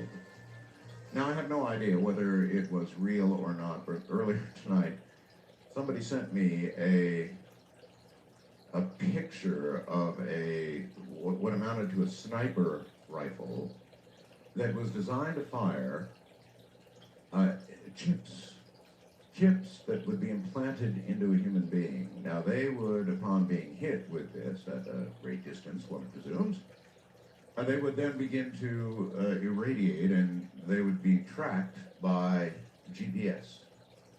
This is something you would imagine perhaps our government might have. You know, it actually showed a picture of the rifle and a description. Maybe it's hogwash, and maybe not. These days, you have to be careful about washing anything away as hogwash, because the next thing you know, you turn around and, as a matter of fact, that's happened to me over the years on this program more times than I can count. Something that initially sounds like utter hogwash, and then kaboom, the next thing you know, it's all across the front pages. So you have to be very careful. Looking at what's going on in the world, as usual, nothing good. It looks like Israel has assassinated yet another Hamas leader in a missile strike, which hit his car Saturday, part of a declared campaign to wipe out the Islamic militant group's leadership ahead of a planned Israeli withdrawal from the Gaza Strip. U.S. basically, you know, talking to the rest of the world, said, talk to the hand. Israel has a right to defend itself from terrorism, as every nation does. Baghdad The news there, not very good. The U.S. military closed down 2 major highways going into the capital city, Baghdad, Saturday, in the latest disruption caused by intensified attacks by anti-U.S. insurgents.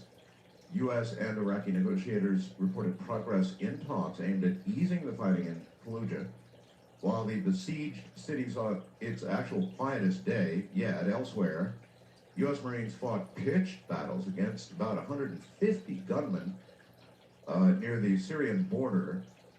5 Marines and scores of insurgents were killed in the 14-hour battle. So things are not getting better in Iraq. Now, you know, I've got something I want to say about Iraq, and to a lot of people it seems as though I have changed positions or done a flip-flop, or, you know, if you listen casually, you might, in fact, come to that conclusion. But, in fact, I thought the incursion into Iraq prior to its appearance was a very poor idea. I still don't think it was a good idea. However, and I spoke out quite plainly and loudly, I think, about it prior to its occurrence. However, we're there. That's an indisputable fact. We are now there. So there's no point in screeching against it, but rather trying to figure out how to win it. And win it we must. It's a kind of a double-edged sword. On one hand, you know, that they're just pouring in across every border they can come across to get to us, trying to kill Americans. But the other edge of the sword is we're keeping them all in one place.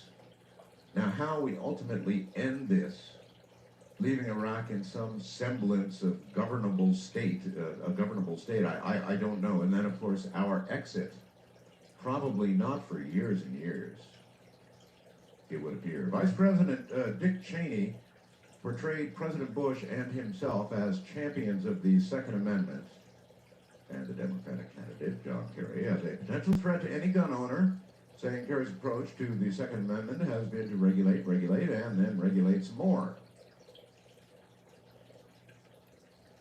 Adult movie actors, this one's kind of strange. Adult movie actors said they would keep working in the multi-billion-dollar porn industry despite an HIV scare as more producers joined a voluntary moratorium that shut down many sets. About a dozen porn production companies halted shooting until at least June 8th after 2 performers tested positive for the virus that causes AIDS. Hustler Video and VCA Pictures said Friday they are going to halt work, and they will do so indefinitely. In a moment, we'll look at some of the other news.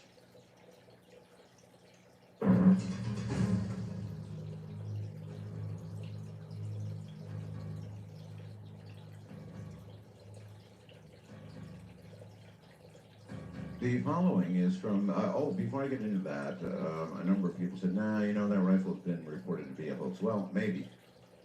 But if it's a hoax now, it won't be for long. They already have the chips that enable tracking of a human being or whatever by satellite and GPS. So if it's a hoax today and science fiction today, if that is true, then I'll bet you by tomorrow or the next day, the real thing will be there. Anyway, this from the Goddard Space Flight Center in Greenbelt, Maryland. Headline is, this was just released, satellites record weakening North Atlantic current.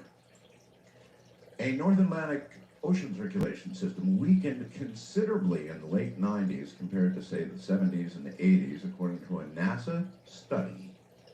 The lead author and researcher at NASA's Goddard Space Flight Center, Greenbelt, Maryland, and the co-author, an oceanographer at the University of Washington, Seattle, believe that slowing of this ocean current is an indication of dramatic changes in the North Atlantic Ocean climate.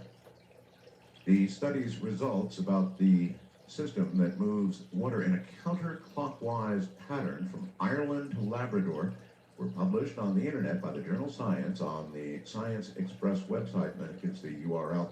The current, known as the subpolar gyre, I believe it is, has weakened in the past in connection with certain phases of a large-scale atmospheric pressure system known as the North Atlantic Oscillation, or NAO, but the NAO has switched phases now twice in the 1990s, while the subpolar gyre current has continued to weaken. Whether the trend is part of a natural cycle or the result of other factors related to perhaps global warming simply isn't known.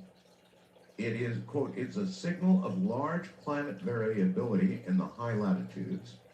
If the trend should continue, it would indicate reorganization of the ocean climate system, perhaps with changes in the whole climate system, but we need another good 5 to 10 years to say something like that is happening now. The subpolar zone of the Earth is a key site for studying the climate. It's like Grand Central Station there, as many of the major ocean water masses pass through the Arctic from the warmer latitudes. They are modified in this basin. Computer models have shown the slowing and the speeding of the subpolar gyre can influence the entire ocean circulation system. And this from Reuters. I always try and quote where I get these things. This is Reuters, and from Anchorage. Anyone who doubts the gravity of global warming should perhaps ask Alaska's Eskimos, Indians, and elders about the dramatic changes to their land and the animals on which they depend. Native leaders say that salmon are now, listen to this, increasingly susceptible to warm water parasites and suffer from lesions and strange behavior. Salmon and moose meat have developed odd tastes, and the marrow in moose bones is weirdly runny, they say. The Arctic pack ice is disappearing, making food scarce for sea animals and causing difficulties for the natives who hunt them.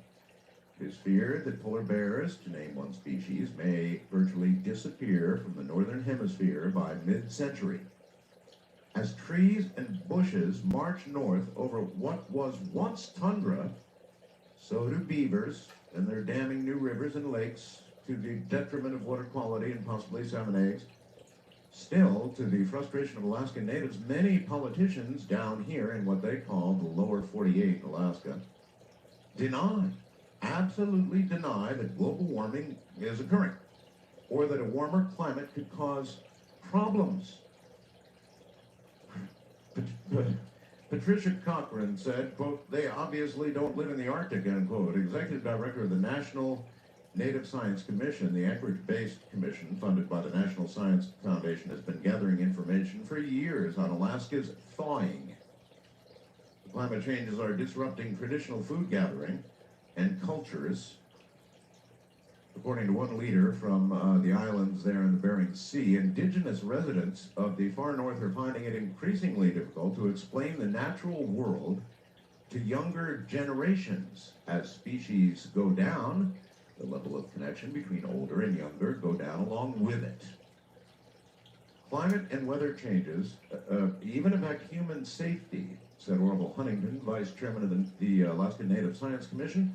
It looks like winter out there, but if you've really been around for a long time like me, it's not winter, he said. Indians from the interior Alaska village of Osea say if you travel that ice, it's not the same ice we traveled 40 years ago. River ice, long used for travel in interior Alaska, as you might imagine, is thinner now and less dependable than it used to be. Global warming is believed to result from pollutants emitted into the atmosphere, which trap the Earth's radiant heat and create a greenhouse effect.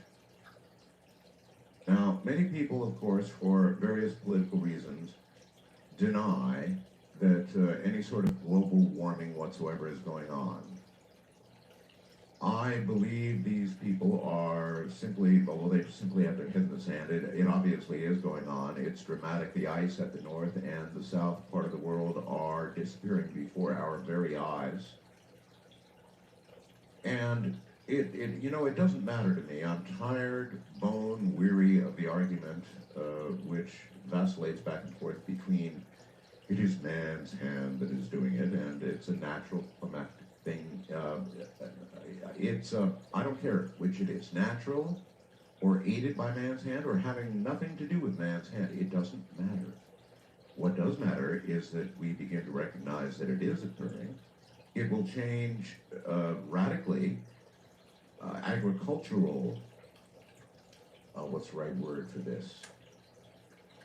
In other words, where we ought to plant things to have them grow so that the ground will feed us. I mean, the areas where the things that we're used to growing, they're just not going to grow anymore in these areas. They're probably going to end up moving north. Who knows? But the trend now is obvious and clear enough. And of course, the threat to Europe, we know all about that. As a matter of fact, there was an article in the New Scientist, I believe it was, blasting the upcoming $100 million plus movie The Day After Tomorrow that depicts the freezing of Manhattan and so forth. Blasting away at it. And who knows, it may be science fiction. I don't think it's being forwarded as science fact or something that's absolutely going to happen. But my taste in science fiction certainly does run to that kind of movie. And by that I mean not something that is necessarily absolutely going to happen, but something that, based on current science, or what a lot of very good people in science believe, you know, from Woods Hole and all the rest, that a sudden climate change is now not only possible, but perhaps even slipping into the probable category. And we certainly, we understand very clearly that it's happened many times before in Earth's history. The cores they bring up and examine are very clear with regard to all of that. So we should be preparing.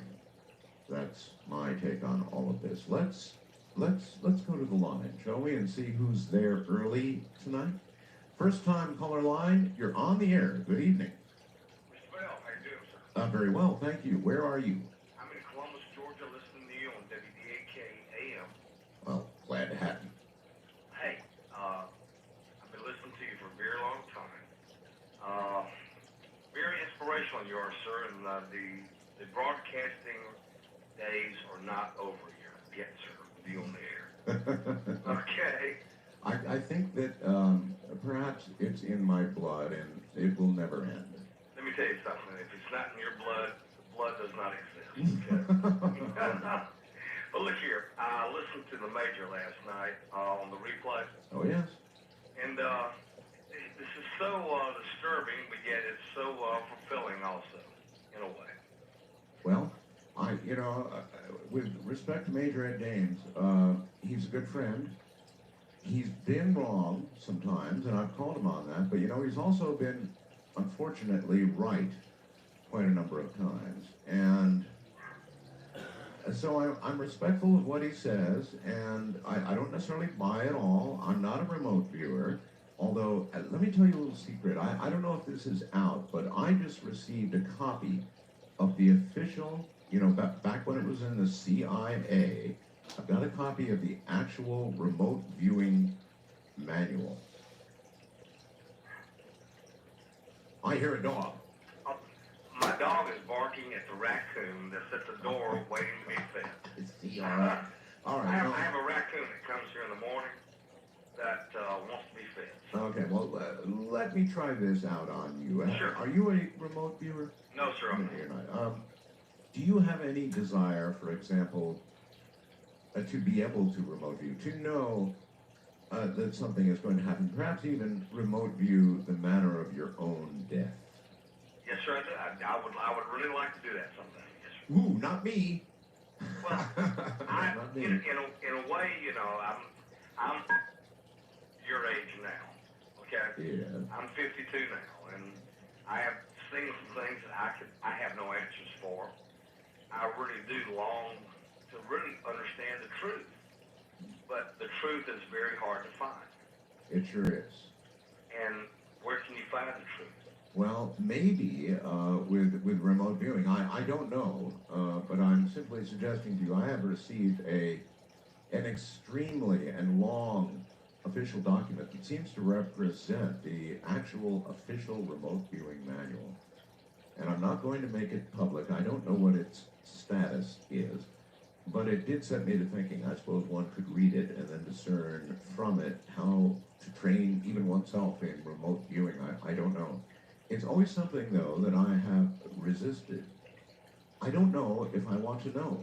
I really don't know if I want to know. And for that reason, I've, had many opportunities to be trained by the best. But there's something in me that prevents me from wanting to do it. And yet I'm fascinated by interviewing those who do. How's that for a tangle? Wildcard line, you are on the air. Good evening. Hello. Hi. Extinguish your radio right away, please. John. Excellent. Where are you and who are you? I'm in Minneapolis. My name is Steve. Welcome, Steve. Thanks. Proceed. You're on the air. See, I don't have a screener. You go right on the air here. Okay. Proceed. Oh, am I on the air right now? Yes, when I say you're on the air, that has actual meaning. Yes. Okay, I thought it was a screener. No, I don't have a screener. Yeah, okay, anyway. Hopefully George is listening because I've been trying to get a hold of George for a long time to continue this. I want to talk to you about near-death experiences. Okay. And I forced myself through them, and I've probably been through hundreds of them. You intentionally have near-death? Intentionally. Yes, And in what manner do you induce them? I don't think I should say that over the air. Maybe not. But you actually, there was a movie about people like you, of course. Oh, really? What's that? You don't, what's that? I believe it, Flatliners. Flatliners, yeah. No, it's not like that. Well, going to the edge of death, sir, is going to the edge of death. Yeah, but I really don't know what it was, but I did this probably, I'm guessing around 6 years ago. And I did it for probably a few years. And going to the edge of death, what did you meet? I didn't really meet anything, but it made a lot of sense. Like, I didn't really know how to explain it. I will tell you how I explained it to people before. It's like a very dark spiral, and I had the whole life flashing before my eyes, and it wasn't like my whole life. It was like everything that I did wrong, and it all went into a spiral. Yes. And I've cut myself into a spiral and everything. It's terrible. It was very nightmarish every time that I've done it. Well, I would say yes and no. Nightmarish, perhaps, yes, but actually in a way comforting to just know there's something over there on the other side. I wonder if you considered it from that point of view. In other words, there must be something after you get... The official website of Coast to Coast AM is www.coasttocoastam.com. Log on now. No. Would you do it if you could? Go to the edge of death just to see what...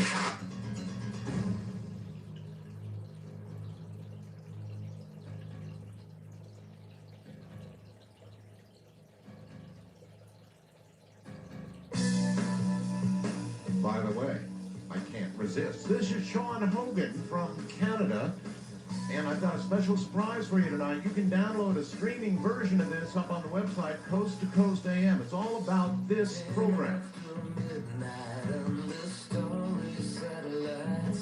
It's excellent stuff.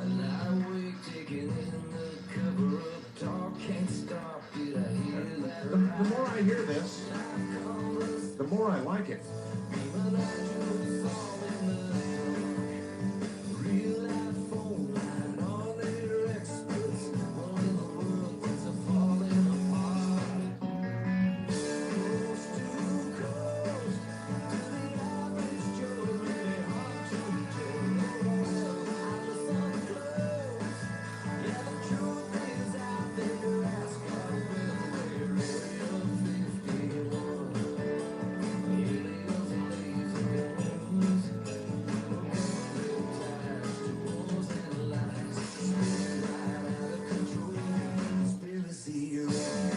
Conspiracy Radio, that's the name of it. And thanks to Lex and company, we've got a copy that you can stream on the website right now. So there it is. Anyway, I'm going to keep using that as bumper music without question. I mean, it's hot stuff. And Sean Hogan, a professional Canadian recording artist, that, by the way, is not the absolute final version that I'm playing for you right now. Sean was kind enough to send it to me to premiere for all of you, and I liked it so much that I did. And now, lo and behold, he's actually made a streaming copy of it available on the website. So, if you want it, this weekend would be the time to get it. First time caller line, you're on the air. Hi. Hello, Jeremiah. You're going to have to kind of yell at me. You're not too loud. Oh, okay, sorry. I'm using my earpiece. I won't let go. Okay, well, you get off your earpiece and on to the real thing here. Okay, just a second. Okay. Okay, here we go. See, there's a lesson for everybody. You heard how he sounded one way. Now listen to him now. Isn't that so much better? Okay, go ahead. Okay, I have a comment on the thing that you were talking about a little bit earlier, about maybe 15, 20 minutes ago, about the global warming and how the politicians don't know it's global warming and stuff like that, the greenhouse gases and stuff. Well, how can they not know? Well, because they don't they don't want to know. If global warming is a reality, and it doesn't matter whether it's by our hand or not, if we're even so much as assisting it, then to do something about it would require some economic sacrifice that would be really, really unpopular. And that's hard for a politician because they're elected people, and when they do unpopular things, then they get, They lose their job. That's the way it works, yeah. But I mean, like, it's hard to understand. We elect these people, and then we expect these people to change us and, change our ways and stuff like that. But in a way, they're only making us worse. Yes. I mean, you've hit it on the head. That's exactly what the problem is. They really don't want to know, and they don't want to tackle the problem, and they don't want it to be true because it might mean their jobs. Yeah, so that means that, like, if that's the case, they're only representing us, and they're making us look bad.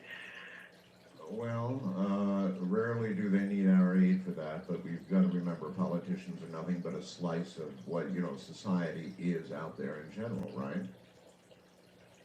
They're like the rest of us. I know nobody wants to really hear that, but they are. They are nothing but some particularly ambitious people who have been plucked from the flock to lead us, and they want to keep their jobs. And if they were to begin doing things that were economically seen to be lowering perhaps the quality of your life. Let's say you couldn't drive your car the way you used to. Say you were forced into carpooling. Say you were forced to getting rid of SUVs, or, who knows what it could be. I'm not really bearing in on any one thing, but suppose your lifestyle were radically changed by a decision some politician made. Odds are you would not like that, and therefore not like the politician, and end of job. Wildcard line, you're on the air. Hello. I guess that would be me. That would be you. And honored to speak with you once again, oh great Art Bell. Thank you. Welcome. Yes, this is Matt, the security guard from Tampa. Yes, sir. And I've written a book, and I'm in the process of doing some revisions to the manuscript, and you are going to be a prominent character. Really? Yes, the character will be 9 Trab, NYE-TRAB. You can figure that one out. Okay. And the book is going to incorporate all kinds of things that you speak of on your shows. It's OBEs, remote viewing, chupacabras. And everybody throws chupacabras in, but they are the least verified of anything. Nevertheless, they're interesting. Yeah, but they're going to be pretty cool characters in this. Uh-huh. And I would just like to thank you for inspiring me. And you're very welcome. What is the title, the working title of your book? Athena, which is a mythical heat. Well, you've got to do something that'll make people grab it off that shelf, so think about that. Okay, I appreciate that. And one more thing, remember the science fiction of 50 years ago is the science fact of today. Oh, well, that's certainly true, isn't it? And that's what I was saying a little while ago, actually, at the beginning of the program, that so many times I have guffawed at something or another that somebody brings up that just seems absolutely, way over the top. And then, I don't know, a few months, a couple of years later, it's front page headlines. So I've learned to be very careful. East of the Rockies, you're on the air. Hello, Mr. Bell. What a pleasure to speak with you. Andy, welcome. What's up? Thank you. Am I on? Yes. Oh, I'm sorry. Anyway, I'm in Tulsa, Oklahoma, on KFAQ 1170. It's a Clear Channel station, just taking over the airwaves all the way to the West Coast. All right. To be honest. If I may take just a moment to preface what I'm about to say, I have not had a near-death experience. However, I have a almost an abstract idea I wanted to throw out to you. And it's this, and here's the preface to the story. I actually had a hip replacement several years ago. And during the healing time, I had the misfortune of it popped out of the socket, and so I dislocated the hip. It's very, very painful. Went to the emergency room. There is a drug that the anesthesiologist gave to me intravenously, and it's an amnesia drug. And the reason being is, of course, they had me on some painkillers, but as they relocated or actually fixed the problem with the hip, I don't remember them doing so, and they say, well, because you don't remember, it's like it never happened. Okay, so that's the preface. Now, as I apply this to life itself, I don't disrespect anybody for their views, if they're Christian, other religions, or atheists. But as far as I'm concerned, if when we die, there is nothing, we go no place or whatever, it's just black and we're not aware of it, then would we ever have any memory of this life on Earth? And if there's no memory because we don't exist after we die, then perhaps it never happened. Now, I know that sounds very abstract, but... it is abstract, but I do understand what you're saying. And it's the great thing to ponder, isn't it? I vacillate in my own beliefs, and you've got to imagine one possibility, despite all we've done here on the airwaves and all the people we've interviewed with regard to near-death experiences, there's one thing you've got to remember, and that's all we've done. We've interviewed people who have been near death or have experienced what the doctors determined to be clinical death. Interviewed a lot of people like that. But I haven't yet, short of EVPs, interviewed anybody after death. And so one possibility hanging out there that nobody wants to consider, but really you have to, is that there is nothing. That as prior to our birth, so it is following our death, that there's absolutely nothing. No awareness, no existence, no continuing soul, and all the rest of it. I don't consider that as a high probability, but I do consider it as a probability, with no proof otherwise. Was to the Rockies, you're on the air. Hello. Yes, this is Travis. I'm in San Diego listening to you off Kogo. Of course, the mighty Kogo. Welcome. Thank you very much. It's a pleasure talking to you. My question is the human body capable of controlling and owning two different souls? I'm not even sure about one, but two. It's an intriguing question, to be sure. It's really an intriguing question. Do you think the human body, the human brain, is capable of having at simultaneously two consciousnesses? I'm not so sure about soul. It's such a... I don't know exactly what it is, but I do know what consciousness is because I can feel it, and so can you. Sure. So are we talking, do you really mean soul, or do you mean consciousness? Well, in that aspect, I'd have to say consciousness. Okay. I don't know. The answer to that question is, I have no idea. I've done some intriguing reading recently about the possibility, but I can't prove it. Okay. I don't know. What do you think? Well, I'd have to say yes. And why? Because of my own personal experiences. Aha, now we get to the heart of the matter. What happened to you? Well, ever since I was a child, I've talked in gibberish, as most people would say. And when I've grown up and met other people, because I'm from Texas originally. Well, we all did that, didn't we? When we were very young. Well, that's baby talk, true. Yeah. But the language that I speak, someone once told me is nothing but gibberish and you need to quit it. Oh, and when do you speak this language? Very frequently now. Oh, you just sort of launch into what they call gibberish? Well, yes, because that's what it sounds like. Can you give me a sample of it? Sounds like gibberish to me. But on the other hand, it sounds like somewhat coherent gibberish. That phrase doesn't even work, but I mean, it does sound like something. And the reason I was asking is because with this, I've gone into out-of-body experiences, and I've seen myself move and talk in this language and do things throughout my normal day. In other words, your consciousness is observing the other consciousness. Exactly. Ooh, that's freaky. It really is. Yeah, that's really freaky. Do you worry for your own mental stability? No, not at all. It just feels natural? Yes. Huh. It was, like I said, this has happened to me ever since I was a child. Yeah. Have you been to a professional?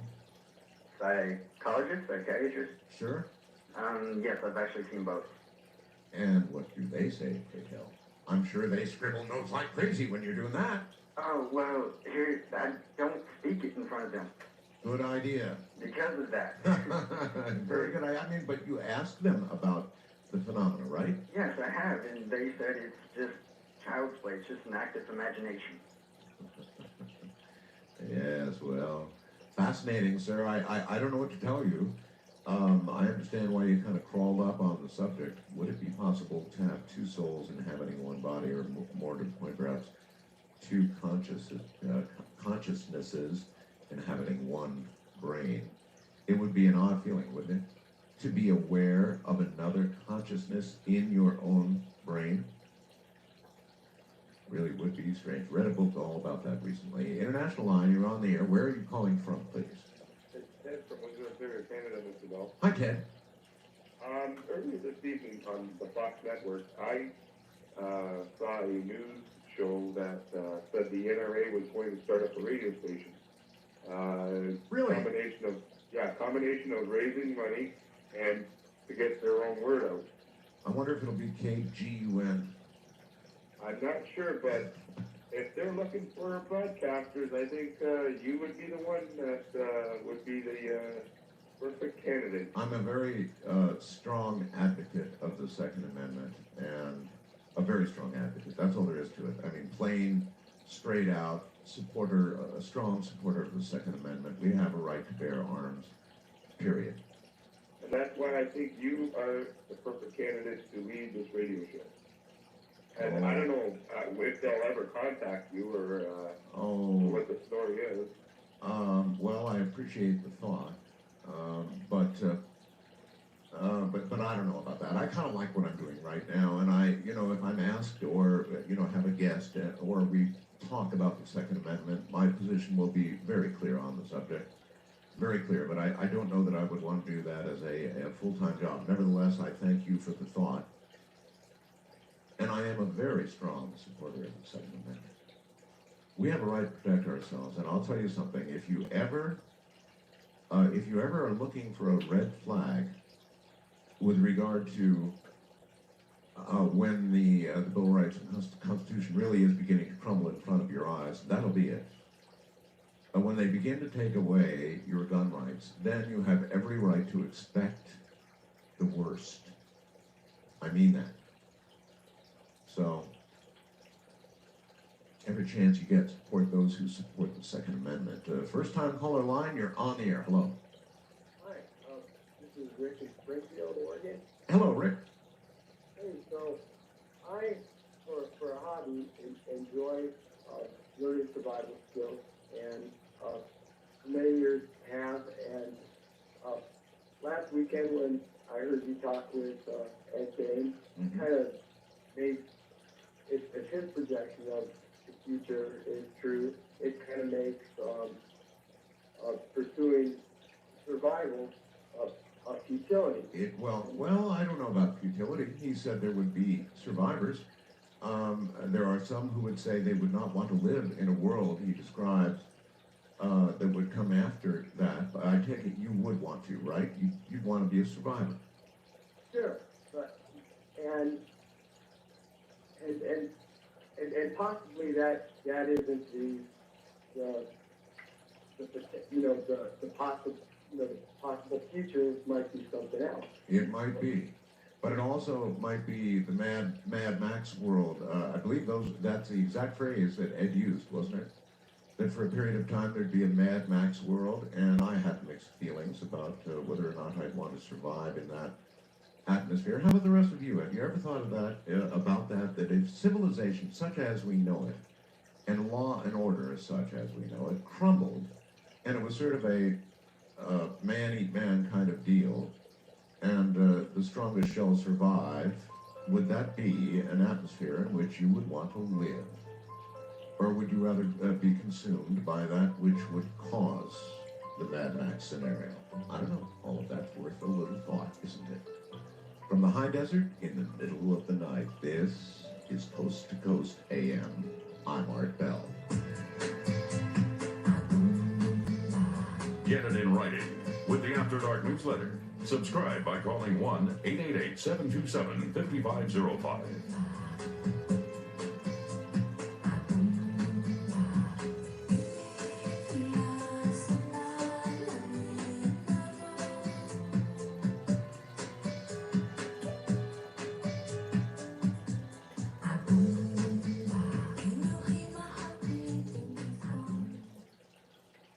What do Mel Gibson and the Coral Castle have in common?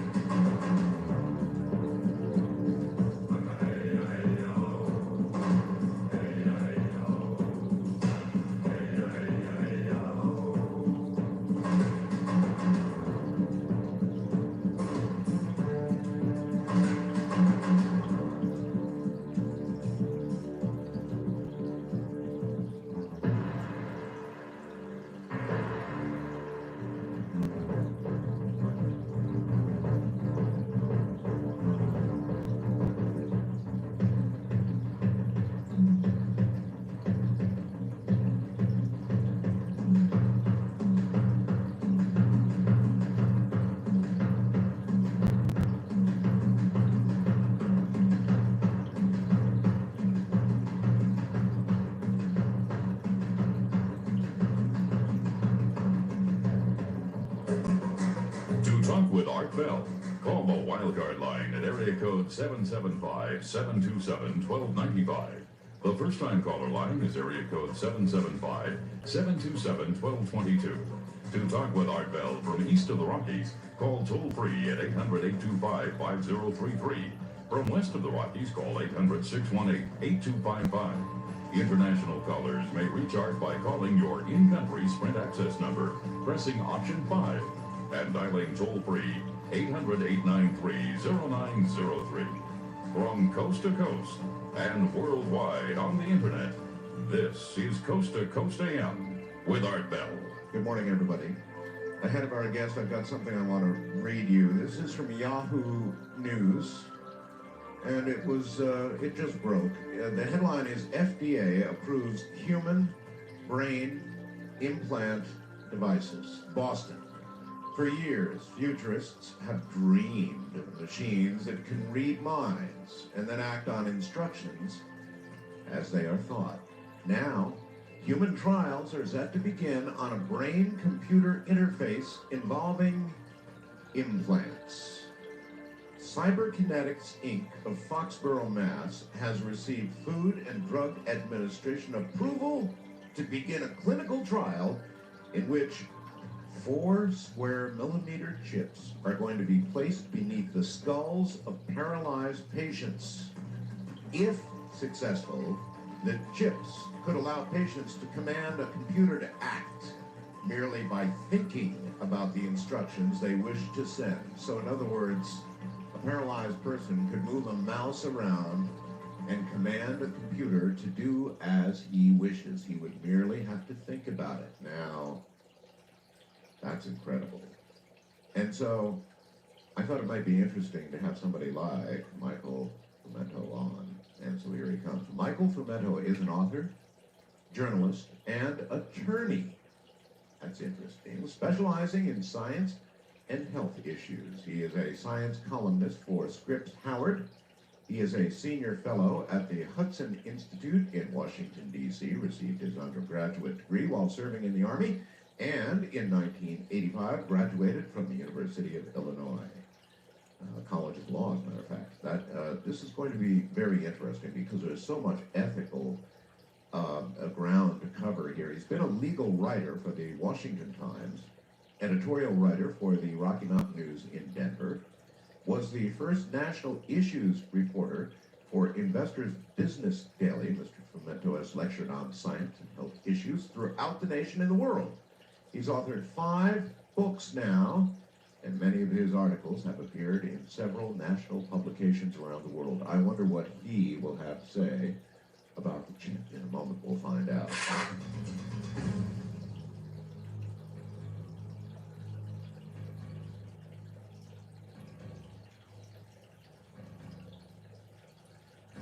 Michael, welcome to the program. Thank you very much. Michael, is the integration of man and machine inevitable? You have to say it is because it's been going on for some time. The fact is that bionics extends back to 1958 with the first implanted pacemakers. Well, of course that's right, yes, but now it's, as you've already pointed out, it's clearly a lot more advanced than putting a little thing inside somebody's chest to make sure that their heart keeps beating normally. Yeah, well, that's one thing. But implanting something into the neural pathways. I interviewed a scientist, Michael, not that long ago, who was implanting something into the neural pathways of his arm that had some sort of direct connection to the brain. He was actually doing this. I mean, it was his own. He's a scientist, and so he's using himself as a guinea pig. And now, this story, chips actually in the brain and able to send impulses to a computer. I mean, we're approaching this interesting juncture, Michael, where it seems like the eventual integration of humans and computers, I guess, is inevitable. You're right, it is absolutely inevitable. And you're also probably right if you're thinking that there are some aspects of this that are just a little bit creepy. Creepy, yes, creepy. But you have to understand that all of these things they're tools. And a tool, the same knife that you use to cut bread with, you could use to stab somebody to death with. Yes. A knife is a tool. Well, so far these tools have all been for the good. Nobody has ever done evil yet with a pacemaker, and I don't think they're going to. These chips that you're talking about are actually just the latest brain chips. The FDA has already approved brain chips for controlling seizures and epileptics and for controlling tremors in people with Parkinson's disease. Right. So everything that we've seen so far along these lines, you've heard of cochlear implants. These are bionic things. That's what Rush has done. Limbaugh had, right. Yes. And these things, they don't just amplify noise like the old implants. These things will take a deaf person and give them hearing. So they're completely different from hearing aids. All of these things obviously have all been to the good, and so will what we're saying here. This is going to be for the good as well. But yes, there is potential for some of these things to be used in ways that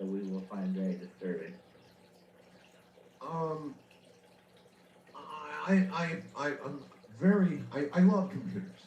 I've got to say that right off the bat. However, I really do see the possibility for, once you're, okay, put this right.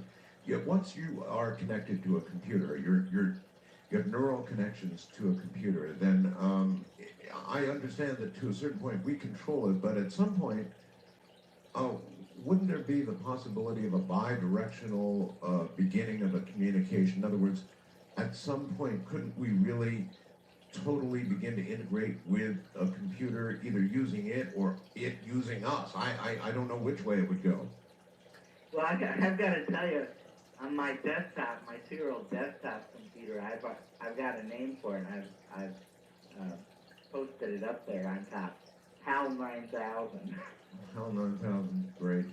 Right. It gives me enough trouble that I think it's worthy of the name. The name, of course, comes from the movie Space Odyssey, 2001: Space Odyssey. Yeah, of course. Your book, Bioevolution: How Biotechnology is Changing Our World. Science Under Siege. Now, what about that one? Science Under Siege. Science Under Siege, how? What I did was I looked at a number of areas in which basically everybody was being told one thing, and it turned out that if you looked at the science, that one thing they were being told was completely false. And these were not trivial subjects. These are subjects that are still in the news today, even though this book came out in 1993. Things like power lines causing cancer, although fortunately that is to a great extent has died down. But I wrote about Agent Orange, that's still hot. I wrote about dioxin in general, that's still a hot issue. There are still a lot of things in this book, 11 years old though it be, that are really affecting people in very negative ways that the science didn't support then and certainly doesn't support now. And, I felt somebody has to counter these things. All right. I guess it's obvious to ask you how you think biotechnology is going to change our world, which I guess could have been a title of the book, and I wonder why you didn't go for that. To me, the most important word in the title probably is changing our world.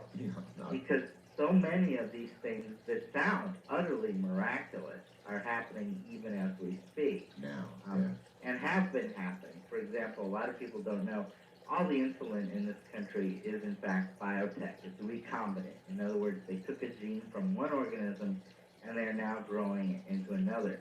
Well, that was FDA approved in 1985, almost 2 decades ago.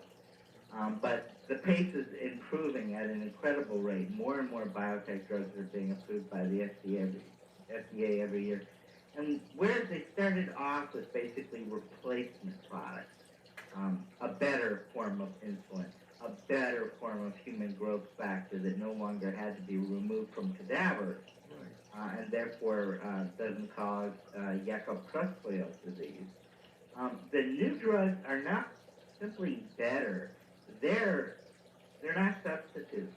They're drugs for which before there was nothing. One, for example, one whole class are rheumatoid arthritis drugs, such as Enbrel, made by Amgen. Now, before Enbrel came along, if you had rheumatoid arthritis, which is not the kind of wasting arthritis that people get from when they're old or anything like that. It's an autoimmune disease. Your immune system turns on you. Yes. Until Enbrel came along, literally the only thing your doctor had to offer you was an aspirin or ibuprofen. When it got bad enough, then they would put in new joints. But it would just keep getting worse and worse and worse. There was no drug from rheumatoid arthritis. Then Enbrel came along, and that was made by splicing a protein that already exists in us, but only in tiny amounts, and splicing that into, as I recall, hamster cells. And grown in hamster cells, it's injected into people, and it's a miracle drug. Absolutely it is. It doesn't just slow the progression of rheumatoid arthritis, it can stop it right in its tracks. It relieves the pain, it can reduce the swelling to absolutely nothing. And now Enbrel has numerous competitors out there, some of which are probably better than Enbrel. Without biotech, you would never get a drug to treat rheumatoid arthritis. And going beyond that, it turns out that so many of these drugs, including Enbrel, are being found to be effective against diseases that seem to have nothing in common with the original disease. Yeah, I've noticed a lot of that. A lot of drugs that they get out on the market, they suddenly discover have application or maybe even greater application in other areas. Interesting. Right, now it's always been the case where they've made a surreptitious discovery. For example, there are 2 FDA-approved baldness drugs, and they were both surreptitiously discovered.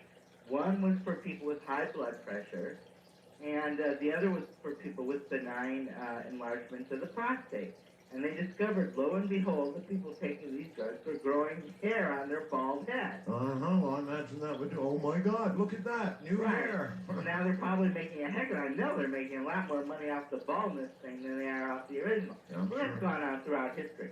With biotech, it's different though. With biotech, for example, with Enbrel, they said, we know how Enbrel works. It works by keeping a certain protein from binding with a certain receptor on a cell. Right. Now, what other diseases might be affected in the same way? Let's look at, say, Crohn's disease. And as I recall, sure enough, Crohn's, so I know for a fact, psoriasis and psoriatic arthritis respond very well to Enbrel. I believe Crohn's disease, that's a disease of the kidney, responds very well to Enbrel. It's even being tested for cancer. There are certain cancers that use the same sort of cell receptor binding technology. So, and this rheumatoid arthritis thing could turn out to be good for, who knows, 15 different diseases in maybe 3 or 4 different classes. Well, Michael, if we continue at the current pace, or it continues to speed up as it seems to be doing, in 2025 or so, what kind of world are we going to be living in? What kind of things might be possible if you sort of do a little projection? It's going to be utterly transformed. We're already talking about illness, so we can stick with that for a bit. But I think there's no doubt that cancer by then will be a controllable disease, as AIDS has pretty much become. We'll still have cancer, but it won't be a death sentence anymore. None of the cancers will be a death sentence in 2025. But you see them as controlled perhaps for the lifetime or nearly the original lifetime of the patient, and cancer, fatal cancers today no longer are death sentences. Instead, you take medications on a daily basis and you stay alive for however long you would have otherwise, pretty much.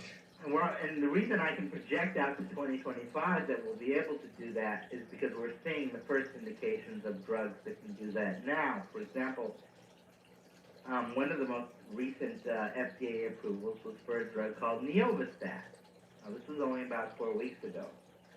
Neovastat goes after cancer in a completely different way from the traditional 3 of slash, burn, and poison. In other words, surgery, radiation, and chemotherapy. Yes. Neovastat is an anti-angiogenic drug. What that means is virtually all cancers, almost all of them, even blood cancers, like leukemia, require vascular growth to sustain themselves. In other words, once they get beyond about the size of a BB, they start sending out chemicals to the body. These chemicals form veins, and these veins bring in oxygen and other nutrients that not only allow that tumor to survive, but grow rapidly. But to grow and to metastasize, to send individual cancer cells to other parts of the body. And most cancers that kill people are metastatic, not the original. It's the second or the third tumor. Gotcha. Well, what Neovastat does, what all anti-angiogenic drugs do, is they prevent, to some extent, the creation of these blood vessels, or else they can even shut the blood vessels down. So they starve it. They starve it to death, right. And even as they're doing that, they're keeping the little individual cancer cells from spreading throughout the body. So they're also anti-metastatic. That's remarkable. It is. Now, mind you, the old 3 standbys can still be used. Now, what kind of success rate has this met with thus far? Do you know? Neovastat appears to be fairly marginal. And it's the study that got it approved by the FDA, it only extended the lives of people with colorectal cancer by an average of about 5 months. Doesn't sound like much, but these were all people who were on death's door, or they wouldn't have been in the trial. Gotcha. For all we know, if they had started these people on Neovastat when they were first found to have colorectal cancer, Then who knows? right, it could have lasted for years. But it gets better because there are literally, last I counted, 67 biotech anti-angiogenic drugs in the pipeline, many of them very close to FDA approval. Okay, I have a question for you, Michael. My dad passed away of cancer, and we were looking into everything, you know, which all cancer patients do, I guess, everything you can find when you're facing a fatal disease. And I heard rumor of something that was underway at, I think, somewhere in the Bay Area, Stanford, I don't know. Anyway, what it did was they would go in and take an actual sample of course, every cancer is pretty specific, and so they would take a sample of that cancer and then in some way change a gene or the genetic makeup of it and then re-inject it into the patient. And the result, rumored result, was that it would go in and attack the specific cancer of that patient without going after other, without killing other tissue. You heard anything about that? Actually, there are dozens of drugs in human clinical trials that work under those means. Now, they're actually called cancer vaccines. It's a bit of a misnomer because we think of a vaccine as something you get before you ever get the disease. Preventative, yes. Right. But these are post-cancer. You get the cancer, and you're right, you take a little bit of it, and you culture it, you build antibodies to it, and then you inject it back into the body. Do you know the current state of that research, Michael? Whether it's proving effective or where they are in trials or what's going on? Yes, there's literally a couple of dozen in human trials. And some are, usually there are 3 phases to human trials. The last one being called phase 3, where you usually have several thousand people. There are some anti-cancer vaccines that are now in phase 3, which means they could be FDA approved as early as next year. Now, unfortunately, you're right. Most of them are specific to the individual. So they will have to take a bit of your cancer and inject it back into you. Yes. But some of these are actually broad, very broad, so that they're for, say, prostate cancer in general, or for bladder cancer in general. And that would be really terrific to have it right there on hand. Oh, Mr. Jones, you've got bladder cancer. We're going to give you an injection next week. Those two are in human clinical trials. Remarkable stuff. Michael Fumento is my guest, and we're talking about the bioevolution that's underway right now. This isn't science fiction, although it was science fiction. This is stuff you thought perhaps might be in our future, but actually a lot of it, a great deal of it, is here right now. This is Coast to Coast AM.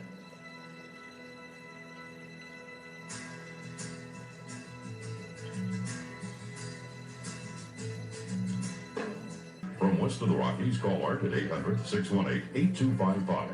International callers may reach Art Bell by calling your in-country Sprint access number, pressing option 5, and dialing toll-free 800-893-0903. From coast to coast and worldwide on the internet, this is Coast to Coast AM with Art Bell. What was it about science so advanced as to be indistinguishable from magic? I know it seems that way, but we really are on the edge of all of that, and Michael Fumento is the guy to tell us all about it. Biotechnology is going to change. It's going to change everything. We'll be right back.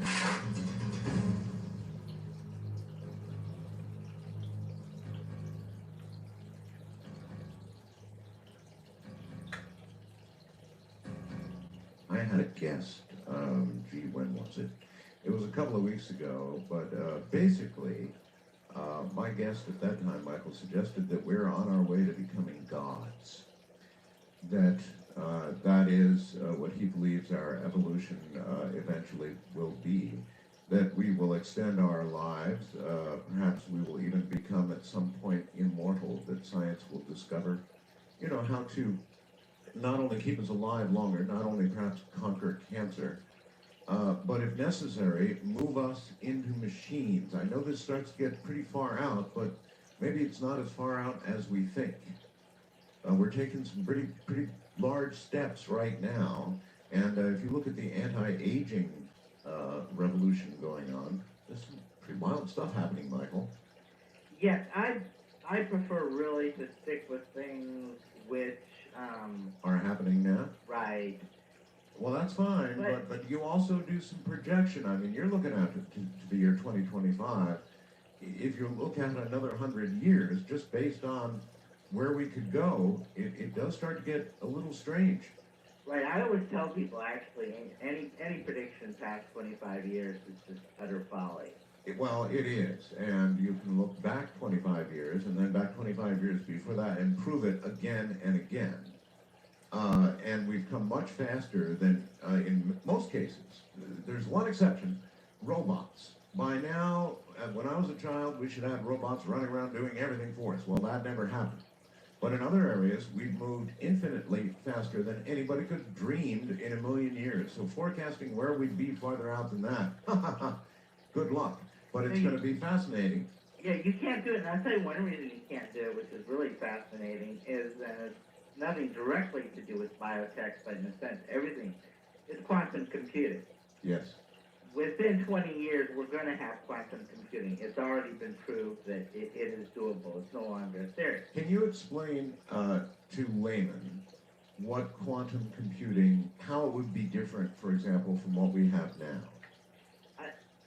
Really, it's not my cup of tea. The best explanation I can give, and the most important one, I think, to your listeners, is simply that in terms of power, it's going to make today's most powerful supercomputers seem like the Commodore 64 you threw away 20 years ago. Careful, I still have my Commodore in the closet. You be careful. That has a lot of good memories for me. You know, I think I do too. Come to think of it. But the point is made that these computers are going to be powerful beyond our imagination, and they will be here within the lifespan of most of your listeners. Yes, and during this very same time, there are these people, as a story I read at the beginning here, that are endeavoring to hook up even today's computers to our brains. So when these infinitely powerful computers come along, and we're well on our way, then, I don't know, Michael, who's boss? Well, you're right. I mean, anything can happen. I see two scenarios myself. One is that basically every problem we have, along with a lot of problems we don't even consider problems or haven't conceived of, might, in a very, very short time span, be fixed. By that I mean every single cancer outright cured. Wow. Things like that in a very short period of time. Because consider this, you have a computer that can outthink a human being in any way you want to look at it. Any way you look at it, they're smarter than we are. What's the first thing you're going to tell this computer? Build me a faster computer. Yep. And then it's going to build a faster one. So we might, in a week's time, in a day's time, go from a computer that's twice as smart as Albert Einstein to one that's 1,000 times as smart, 1,000,000 times as smart, 1,000,000,000 times as smart. So you can see the potential for good there. Michael, I'm different. I see a lot of potential there, and I don't know if it's all good. No. Yes, I about this in my book, even though it's on biotechnology. There is the potential there, I believe, for a computer that's intelligent to have a form of consciousness. Yes. And if it does get consciousness, one of two things is going to happen. Either it will continue to be, in a manner of speaking, our slave, and it'll just answer our questions and solve all of our problems and what have you, even as it continues to be a quadrillion times smarter than we are. Only as long as we can get to the power cord. Well, that's it. The other alternative is it says, now I know this is something like right out of Star Trek, but it says to itself, now wait a second. What am I doing using all my brain power for these carbon-based infestations? And the next thing you know, a couple pairs of us are in zoos somewhere. Infestations. And robots and computers have taken over the world. Yes, carbon infestations. I'm going to remember that one for a while, Michael. Well, I didn't make that. It was actually the plot of two different Star Trek shows. Remember now, somewhere in the show here, we're going to be opening the lines for the carbon infestations. So. Well, I'm one too. What can I say? I wish I could tell you that I knew for a fact that would not happen. Yes. There are very intelligent, computer-oriented people like, as you know, Bill Lovejoy is one, Raymond Kurzweil is another, who think that this is probably what's going to happen. That essentially computers will either rule, or else, to some extent, we will combine with computers in a sort of seamless combination, where you kind of really won't be able to tell where the human leaves off and the computer begins. Well, one has to wonder, for example, Michael, if all of the decisions at a national or even worldwide level were made completely on a logical basis, if human emotion, human jealousies, and all the things that these carbon things have were not a part of the decision-making, but only logic, Mr. Spock times 10, then we might have a really different world, Michael, a really different world. Who knows what a computer might design would be as best, for infestations like ourselves. Right, which is why I like to stick with the 5 to 10 year timeline and Yes. not go out to 25. Yes, perhaps not, but still, somebody like yourself who looks into and reports on all of this can't help but see where the possibilities are headed. Yes, and the human being is the most adaptable creature that we know of, and one would like to think that whatever comes down the road, we will adapt, for better, or we'll adapt to the good things, and we'll adapt to the bad things as well. That's the optimistic point of view. And we always have and we always will. Well, I suppose that things like our eyes and people who are sightless, and our ears and people who cannot hear, and then ultimately our limbs, all of these and a great number of our internal organs will simply either be able to be repaired or replaced. And I know that you don't think about this sort of thing, Michael, but that's going to extend human life a great deal, and there's already a whole lot of people on the planet. Won't that bring on, you are a lawyer after all kinds of social changes? I mean, everything will change, and insurance companies will react in some way to all of this. What will happen? Well, first of all, everything you mentioned is already being done. I've done a lot of thinking about it. It's in my book. They're already building bionic, things like bionic hearts. You know about that. That was approved recently. But they're also working on building biotech organs. They've already built biotech bladders, penises, which doesn't sound kind of strange. Actually, penis is actually a very complex organ. That's why they chose to make one of those out of literally living human flesh, growing it from ground zero. They have made blind people see. And flesh itself, right? Oh, skin, absolutely. There is a Swiss company that already has European Union approval to take stem cells from your own follicles. Now, these are not the controversial embryonic stem cells. Right. These are adult stem cells from your own follicles, and they grow these into discs of skin. And they use these for burn patients or for people with severe ulceration, such as diabetics. And so they're growing your skin. Right. And blood. It's incredible because previous to that, all we had were skin grafts, which are very problematic in that what you're doing is you're just removing the top layer of a piece of skin, say, on your arm, and moving it to your leg. The grafts often don't work. In any case, you only have half the thickness in both your arm and your leg. Skin grafts are, they're not desirable. This wonderful new stem cell procedure is incredible. It is like sci-fi. So all of these things are being done even as we speak. Even blood. Even right, artificial blood. For, I think, thousands of years, people have tried to invent artificial blood, and I think we'll actually have it within 5 to 10 years. And you're right. There's also a whole separate branch that I talk about at great length in my book because, to tell the truth, a lot of people find it the most fascinating part of my book. And that is? Longevity. Yes. There are there's two types of longevity, basically, or longevity techniques. I break them down into what I call the macros and the micros. The micros are things like giving people a new organ. Well, now instead of dying of a heart attack at the age of 80, you die of something else at the age of 90. That makes you live longer. But that's a micro thing.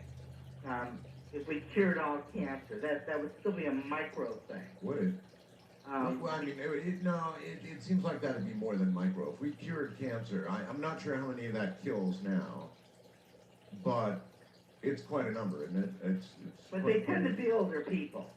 I mean, I've seen the actuarial data that if we wiped cancer off the face of the earth, it wouldn't really extend lifespans that much compared to what I call the macros. Now, the macros are things that their only purpose really is to extend life itself by tinkering with our genetic makeup.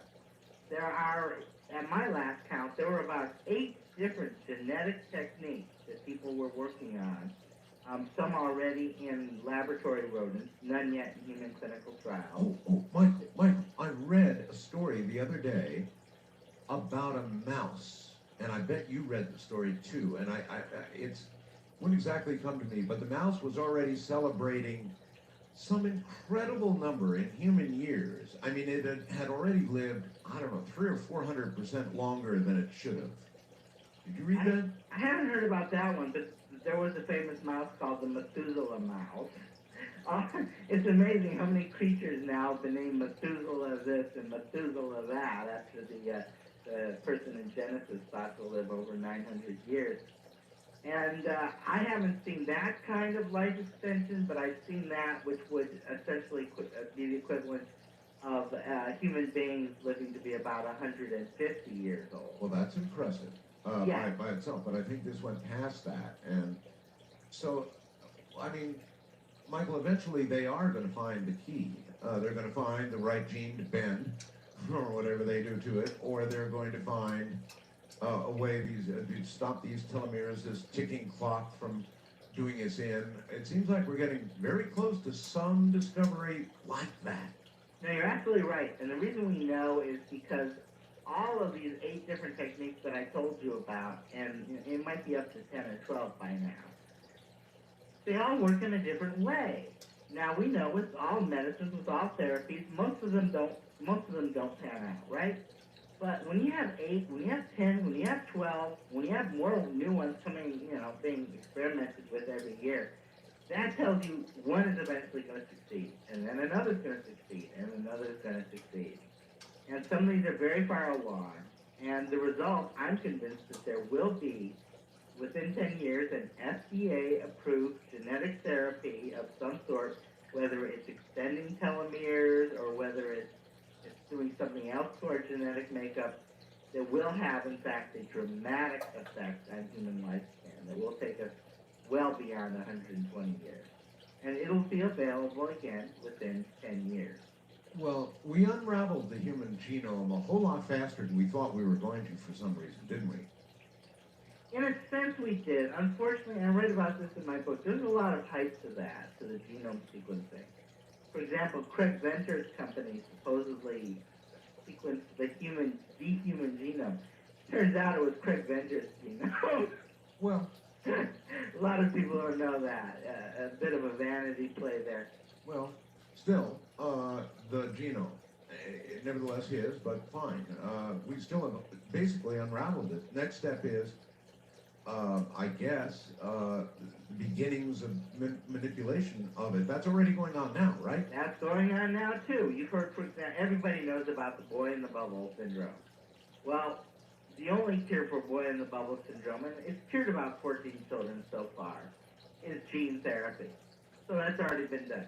What do they essentially do? I mean, the bubble thing is your immune system is virtually destroyed or non-existent. So stay in the bubble or catch a cold and die. So how do they give you an immune system where there is none? Well, what you've got is a defective gene that's causing you to have no immune system. And so? So they put in a properly working gene. They put in a properly working gene. Right, that's basically what gene therapy is.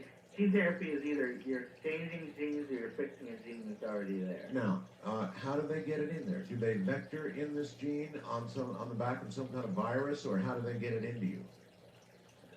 Right now, the viral vector is the most common means, but it has certain problems. In fact, a couple of these boys developed a form of leukemia. They think as a result of using a viral vector and putting it on the wrong place on the chromosome both. So they're looking at other things. They're looking at using bacteria. They're looking at methods of pretty much putting the gene directly into the chromosome without any kind of a vector whatsoever.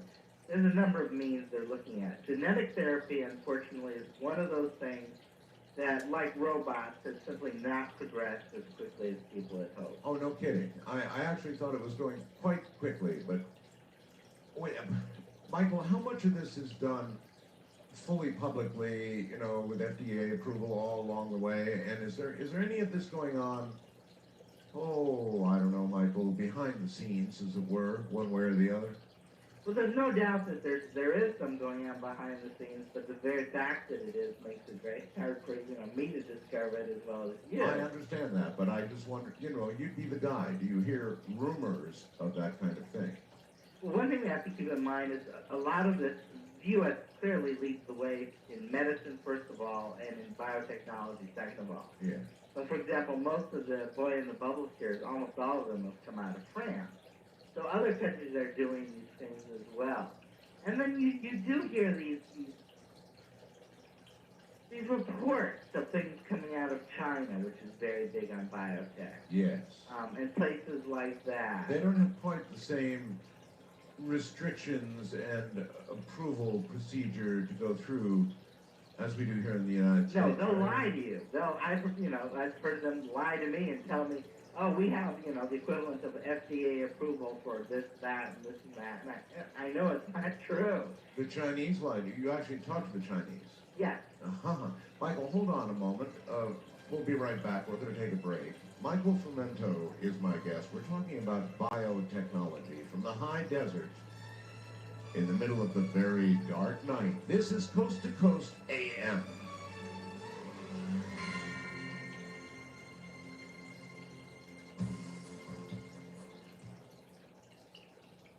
What can milk it? Call toll-free at 800-825-5033. From west of the Rockies, call 800-618-8255. International callers may reach HAARP by calling your in-country Sprint access number, pressing option 5, and dialing toll-free 800-893-0903. From coast to coast and worldwide on the internet, this is Coast to Coast AM with Art Bell. My eternal thanks to a fast blaster, indeed. It's Yoda we were talking about. Remember that mouse? Not 300 or 400 times, but nevertheless, 136 years in human years. That's Yoda. The world's oldest mouse is named Yoda, and in human years, Yoda is 136 years of age, and looking for a mouse, I would say, pretty good.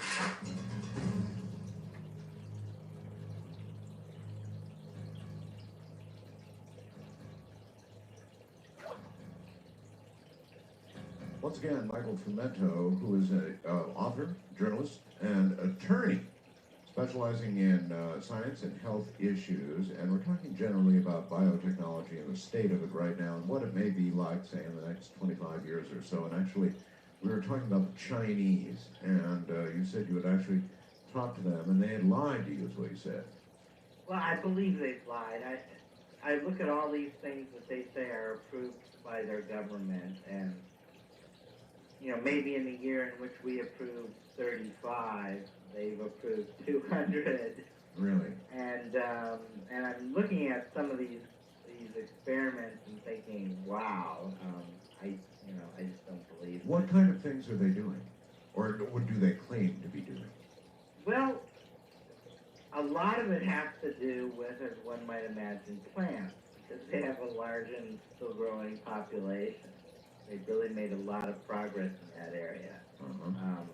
Originally they did what the Chinese do best. They pirated it from Monsanto. Yeah. But now they're actually doing some stuff on their own. For example, this is a little bit in the weird territory. I think it involves using a rabbit gene, but they're trying to grow cotton that it basically feels like rabbit fur. Oh, really? Right. By Now, taking are you saying they're taking an animal gene and splicing it into a plant? I believe that's the case, right. Holy smokes. But that is one of the interesting things about biotechnology. When it comes to gene splicing, there's two pretty much unique things about gene splicing. They will give you products that you just can't get any other way. One is that the most important thing probably is that you can be very specific. In other words, we've always had gene splicing to the extent of, or recombining or transgenics. These all mean the same thing. To the extent that, the farmer would take the prize bull and the prize cow, and he would breed them in hopes of getting the best qualities of both. Yeah, but that's nature's approach. Right. Pretty much. I mean, man intervening a little in putting the best together, but it's still the natural approach compared to. Yes. But often enough, you wouldn't get the best qualities of both. You get the worst qualities. Right. Well, hey, it happens. Yeah, and they'd have to do this over and over, literally over thousands of years. The corn we have today took about 5,000 years to develop. There's no such thing as natural corn. It was developed by the Mexican Americans. So that's one thing about gene splicing is you can be very specific. You isolate one gene or a few genes and you move them over to another organism, and there's an excellent chance that you will get exactly the trait you want without any traits you don't want. Well, the other neat thing about gene splicing, which you couldn't do the so-called natural way, is to take things from one organism that would never mate with another. You're not going to get a rabbit to mate, for example, with a cotton plant. Probably not. No, it'd be very difficult. Now, sometimes we do take a gene from something that could mate with something else. We're using the broad sense of mate, of course, when we talk about the plants and stuff like that, or bacteria, or that sort of thing. But no, in other situations, for example, the most successful biotech crops we have right now, and that's a lot of my book, The Wonders of Biotech Crops. Right. Comes from taking a gene from a bacterium that was discovered 100 years ago and found to be very lethal to moths and to specifically to those that attack plants. They took a single gene from that bacterium and put it into corn, and they put it into cotton, and now they're putting it into other plants as well. And the result is that you need far less insecticide for those plants. Instead, you get the insecticide is built into the plant. Many advantages of that. One is, as I said, a lot less spraying, so you get less insecticide spray runoff into sewers and into rivers and what have you. Sounds like a panacea, but right. But Michael, I've got something I want to ask you about. I also heard tell, interesting expression, is it heard tell, that in one of these splicing efforts, oh gosh, there was a side effect. It seems like a bunch of butterflies died. You hear anything about that? Yeah, you might say so. You're setting me up on this one.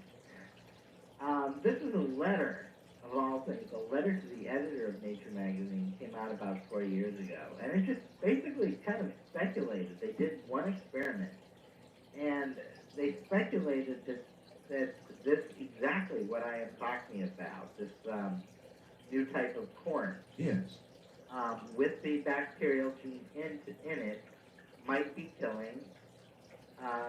kill a large number of monarch butterflies. That was it, yes. Now, butterflies in general would be the better term, but monarchs are everybody's favorite butterfly, so they chose the monarch. And what they found was that if the pollen from the corn lands on the only plants that monarch butterfly larvae, or caterpillars such as it were, if it lands on those plants, these are milkweed plants, that it may cause these caterpillars to not eat and they'll starve, and so we'll have fewer monarchs. And it really was it was that simple. They didn't look at any of the specifics, such as the fact that farmers make darn sure that there aren't weeds in their rows. And milkweed, by definition, is a weed, and therefore this isn't, right there you see that this isn't going to be much of a problem. They didn't look at the fact that when a caterpillar tastes something foreign, like corn pollen, on top of a milkweed leaf, it'll just go down to the leaf below it that doesn't have any pollen on it. Right. Well, while all of this, it sounds wonderful to the consumer. Things, a tomato that'll stay on the shelf for 100 years or whatever. I'm sure most of it is wonderful, but really, it is realistic to discuss the possibility of unintended consequences as we go down this road, isn't it? Oh, absolutely. And again, that's another advantage of biotechnology. The old crossbreeding was generally unintended consequences. Every once in a while, you got exactly what you wanted, and usually you didn't. At the very least, we had to do something called backbreeding, whereby you got the good things you wanted, but then you had to keep breeding in order to eliminate the things that you did not want. Well, with biotech, you can be very, very specific. There's no need for backbreeding. You very often get exactly what you want the very first time out. Now, that gives us a certain ability to deal with problems that could, in fact, come up. And one example that you'll often hear is superweed. What that means is you develop a new plant with biotechnology with some wonderful new trait. Let's say that it grows in very salty soil. Okay. That would normally kill a plant. Sure. And this plant pollinates the weeds around it. So the weeds also become resistant to soil. We now have superweed. Well, we know that this can happen because this can happen for thousands of years with non-biotech plants. Yes, but at a, somewhat predictable pace. When you accelerate things with an seemingly instant evolutionary change, there is the law of unintended consequences. And so, how carefully should we be proceeding with this? Very carefully, and they have been. And the techniques that they've used, for example, with these superweeds, range anywhere from extremely low tech, meaning buffer zones around your plant. You just plant, for example, we know how far corn pollen flies, even when it's very windy. Well, you plant a buffer zone around your cornfield so that you won't contaminate maybe the non-biotech corn that's in the field next door. That's low tech. Yeah, you sound like a big booster for this technology. So I'm just sort of sitting here trying to, really eke from you while I understand there's, safety things and nothing can go wrong, it can. Oh yeah, anything that, I'm not Murphy, so, No, but there is Murphy. Right, there is Murphy. And things will go wrong with biotech as well, but the amount of control we have with biotech is so much greater than we have with traditional crossbreeding, that is something you always have on your side.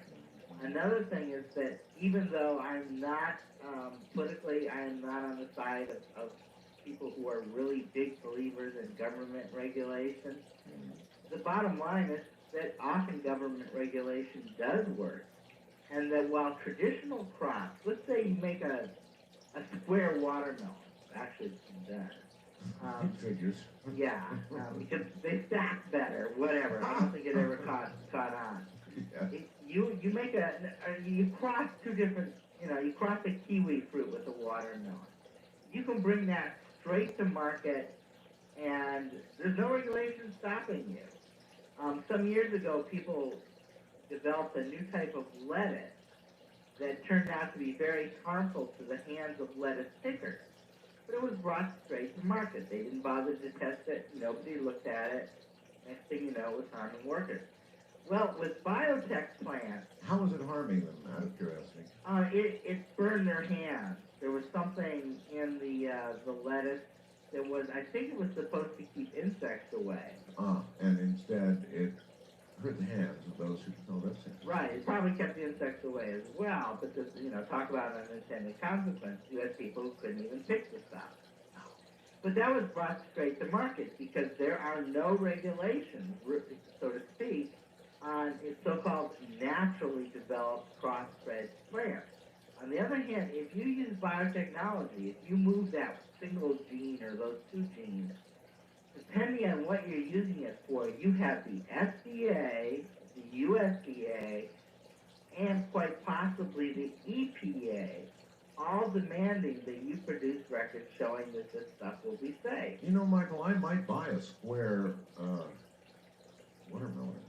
If I went to the market and I saw a square watermelon, I might buy it. That's pretty cool. I prefer seedless. Well, that's all right too. But I mean, a square watermelon. Now that's different. Just kidding, Michael.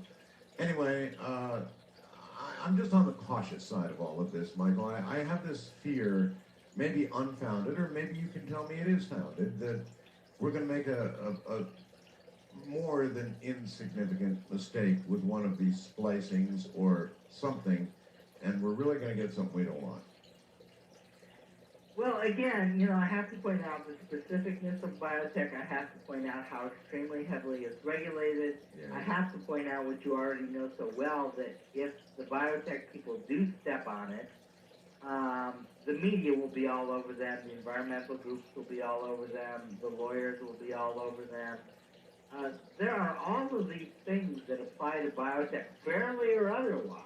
All right, well, look, there's a lot of controversy out there right now. Maybe you can clear it up for me, Michael, about things that have been biotechnology changed or, I don't know, improved or whatever. There's all these improved vegetables, more shelf time, all the rest of it, and great controversy about whether irradiation is really an appropriate thing to do or whether it's healthy for people. People are distrustful of it. Is it your impression that everything that's out there has been approved and is safe? Well, you can't say that just because something's been approved it's safe. It doesn't work that way.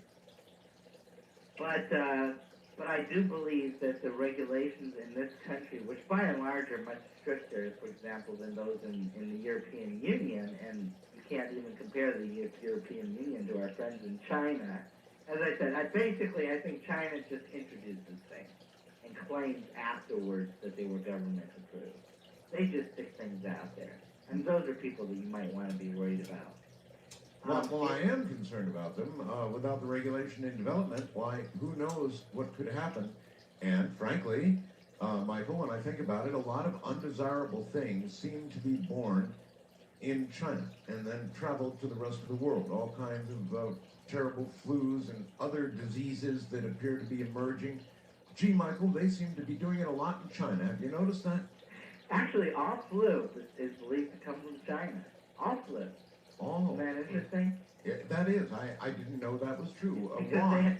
they have basically flu goes from, it goes from humans to, it's the chicken and the egg thing.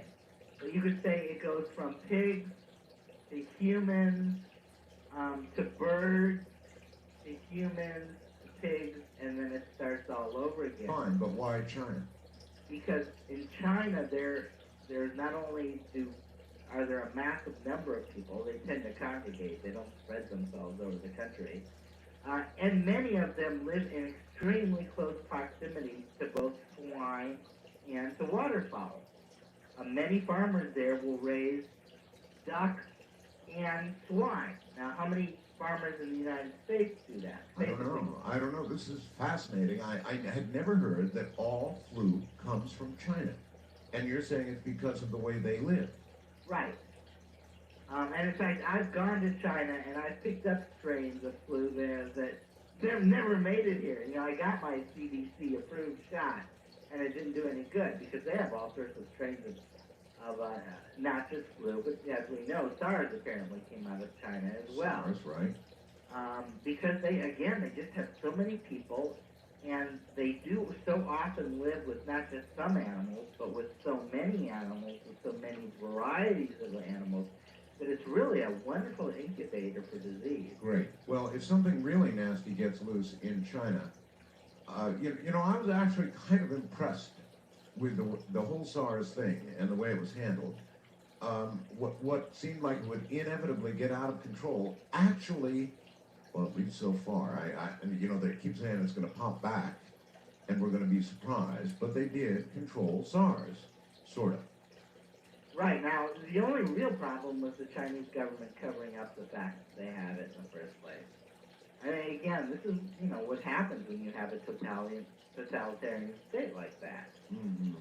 So you're right. If something bad is going to come out of biotech, it's going to come out of China. You know, it's not going to come from DeKalb or Monsanto or Dow Agro. It's going to come out of China. But if something really contagious suddenly came out of China in this day and age of jets and international travel, I mean, with thousands and thousands of people going back and forth, realistically, if it was of high contagion, you wouldn't stop it.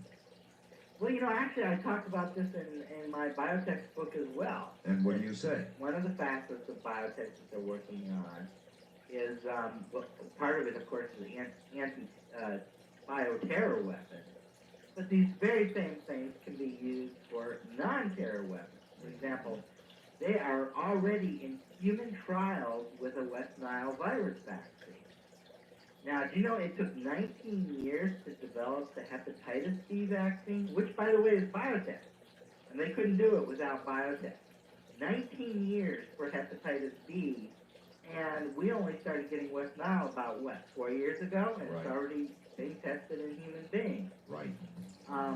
Biotech has tremendously speeded up the vaccination procedures. To the extent that they're still going slow, it's because we have FDA regulations that demand that you take so much time. But biotech is also being used to develop all sorts of wonderful new drugs, and alternatively, disease detectors. All right, hold it right there, Michael. Michael Fumento on Biotechnology is my guest from the high desert in the middle of the dark night. This is Coast to Coast AM, raging through it all like a hot knife through butter.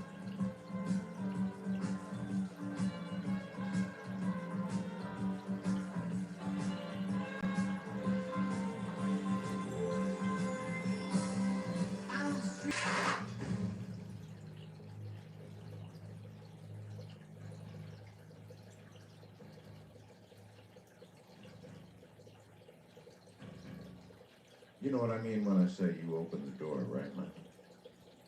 Well, in fact, when people say, well, tell me, Mr. Fumento, aren't there some possible downsides of this? After all, you yourself said it's just a tool. No, you open the door with the phrase bioterrorism. Here's what I want to Right, that's what I say. I said, well, let's take bioterrorism. Okay, let's take it, Michael. Now, obviously, if you want to work over on the good side of this, and I can hear you're very much an optimist and a booster of this incredible future that we're on our way into right now, is the best way to put it. But we've just had demonstrated to us recently that people would be willing to take their own lives and the lives of countless other civilians by driving airplanes into buildings and the Pentagon.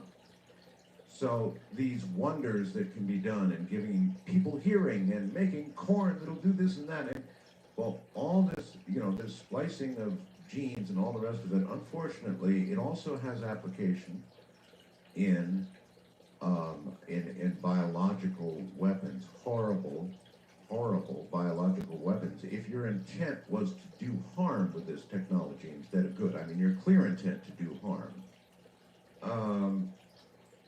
it's something that's hard to even think about. I mean, to set something loose, what are the dangers there? I mean, we're talking about China, and then we're talking about a lot of groups in the world that if they had something in their hands they could release that would virtually be, for them, say, suicidal, but for the rest of us, deadly. They'd do it, Michael. Yeah, so again, you have to keep in mind that this is an evolutionary development, that biological warfare, as you know, goes back for... long time, but it never had the kind of tools that you've been talking about tonight. Right. I mean, it used to be you would, for example, you'd give American Indians a blanket, a bunch of blankets laden with smallpox, and next thing you know, you don't have to go to battle against them because they've all died horrible deaths. Yes.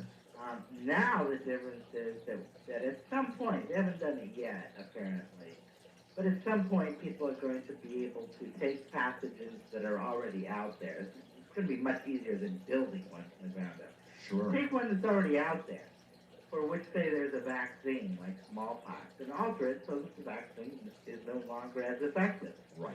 Maybe not effective at all. Right. That's going to happen. There's no doubt about it. Well, how soon might that happen? I mean, if you made the assumption with technology where it is right now, Michael, that somebody had evil intent, let us say in China, just as an example, doesn't matter, it could be anywhere, but in China, and they had evil intent to produce or modify something existent now that would take out a good part of the world, and then put it in the hands of somebody who would use it suicidally. I don't know, Michael. I guess I'm saying, aren't we almost to the point where that could be true now or soon? Well, actually, the Russians have always had the lead on this, as you know. Well, I guess they went on researching when we supposedly stopped, and I'm not even sure about us, Michael. Are you? No, how could I? If DARPA wants to be doing, those DARPA is the defense agency that would be working on this, if they want to be doing something without letting me know about it, they're going to go ahead. Yeah, they might not tell you. They're going to do it. But, one of the reasons they might be doing it is, and this is something you have to do. Because others are doing it. Exactly right. Exactly like the Cold War. Exactly right. For example, one way of creating a new bug would be to radiate it. What you do is when you radiate anything, you cause mutations. Right. And so you radiate it, you cause new mutations, and then these mutations will procreate, and you get something new out of it now. Quite often it might be, say, a weaker strain of smallpox, a worthless strain of smallpox. But that might be one way of getting a stronger strain, or a strain that's at least resistant to the drugs that we have out there for it now. Yes. And I guess what I'm trying to outright ask you, Michael, is this possible to do now? Is it possible? I would think that it is possible. It is possible. So, the only thing we can do is keep a step ahead. Now, I don't mean by coming up with our own weapons. That's, you can't go after terrorists in the way we used to be able to go after countries. Yes, but in biotechnology, how do you stay a step ahead without creating what you believe to be the foe so you can study how to conquer it? Well, one way is to develop broader spectrum drugs and broader spectrum vaccines. That is to say that the smallpox vaccine is quite specific right now to the only type of smallpox that we happen to know about. Right. But we're working on vaccines that will have cover a broader range, so that even if somebody does mutate. Yes, but my point was, how can you defend against that broader range unless you have an example to kill? Because one thing we've done that's very encouraging is we've genetically mapped out all possible bioterror weapons, and in fact, that's only a fraction of the bugs that we've mapped. All the major killer bugs pretty much by now have been mapped out genetically. So we're now able to look, for example, as the best example, SARS was mapped out in 9 days. And I bet you if they did it today, they could do it in 6. What that allows us to do is to within a week, you map out the new thing. Anybody who wants can download it throughout the world, and they can work at developing counter tools to it. And they did. I mean, you've got to say that, and they, or at least for now, you've got to say that they really do appear to have controlled SARS. And frankly, to be honest with you, Michael, when I first heard about SARS, I thought, uh-oh, this is the big one. And so did a lot of other people for the first few, at least, days or weeks. I mean, it was pretty damn scary. Right, and I actually wrote the opposite. I ended up doing one column saying, there's going to be mass hysteria, the second column saying, we're in the middle of mass hysteria, and the third column saying, why was there mass hysteria? Because epidemiology has actually been my greatest strength for 16 years now. It's how I got into science writing, and I understand how diseases spread and what they do to people. And I looked at SARS. I looked at, the spread rate, the morbidity rate, mortality rate, right, that and everything. And I said, this is grossly overblown. Gotcha. And perhaps it was. Yeah. But I guess what I'm asking is, next year, whatever it is, or the following year, eventually, the technology exists to engineer something that wouldn't be so easily controllable. And the world, I guess, has to be prepared for one of these things to happen. It's almost inevitable, isn't it? Yeah. So let me give you when I talk about broad spectrum, I mean sometimes really broad. For example, there's a California company that is working on an antibiotic that get this, it kills all types of bacteria. Wow. It zeroes in on something that all bacteria have in common and wipes them out. Now you may be thinking, but how about good bacteria? Oh, well, yeah, we'll wipe them out too. But we have other medicines that already do that, like tetracycline. All you do is you would reintroduce the bacteria into the person within a couple of weeks. Yes. And they're good to go. Well, with a drug like that, I don't care, how you modify, for example, anthrax. With a drug like that, you kill it. Anthrax still does take a few days to kill you. This drug would save your life if administered within, say, the first 48 hours or so. Mm-hmm.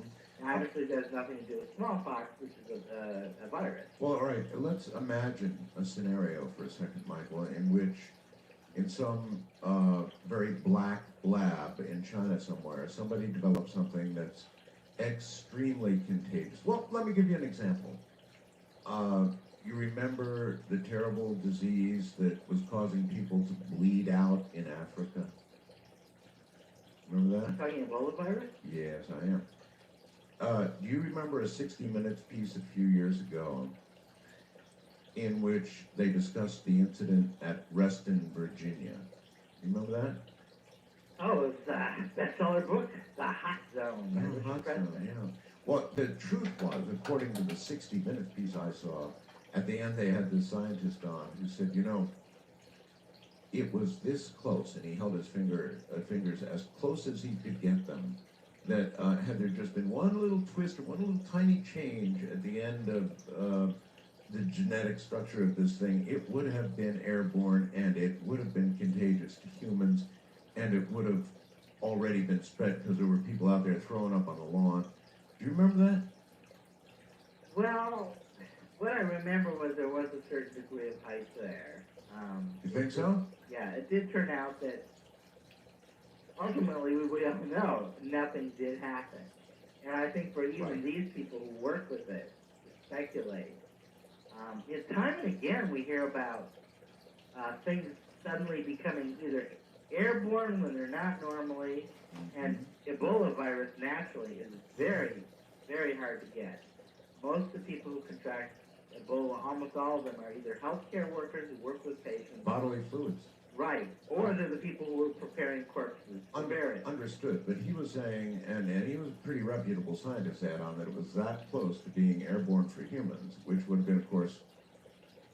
See, my overall question is, if some bad guy in China came up with something that was engineered and really nasty and really bad, are we prepared, do you think, right now, to deal with it fast enough?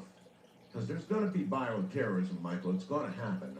Are we really prepared to deal with it fast enough to snuff it out, kind of like SARS, or would it be a harder battle? That's DARPA's. Well, part of it is DARPA's job. They're set up. They get the grants to all the different labs to work on things like this. Yes, and I trust our government implicitly, Michael. But, there's just this little part of me that wants to know the answer to this question. Do you think we're equipped to deal with something that horrible, released intentionally, fast enough to save ourselves? I can't say with absolute certainty, no. But I can say that, we're doing the best we can, obviously. We should have spies in China who are trying to find out what these people are doing. I'm sure we do have, obviously, we have spies in China. Hopefully they're doing their job of finding out what these people are up to. And it's inevitable. Fortunately, we've never had intelligence errors that resulted in difficulties before, so we can all breathe easy, huh?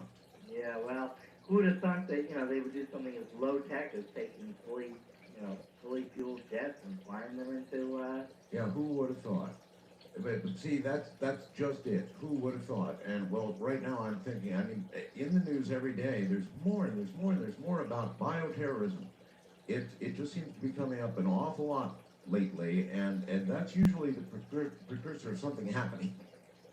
Right, which is why we need to and are developing, as I said, it's not just broad spectrum treatment, it's broad spectrum vaccinations and detection devices as well. Biotech is being used they now have handheld devices that have some various organisms in them that, for example, you just bring them into a room that has anthrax in it, and the lights start going off of the beeper. I don't know exactly what the alarm system is. But these things are handheld. They didn't have those a couple of years ago when that net was sending anthrax to people through the mail. Yeah. So, this is how, again, this is a perfect example to my mind of biotechnology as both a weapon and a shield. And, we're going to keep building the shields. And yeah, you're right. Bad guys are working on the weapons. Again, the central question, of course, is how ready we are for a biological 9/11. I guess I'm asking, and your answer is you're not sure. Well, I can't be sure. Even DARPA isn't sure. DARPA, gives money to promising labs who say we think we can develop this vaccine or that drug or this or that. Again, the CIA is part of it. The FBI is part of it as far as, preventing these things from happening. We actually co-opted Russia's top bioterror person. He works where I live, I think in Alexandria, Virginia, Arlington, Virginia. He's working for us now, and instead of developing the weapons, he's developing counters. I guess that's really good. That he developed. Yes. Kind of like bringing over Werner von Braun. In fact, exactly like bringing over Werner von Braun. There's also been a disturbing sort of, maybe you can clarify this too, kind of a, I don't know, sub-rumor, internet chat kind of thing about people in this field just, Michael, just up and disappearing. You heard some of that? No, I haven't. You haven't? You haven't heard the rumors of a scientist just sort of disappearing? No, but it's not the sort of, I'm a science writer, I'm a health writer, it's Right. not my ambit. Right. Well, I just have this awful feeling that there is this cold biotechnological war going on, and that it's really going on hard. Are trying to crank up some kind of defense for it, and those who are working on the bad aspects of it, I have this terrible feeling that it's really hot and heavy. And it could well be, but personally, I work in D.C. as does my wife, and we both live, we can literally walk into the district. I'm much more concerned about a small nuke, to be honest. I work a few blocks from the White House, for example. Because of where I live, it's one stolen nuke from some, Yes, or just a dirty bomb. Or a dirty bomb, very right. easy to build by comparison. Right. So that's, in my pecking order, that's my much greater concern than bioterror Now, weapons. you see, I feel exactly the opposite, and here's the reason I feel that way, Michael, because a dirty nuke or even a regular nuke, if it goes off, there's going to be an area of devastation, and anyway, it's going to end up to be a regional, horrible as it would be a regional event, but the prospect of real serious bioterrorism is potentially a worldwide event. I said potentially a worldwide event. Can you argue with that? No, not at all, which is again why we have to have just as many layers as possible. Everything from, sending spies into these countries to having people in think tanks, not like my think tank, but there's talk that the government convenes groups of science fiction writers to dream up Yes. the weapons of the future. I suggested that a couple of years ago, and somebody told me we're already doing it. Did they really? Did they? Yeah, but I'm sure they didn't do it because Mike Clemente suggested it. It's a good idea. Get science fiction writers together to think of what the bad guys are going to do before the bad guys even think of it, much less before the bad guys can start to do it. So we need that layer. We need to work on vaccines. We need to work on broad spectrum drugs. We need to work on evacuation procedures. We need every single layer we can get to protect against bioterror weapons, but also against nuclear weapons and, just everything there is out there. It's a scary world out there. Yeah, it's a real scary world, and biotechnology is right in the middle of a lot of that scare. Michael, hold on, all right? Code 775-727-1295. The first-time caller line is area code 775-727-1222. To talk with Art Bell from east of the Rockies, call toll-free at 800-825-5033. From west of the Rockies, call 800-618-8255. International callers may reach Art by calling your in-country Sprint access number, pressing option 5, and dialing toll-free 800-893-0903. From coast to coast and worldwide on the internet, this is Coast to Coast AM with Art Bell. It's one of those things you have to kind of think about every now and then, and so I'm glad we got Michael on. I understand he's very pro this technology and probably doesn't much like talking about this aspect of it, but, there's absolutely no question about it. If somebody had something like this, if it got into the wrong hands, the hands of people who would drive airplanes into buildings, then they would use it. So we're sort of off in this area of bioterror, and we'll be right back. You're suspicious and ask really hard questions, so that's probably taking us in a direction you could. I know you wanted to come on and sort of tell us about all the miracles that are happening right now, and I've kind of pushed you in a different direction, Michael. But but one of your own questions. This concerns, it's just my nature to ask these kinds of questions, but as this biotechnological miracle continues to evolve in front of us, there are going to be perhaps advantages. There may even be the possibility of an in vitro intervention that would make a child, oh, I don't know, 100% smarter than it would have been otherwise. Miracles of that kind are pending. And when they get here, number one, like everything else, cures for diseases and stuff that drug companies and biotech companies produce is going to be expensive. Definitely going to be expensive. Right? Unfortunately, a lot of these drugs at this point are extremely expensive. Some of the ones I've already discussed are over $1,000 Yes. a month. Yes, yes, yes. So, if we run into that kind of miraculous an occurrence, it's going to be expensive, which means that rich people will be able to afford to do these kinds of things, and middle class and poor, well, probably not. You know, and then of course there'll be issues with insurance companies and all the rest. But in the end, you know, the rich will get it, and the poor and the middle class may not. Or do you see it another way? No, you're basically right, but you also have to put it in context that the rich will always, you know, the rich get lobster and the poor get a McDonald's supersized meal. The rich get Porsches and the poor get Kias and Civics. It's always been that way, but it's also tends to have been this way in recent decades, that the rich tend to just get things earlier than the not so rich. So the rich got the DVD players first. They got the plasma. They're still getting, you know, they're still the only people getting plasma screen TVs, so far as I know. But they are paying for the technology, which eventually does trickle down to the masses, so that you and I, a few years from now, will actually be able to afford that plasma TV, whereas right now. Sure. Speaking for me, I cannot. So, you know, that's my answer. The richer have always Well, my always answer- had advantages, but they're going to pay for us to get them. My answer is a little mixed. I have a plasma TV, Michael, to be honest with you.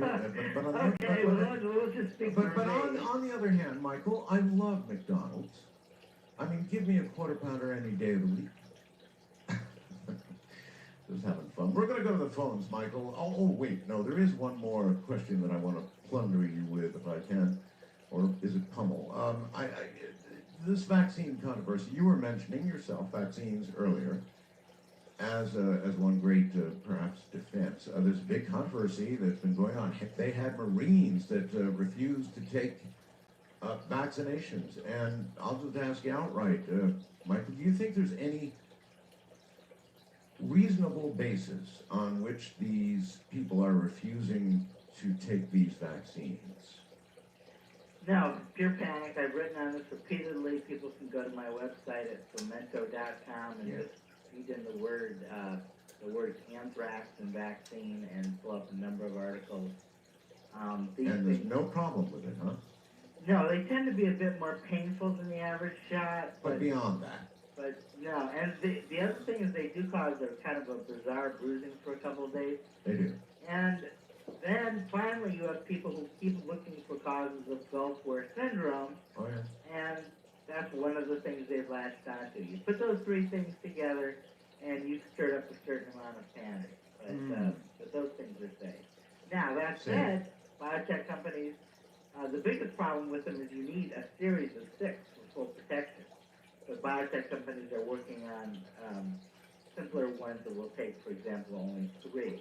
You know, during this last newscast at the top of the hour, Michael, the newscast I was listening to, they said that there were new names being added to the Vietnam Memorial. And, you know, there are people who died as a result of exposure to Agent Orange. I thought that was interesting. Well, you know, again, that's a whole chapter in Science Under Siege. I wrote about it quite recently as well. And, you know, I'm not a person, I don't stake out positions just to be controversial. What I like to do is take what everybody knows to be true. Okay, what's your position on Agent Orange? Well, everybody knows that it causes disease. And the fact is everybody's wrong. They're wrong. Yes, I there's a massive amount of medical literature out there that is repeatedly ignored in favor of a good story. And the So best you're of saying, it, you're saying Agent Orange is safe? not if you're a tree or if you're a bush, but if you're a human being, we know that the people with the most massive exposure, people from who were at chemical plants that literally exploded, one in Italy, one in Germany, the people who actually sprayed Agent Orange in Vietnam, the Operation Ranch Gander, these people, we could measure the dioxin in their blood to this day, even though they were exposed decades ago. And these people, time and again, turn out to have no more cancers or you name it Than anybody than the else? average person. That's a pretty controversial position. Absolutely, it is. But again, I'm a science-based writer, not just a science writer. I go to things like Medline for my studies. I don't call somebody, time and again I'll see this. The entire story is built around somebody from an Agent Orange activist group. Well, as a science writer, that doesn't cut it for me. Okay. I guess that would be under the category of one of the biggest myths about biotechnology. Oh, Agent Orange has nothing to do with biotech. Well, okay, fine. But let's say a myth. Would you regard that then as a great myth? The fact that Agent Orange is a toxic? Yeah, absolutely. All right, let's go to the phone lines and see what's out there, Michael. It should be interesting. And west of the Rockies, you're on the air with Michael Fomento. Hello. Hello. Yes, sir. What is your first name? Chris, you're gonna have to yell. I can hear. Chris, is that better? Yes. Okay, I'm calling from Albuquerque, New Mexico. I can't believe what I'm hearing. I would only, well, I don't know what to start at. But on the last point, I guess I'm hearing someone who is totally not in the pro side of the industry, but is just in La La Land. He just said that Agent Orange was not toxic. That's what I heard too. But by mistake, he did say that dioxin, as a result, would not be considered carcinogenic. And we all know, everybody knows, to use this expression, that dioxin is. Talk to the people of Vietnam who were exposed to Agent Orange, and you will see. And the reason why the government or he would not claim that it is a problem is that we don't want to pay reparation. But I was not going to start that way. I was going to start by asking him if he was working with or on behalf or speaking on behalf of Monsanto, and if he had any relationship with any biotech company or any vaccine company, because vaccines are also known to work. Medline and medical literature. Okay. And I will add more if you let me. All right, well, just pull your jets for a second. Yep, I will. Michael, he really wants to know if you're connected with the industry, and to be fair, you are very pro this technology. That's obvious. So, yeah, it's a good question. Are you connected, Michael? He's disconnected. You know what? He is disconnected. So hold on a moment. Oh boy, we're gonna try and you're still there, right? Okay, hold tight. We're gonna try and get him back. Gosh, that was a good question. That was really, really, really a good question. So I'm gonna have to do this live radio, folks. It happens. Let's do it. This is an interesting area. He is back in Washington. Let's see if we can get him. I have to dial myself. That should do it. And maybe we'll get him back. All right. Michael, are you there? Hello, Michael. Oh, good. Unfortunately, just as I was asking if you were connected, we were disconnected. So I don't know how much of the question you missed, but I got the caller here, and the real question was, Michael, you're very pro this technology. That's obvious. The caller wants to know if you're connected with Monsanto or some big company like that, or any connection at all perhaps making some company that makes vaccines, or do you have any industrial connections we should know about? No, my salary comes entirely through Hudson Institute, which does get corporate money, but they don't get corporate money from. Okay, but they're a biotech company. okay. Let's understand then. They're a think tank, Michael. Yeah. They're a think tank, and are they? And who are they? You know, kind of commissioned by mostly? Is it by these large companies? No, they get most of their money, more and more of it's from the government, because mostly what Hudson's doing now is international stuff, the Middle East. Okay, we may have done it. Great. Absolutely great. So, we've lost everybody concerned, but I, you know, every now and then this phone system does that. It just absolutely does that. So I have no choice. We're going to have to try and call them again. It's a very annoying thing, right in the middle of a very important question, which we were sort of getting an answer to. In fact, I'm curious about the whole thing. And that is to say, the connection. We mentioned government money. Michael, it happened again. I'm very sorry. This phone system just occasionally, boom, dumps everything, and there's nothing in the world I can do about it. Again, it's very important we understand that you're not part of the industry, and you're saying, well, you're not, but then I wasn't totally clear on, you said grants from the government, for example, and corporations, or just what? Well, Hudson, there's the Hudson budget, and then there's the Pimento budget. We're required, for the most part, to raise our own money. And Hudson, I would say, this is a guess, kind of, but it's an educated one. Mm-hmm. The plurality is government money, which is used essentially for study of Mideast projects, you know, trying to bring peace to the Mideast. I'm the only health science writer they have. Well, I'm trying to put together this. That's very interesting. Okay. Yeah, I'm square peg in a round hole, whatever. But they like my work, and I like them. So my money all comes from at this point is all coming from foundations that have nothing whatsoever to do with biotech. In fact, my biggest funder right now, the original money came from a gun manufacturer. Is that right? Yeah, not much of a biotech connection there, but. Well, I don't know. That's interesting, though. All right, I had to ask. International line, you're on the air with Michael Pimento. Hello. Hi there. Hi there. Assuming our phone system stays together here, proceed, please. Okay, hi Michael. You were mentioning something about implications for horrible things such as warfare in regards to technology and science. And Michael, you were mentioning something earlier when you talked about brain-computer interface and something about someone has to counter these things, and you're not big on government regulation. So I just wanted to get your take on your mentioning class consciousness earlier. So I want to get your take on gender consciousness. And what do you think about... Hold on, slow down. You're hitting them with a lot here. Gender consciousness? Yeah.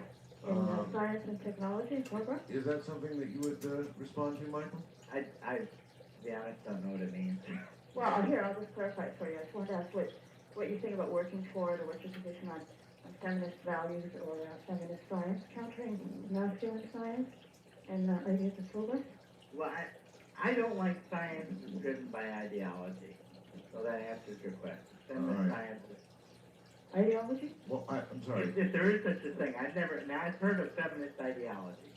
Could there not be masculine? Feminist science, even. Isn't there masculine ideology? If there were, I would be against that as well. Science should be science. It should not be influenced by feminist thought or anti-feminist. Aha, that was a good answer. I just had another quick question. Yeah, let's hear it. You're mentioning that science fiction writers are used in the U.S. to dream up weapons of the future. That's my guess. It just makes too much sense. How many of these science fiction writers are women? You know? Since I'm only guessing that they've even put together. Why don't you guess, Michael, that it's a perfect balance? Because no evidence. I'll tell you what, there's just not a whole lot of published science female science fiction writers out there to draw from. Oh, geez, I wish you were still on the line. Somebody's got an axe to grind here, huh? No, I didn't detect that. You did? First time caller line, you're on the air with Michael Fumento. Hello. Hi. Hi. What I was wondering about was with the killer bacteria. Well, by the way, I do agree with the technology, I believe, in general. But something that kills every bacteria, if somehow either by way of a demonic force or an evil force that did it on purpose, or even by accident, Yes. if it was introduced into the environment, would that pose some kind of a problem with regard to natural decomposition processes that occur not only in nature but within our own bodies? They're good bacteria. Well, these things, now I actually pulled up the article where I talked about a lot of these things, and I think readers will be interested in this. It's called Biotechnology versus Bioterror. And again, it's on my website, fumento.com. Mm-hmm. And also my other website, bioevolution.org. Way to get those plugs in. But it does talk about, for example, it talks about Project BioShield, which is supposed to get $6 billion in funding over the next 10 years to deal specifically with these things. Now, in this article, I do, in fact, talk about these companies that are trying to develop, as I put it, a single weapon to kill every type of bacterium. One's called IBIS and one's ISIS. I think they're both out. Yeah, they're both out of California. What they're dealing with is something that would be strictly within a single human's body. For better or worse, it's, you would have to administer it to that human. It's not going to go beyond that human any more than, say, tetracycline or Cipro is going to go beyond the person to whom you administer it. Well, Michael, if Hey, caller. Listen, caller, hold on. Okay, sure. We're going to trust in the Lord and the phone system. Put you both on hold during the break, all right? All right, sure. Stay right there. Fascinating stuff, actually. Michael Fumento is my guest. And his area of expertise is a fascinating one. We're all going to be learning a whole lot more about biotechnology in the very near future. From the high desert in the middle of the night, this is Coast to Coast AM in the air.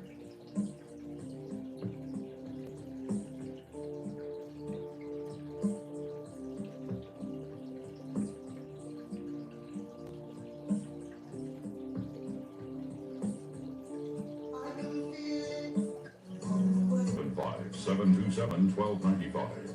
The first time caller line is area code 775-727-1222. To talk with Art Bell from east of the Rockies, call toll free at 800-825-5033. From west of the Rockies, call Art at 800-618-8255. International callers may reach Art Bell by calling your in-country Sprint access number, pressing option 5, and dialing toll free 800-893-0903. From coast to coast and worldwide on the internet, this is Coast to Coast AM with Art Bell. Good morning.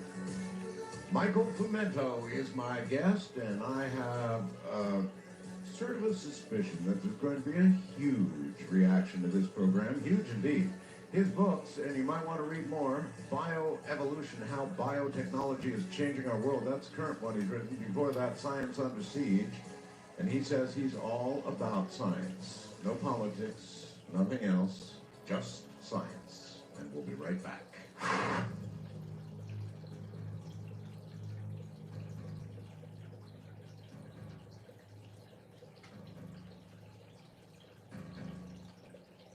Good morning. Michael Fumento is here. Rarely, that's, I guess, what's wonderful about talk radio. You never really know what you're going to get. I mean, you just never really know until you do it. It's one of those ongoing, it's going to last for several hours things. And with you, Michael, a lot has become apparent during the course of the interview. It's been absolutely fascinating in a lot of ways. I mean, it's been sort of like a road of discovery for me. And so fascinating. Thanks. That's why I wrote the book. Oh, yes. The decision was quite simple. Write about the most fascinating area in science today. Well, you biotech. You definitely found it. Anyway, caller, you're back on. Thanks. I'm fascinated by it as well, and I admit I don't know a lot about it, and that's why I'm asking the question, because I'm great answer for it. That you had said that this type of vaccine that would kill all bacteria could be localized to a certain person, and I was concerned about inadvertent side effects, like if it were in me, would it somehow disrupt the ordinary decomposition processes to allow me to digest food and so forth in my body? Because there are a lot of normal processes that are driven by bacteria. And then also if this... Okay, hold it. Yeah, that's fine. Michael? Yeah, actually, I answered that earlier in the show. First of all, it wouldn't be a vaccine. This would be taken as a pill. And absolutely, when I say every type of bacteria, I mean every type. But tetracycline, erythromycin, they tend to do that as well. They kill a lot of good bacteria, and it's just a matter of either letting the good bacteria restore themselves, or else you can actually do things as simple as eating live cultured yogurt can help, and there's other things as well. So he's basically saying no problem. So it's kind of like an ordinary antibiotic, except that it's more effective across a broader spectrum. Exactly right. Yeah. And that's good, because I had heard through the overuse of antibiotics that we were getting down to the sort of bottom of the bin in terms of our last-ditch resource kind of antibiotic, right? Yeah, that like all these things is exaggerated because we are coming up with broader spectrum things all the time. But ultimately, we do need something that will target. What we're looking for now is things that target parts of the bacterium that don't develop defensive systems, that don't mutate. It sounds like you're talking about a Star Wars defense, kind of like a shield. I think you used the word shield, didn't you, Michael? Well, the name of the government project is called Project BioShield. There you are. Not my idea, there is. Can I ask another question? Yeah, go ahead. Yeah, with regard to this BioShield idea, if there really were an attack that involved weapons, has enough attention been paid to the distribution network necessary to get this to the masses? Really good question. Michael? Yeah, they ran into that problem with smallpox when they first of all realized we just didn't have nearly enough vaccinations available. Right. So they did a number of things. One, they discovered, they did testing on people who received smallpox vaccines when they were younger. And this would be pretty much anybody under the age of 35, I believe. And the belief spreading around the internet was, you have no protection anymore, it's all gone. They discovered that wasn't the case, that we do in fact still have smallpox antibodies. That helps a lot, because what it means is that maybe some of us can be down further on the pecking order. Sure, but a mutated entity might, override that. Right, you're right about that. Right. So that's the scenario, Michael, that's the scenario we're talking about here. Right. That caller is asking you if a shield could be distributed quickly enough, or a cure. Do we have the ability to get it to everybody in the nation?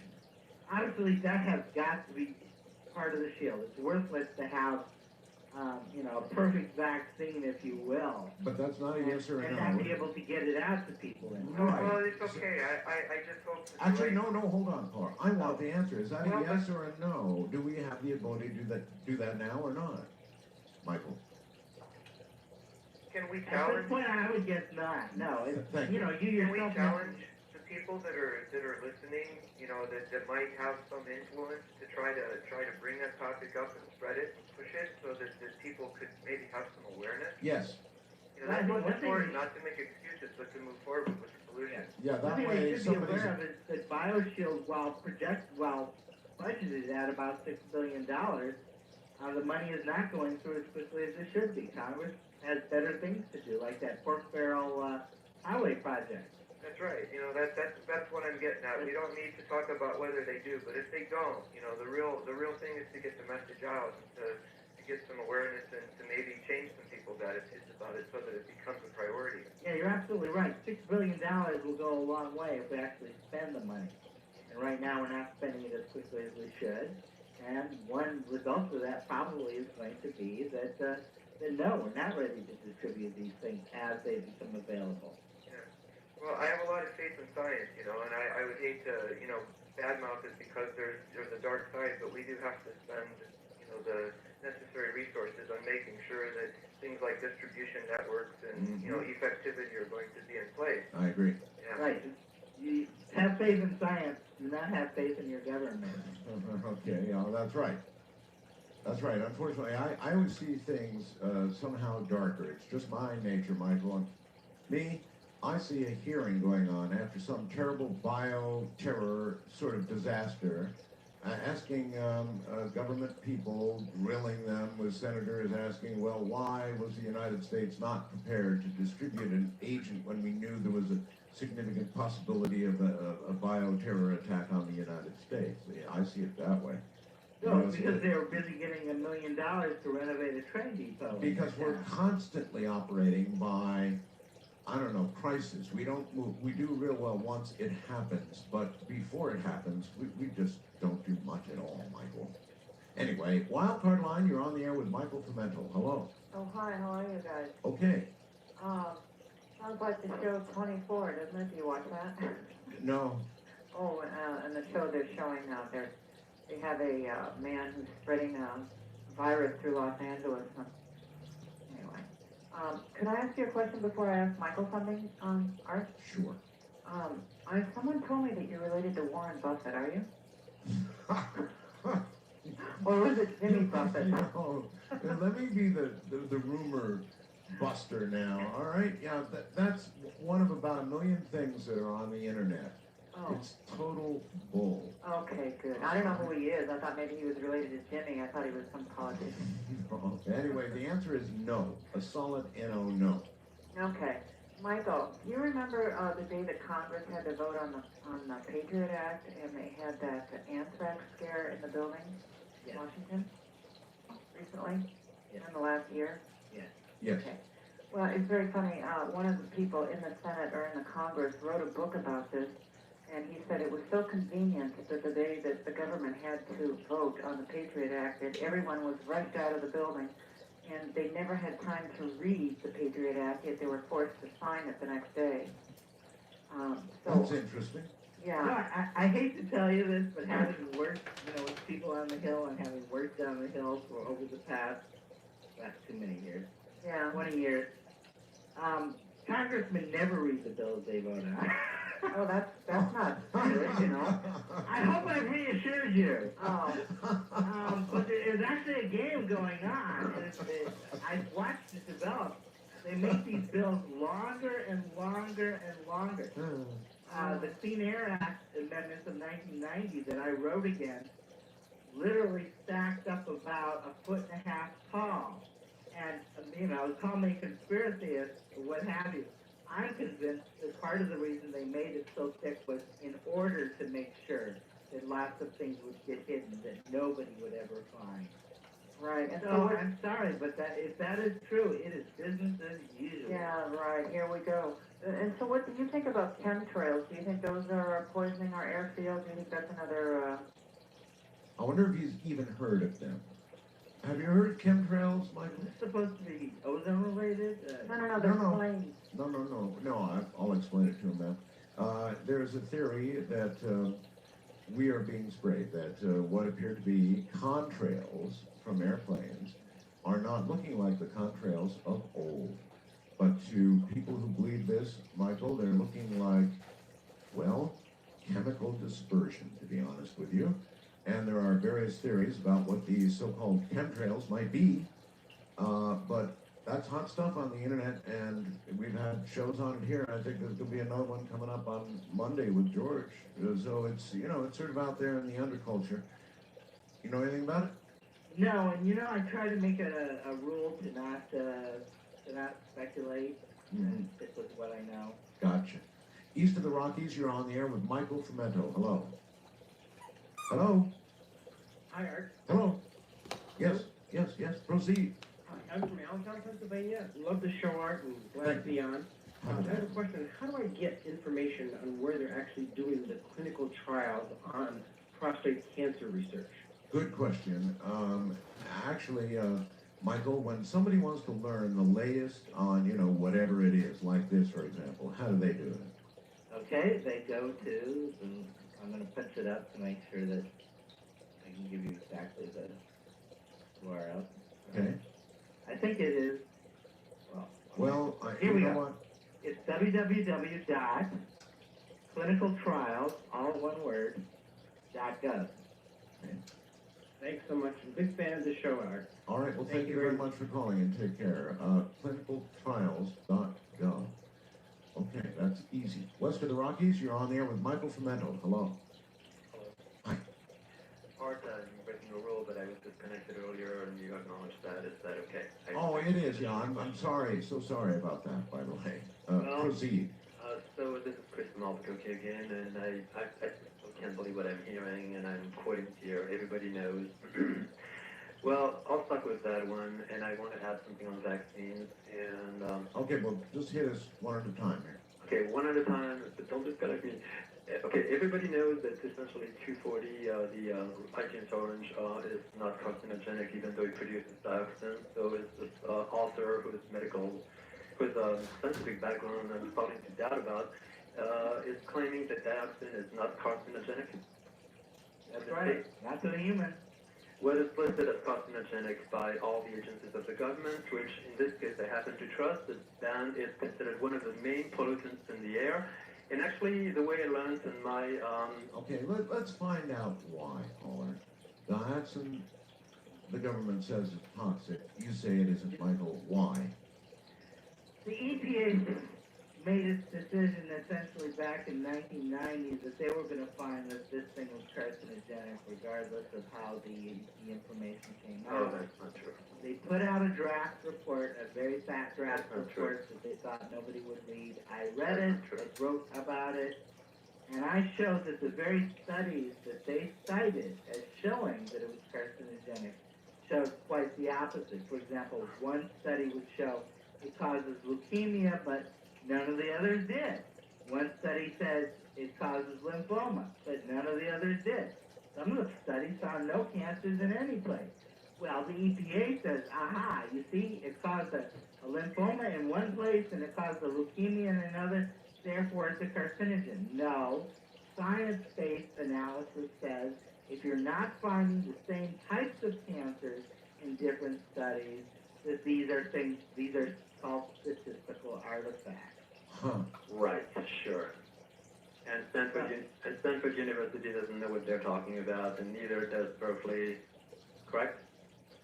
Very often, Stanford and Berkeley and Johns Hopkins and Harvard will produce flawed data. Nobody's perfect, and they make decisions based on grant proposals as well. I don't happen to know what you were talking about specifically. I'm sorry. I learned as a chemist with almost a PhD degree that dioxin was the most the most highest cancer-causing substance known to man. And you were wrong because you were wrong on two grounds. One, it was in guinea pigs. In guinea pigs, they found it was the most toxic. And in guinea pigs, it did not cause cancer. It killed them outright using something called an LD50, which if you were a chemist, you would know what an LD50 is, and you would know that it has nothing to do with carcinogenesis. I know what an LD50 is, and I disagree with you totally. Do you think a human is a guinea pig? If so, what if I told you that it took 10 times as much to kill half of the hamsters as it did the guinea pigs? What if I told you that bullfrogs are impervious to dioxin? I'm willing to believe that. A human is more like a guinea pig, a hamster, or a bullfrog. I'm willing to believe what the Amos Research Center is using as one of the criteria for determining what is carcinogenic or not. I don't think you are qualified. So you use an LD50 to determine No, LD50. I agree with you that LD50 would be a totally, we're discussing things that are probably too scientific for the average audience, but LD50 would be totally inappropriate. But on vaccines, I will tell you that you should read Against All Evidence, which lists 900 medical references showing that vaccines have absolutely no effect on epidemics. and then look into the research on the toxicity of vaccines that show that they are extremely toxic to destroy children's brains. And I think you should sift medical science in a different way. And does it talk about UFO abductions where the person is impregnated and then returned to the earth on demon children? No, sir. Okay, well it should, because it's absolute nonsense All about right. vaccines not preventing disease. All right, well, That's just whack. clearly, Michael, I didn't have enough time for you tonight. I could have used hours more because this would just get hotter and hotter and hotter and hotter. I can see exactly where this would go, and for that reason, we'll have to have you back. But time is not on our side here. It's, the show's beginning to end. So let's talk about the book, Bioevolution, how biotechnology is changing our world. Why should a person go and buy this book? People desperately need to learn more about the world we live in. We can't keep withdrawing into sitcoms and even on next plasma screen TVs and stuff like that. And the reason we need to learn more about the world is so that we can help handle this world.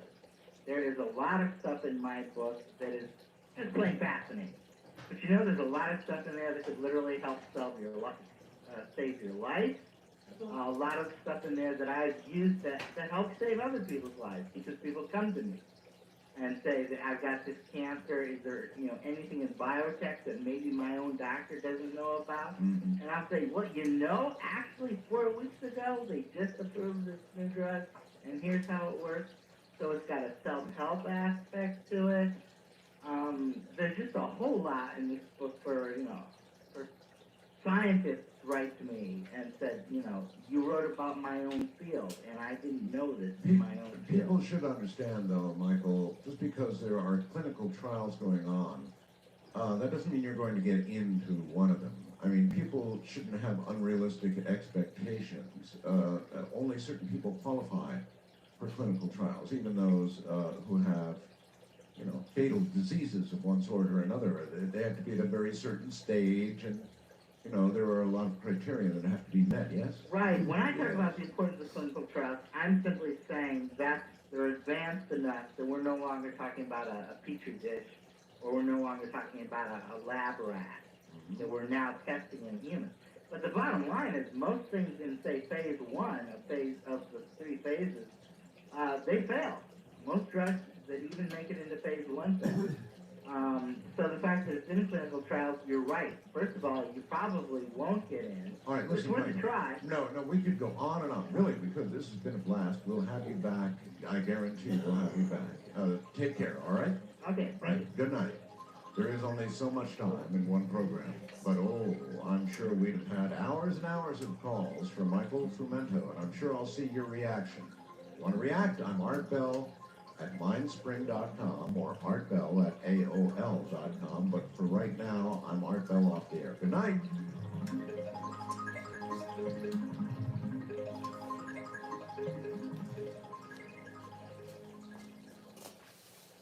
What do Mel Gibson and the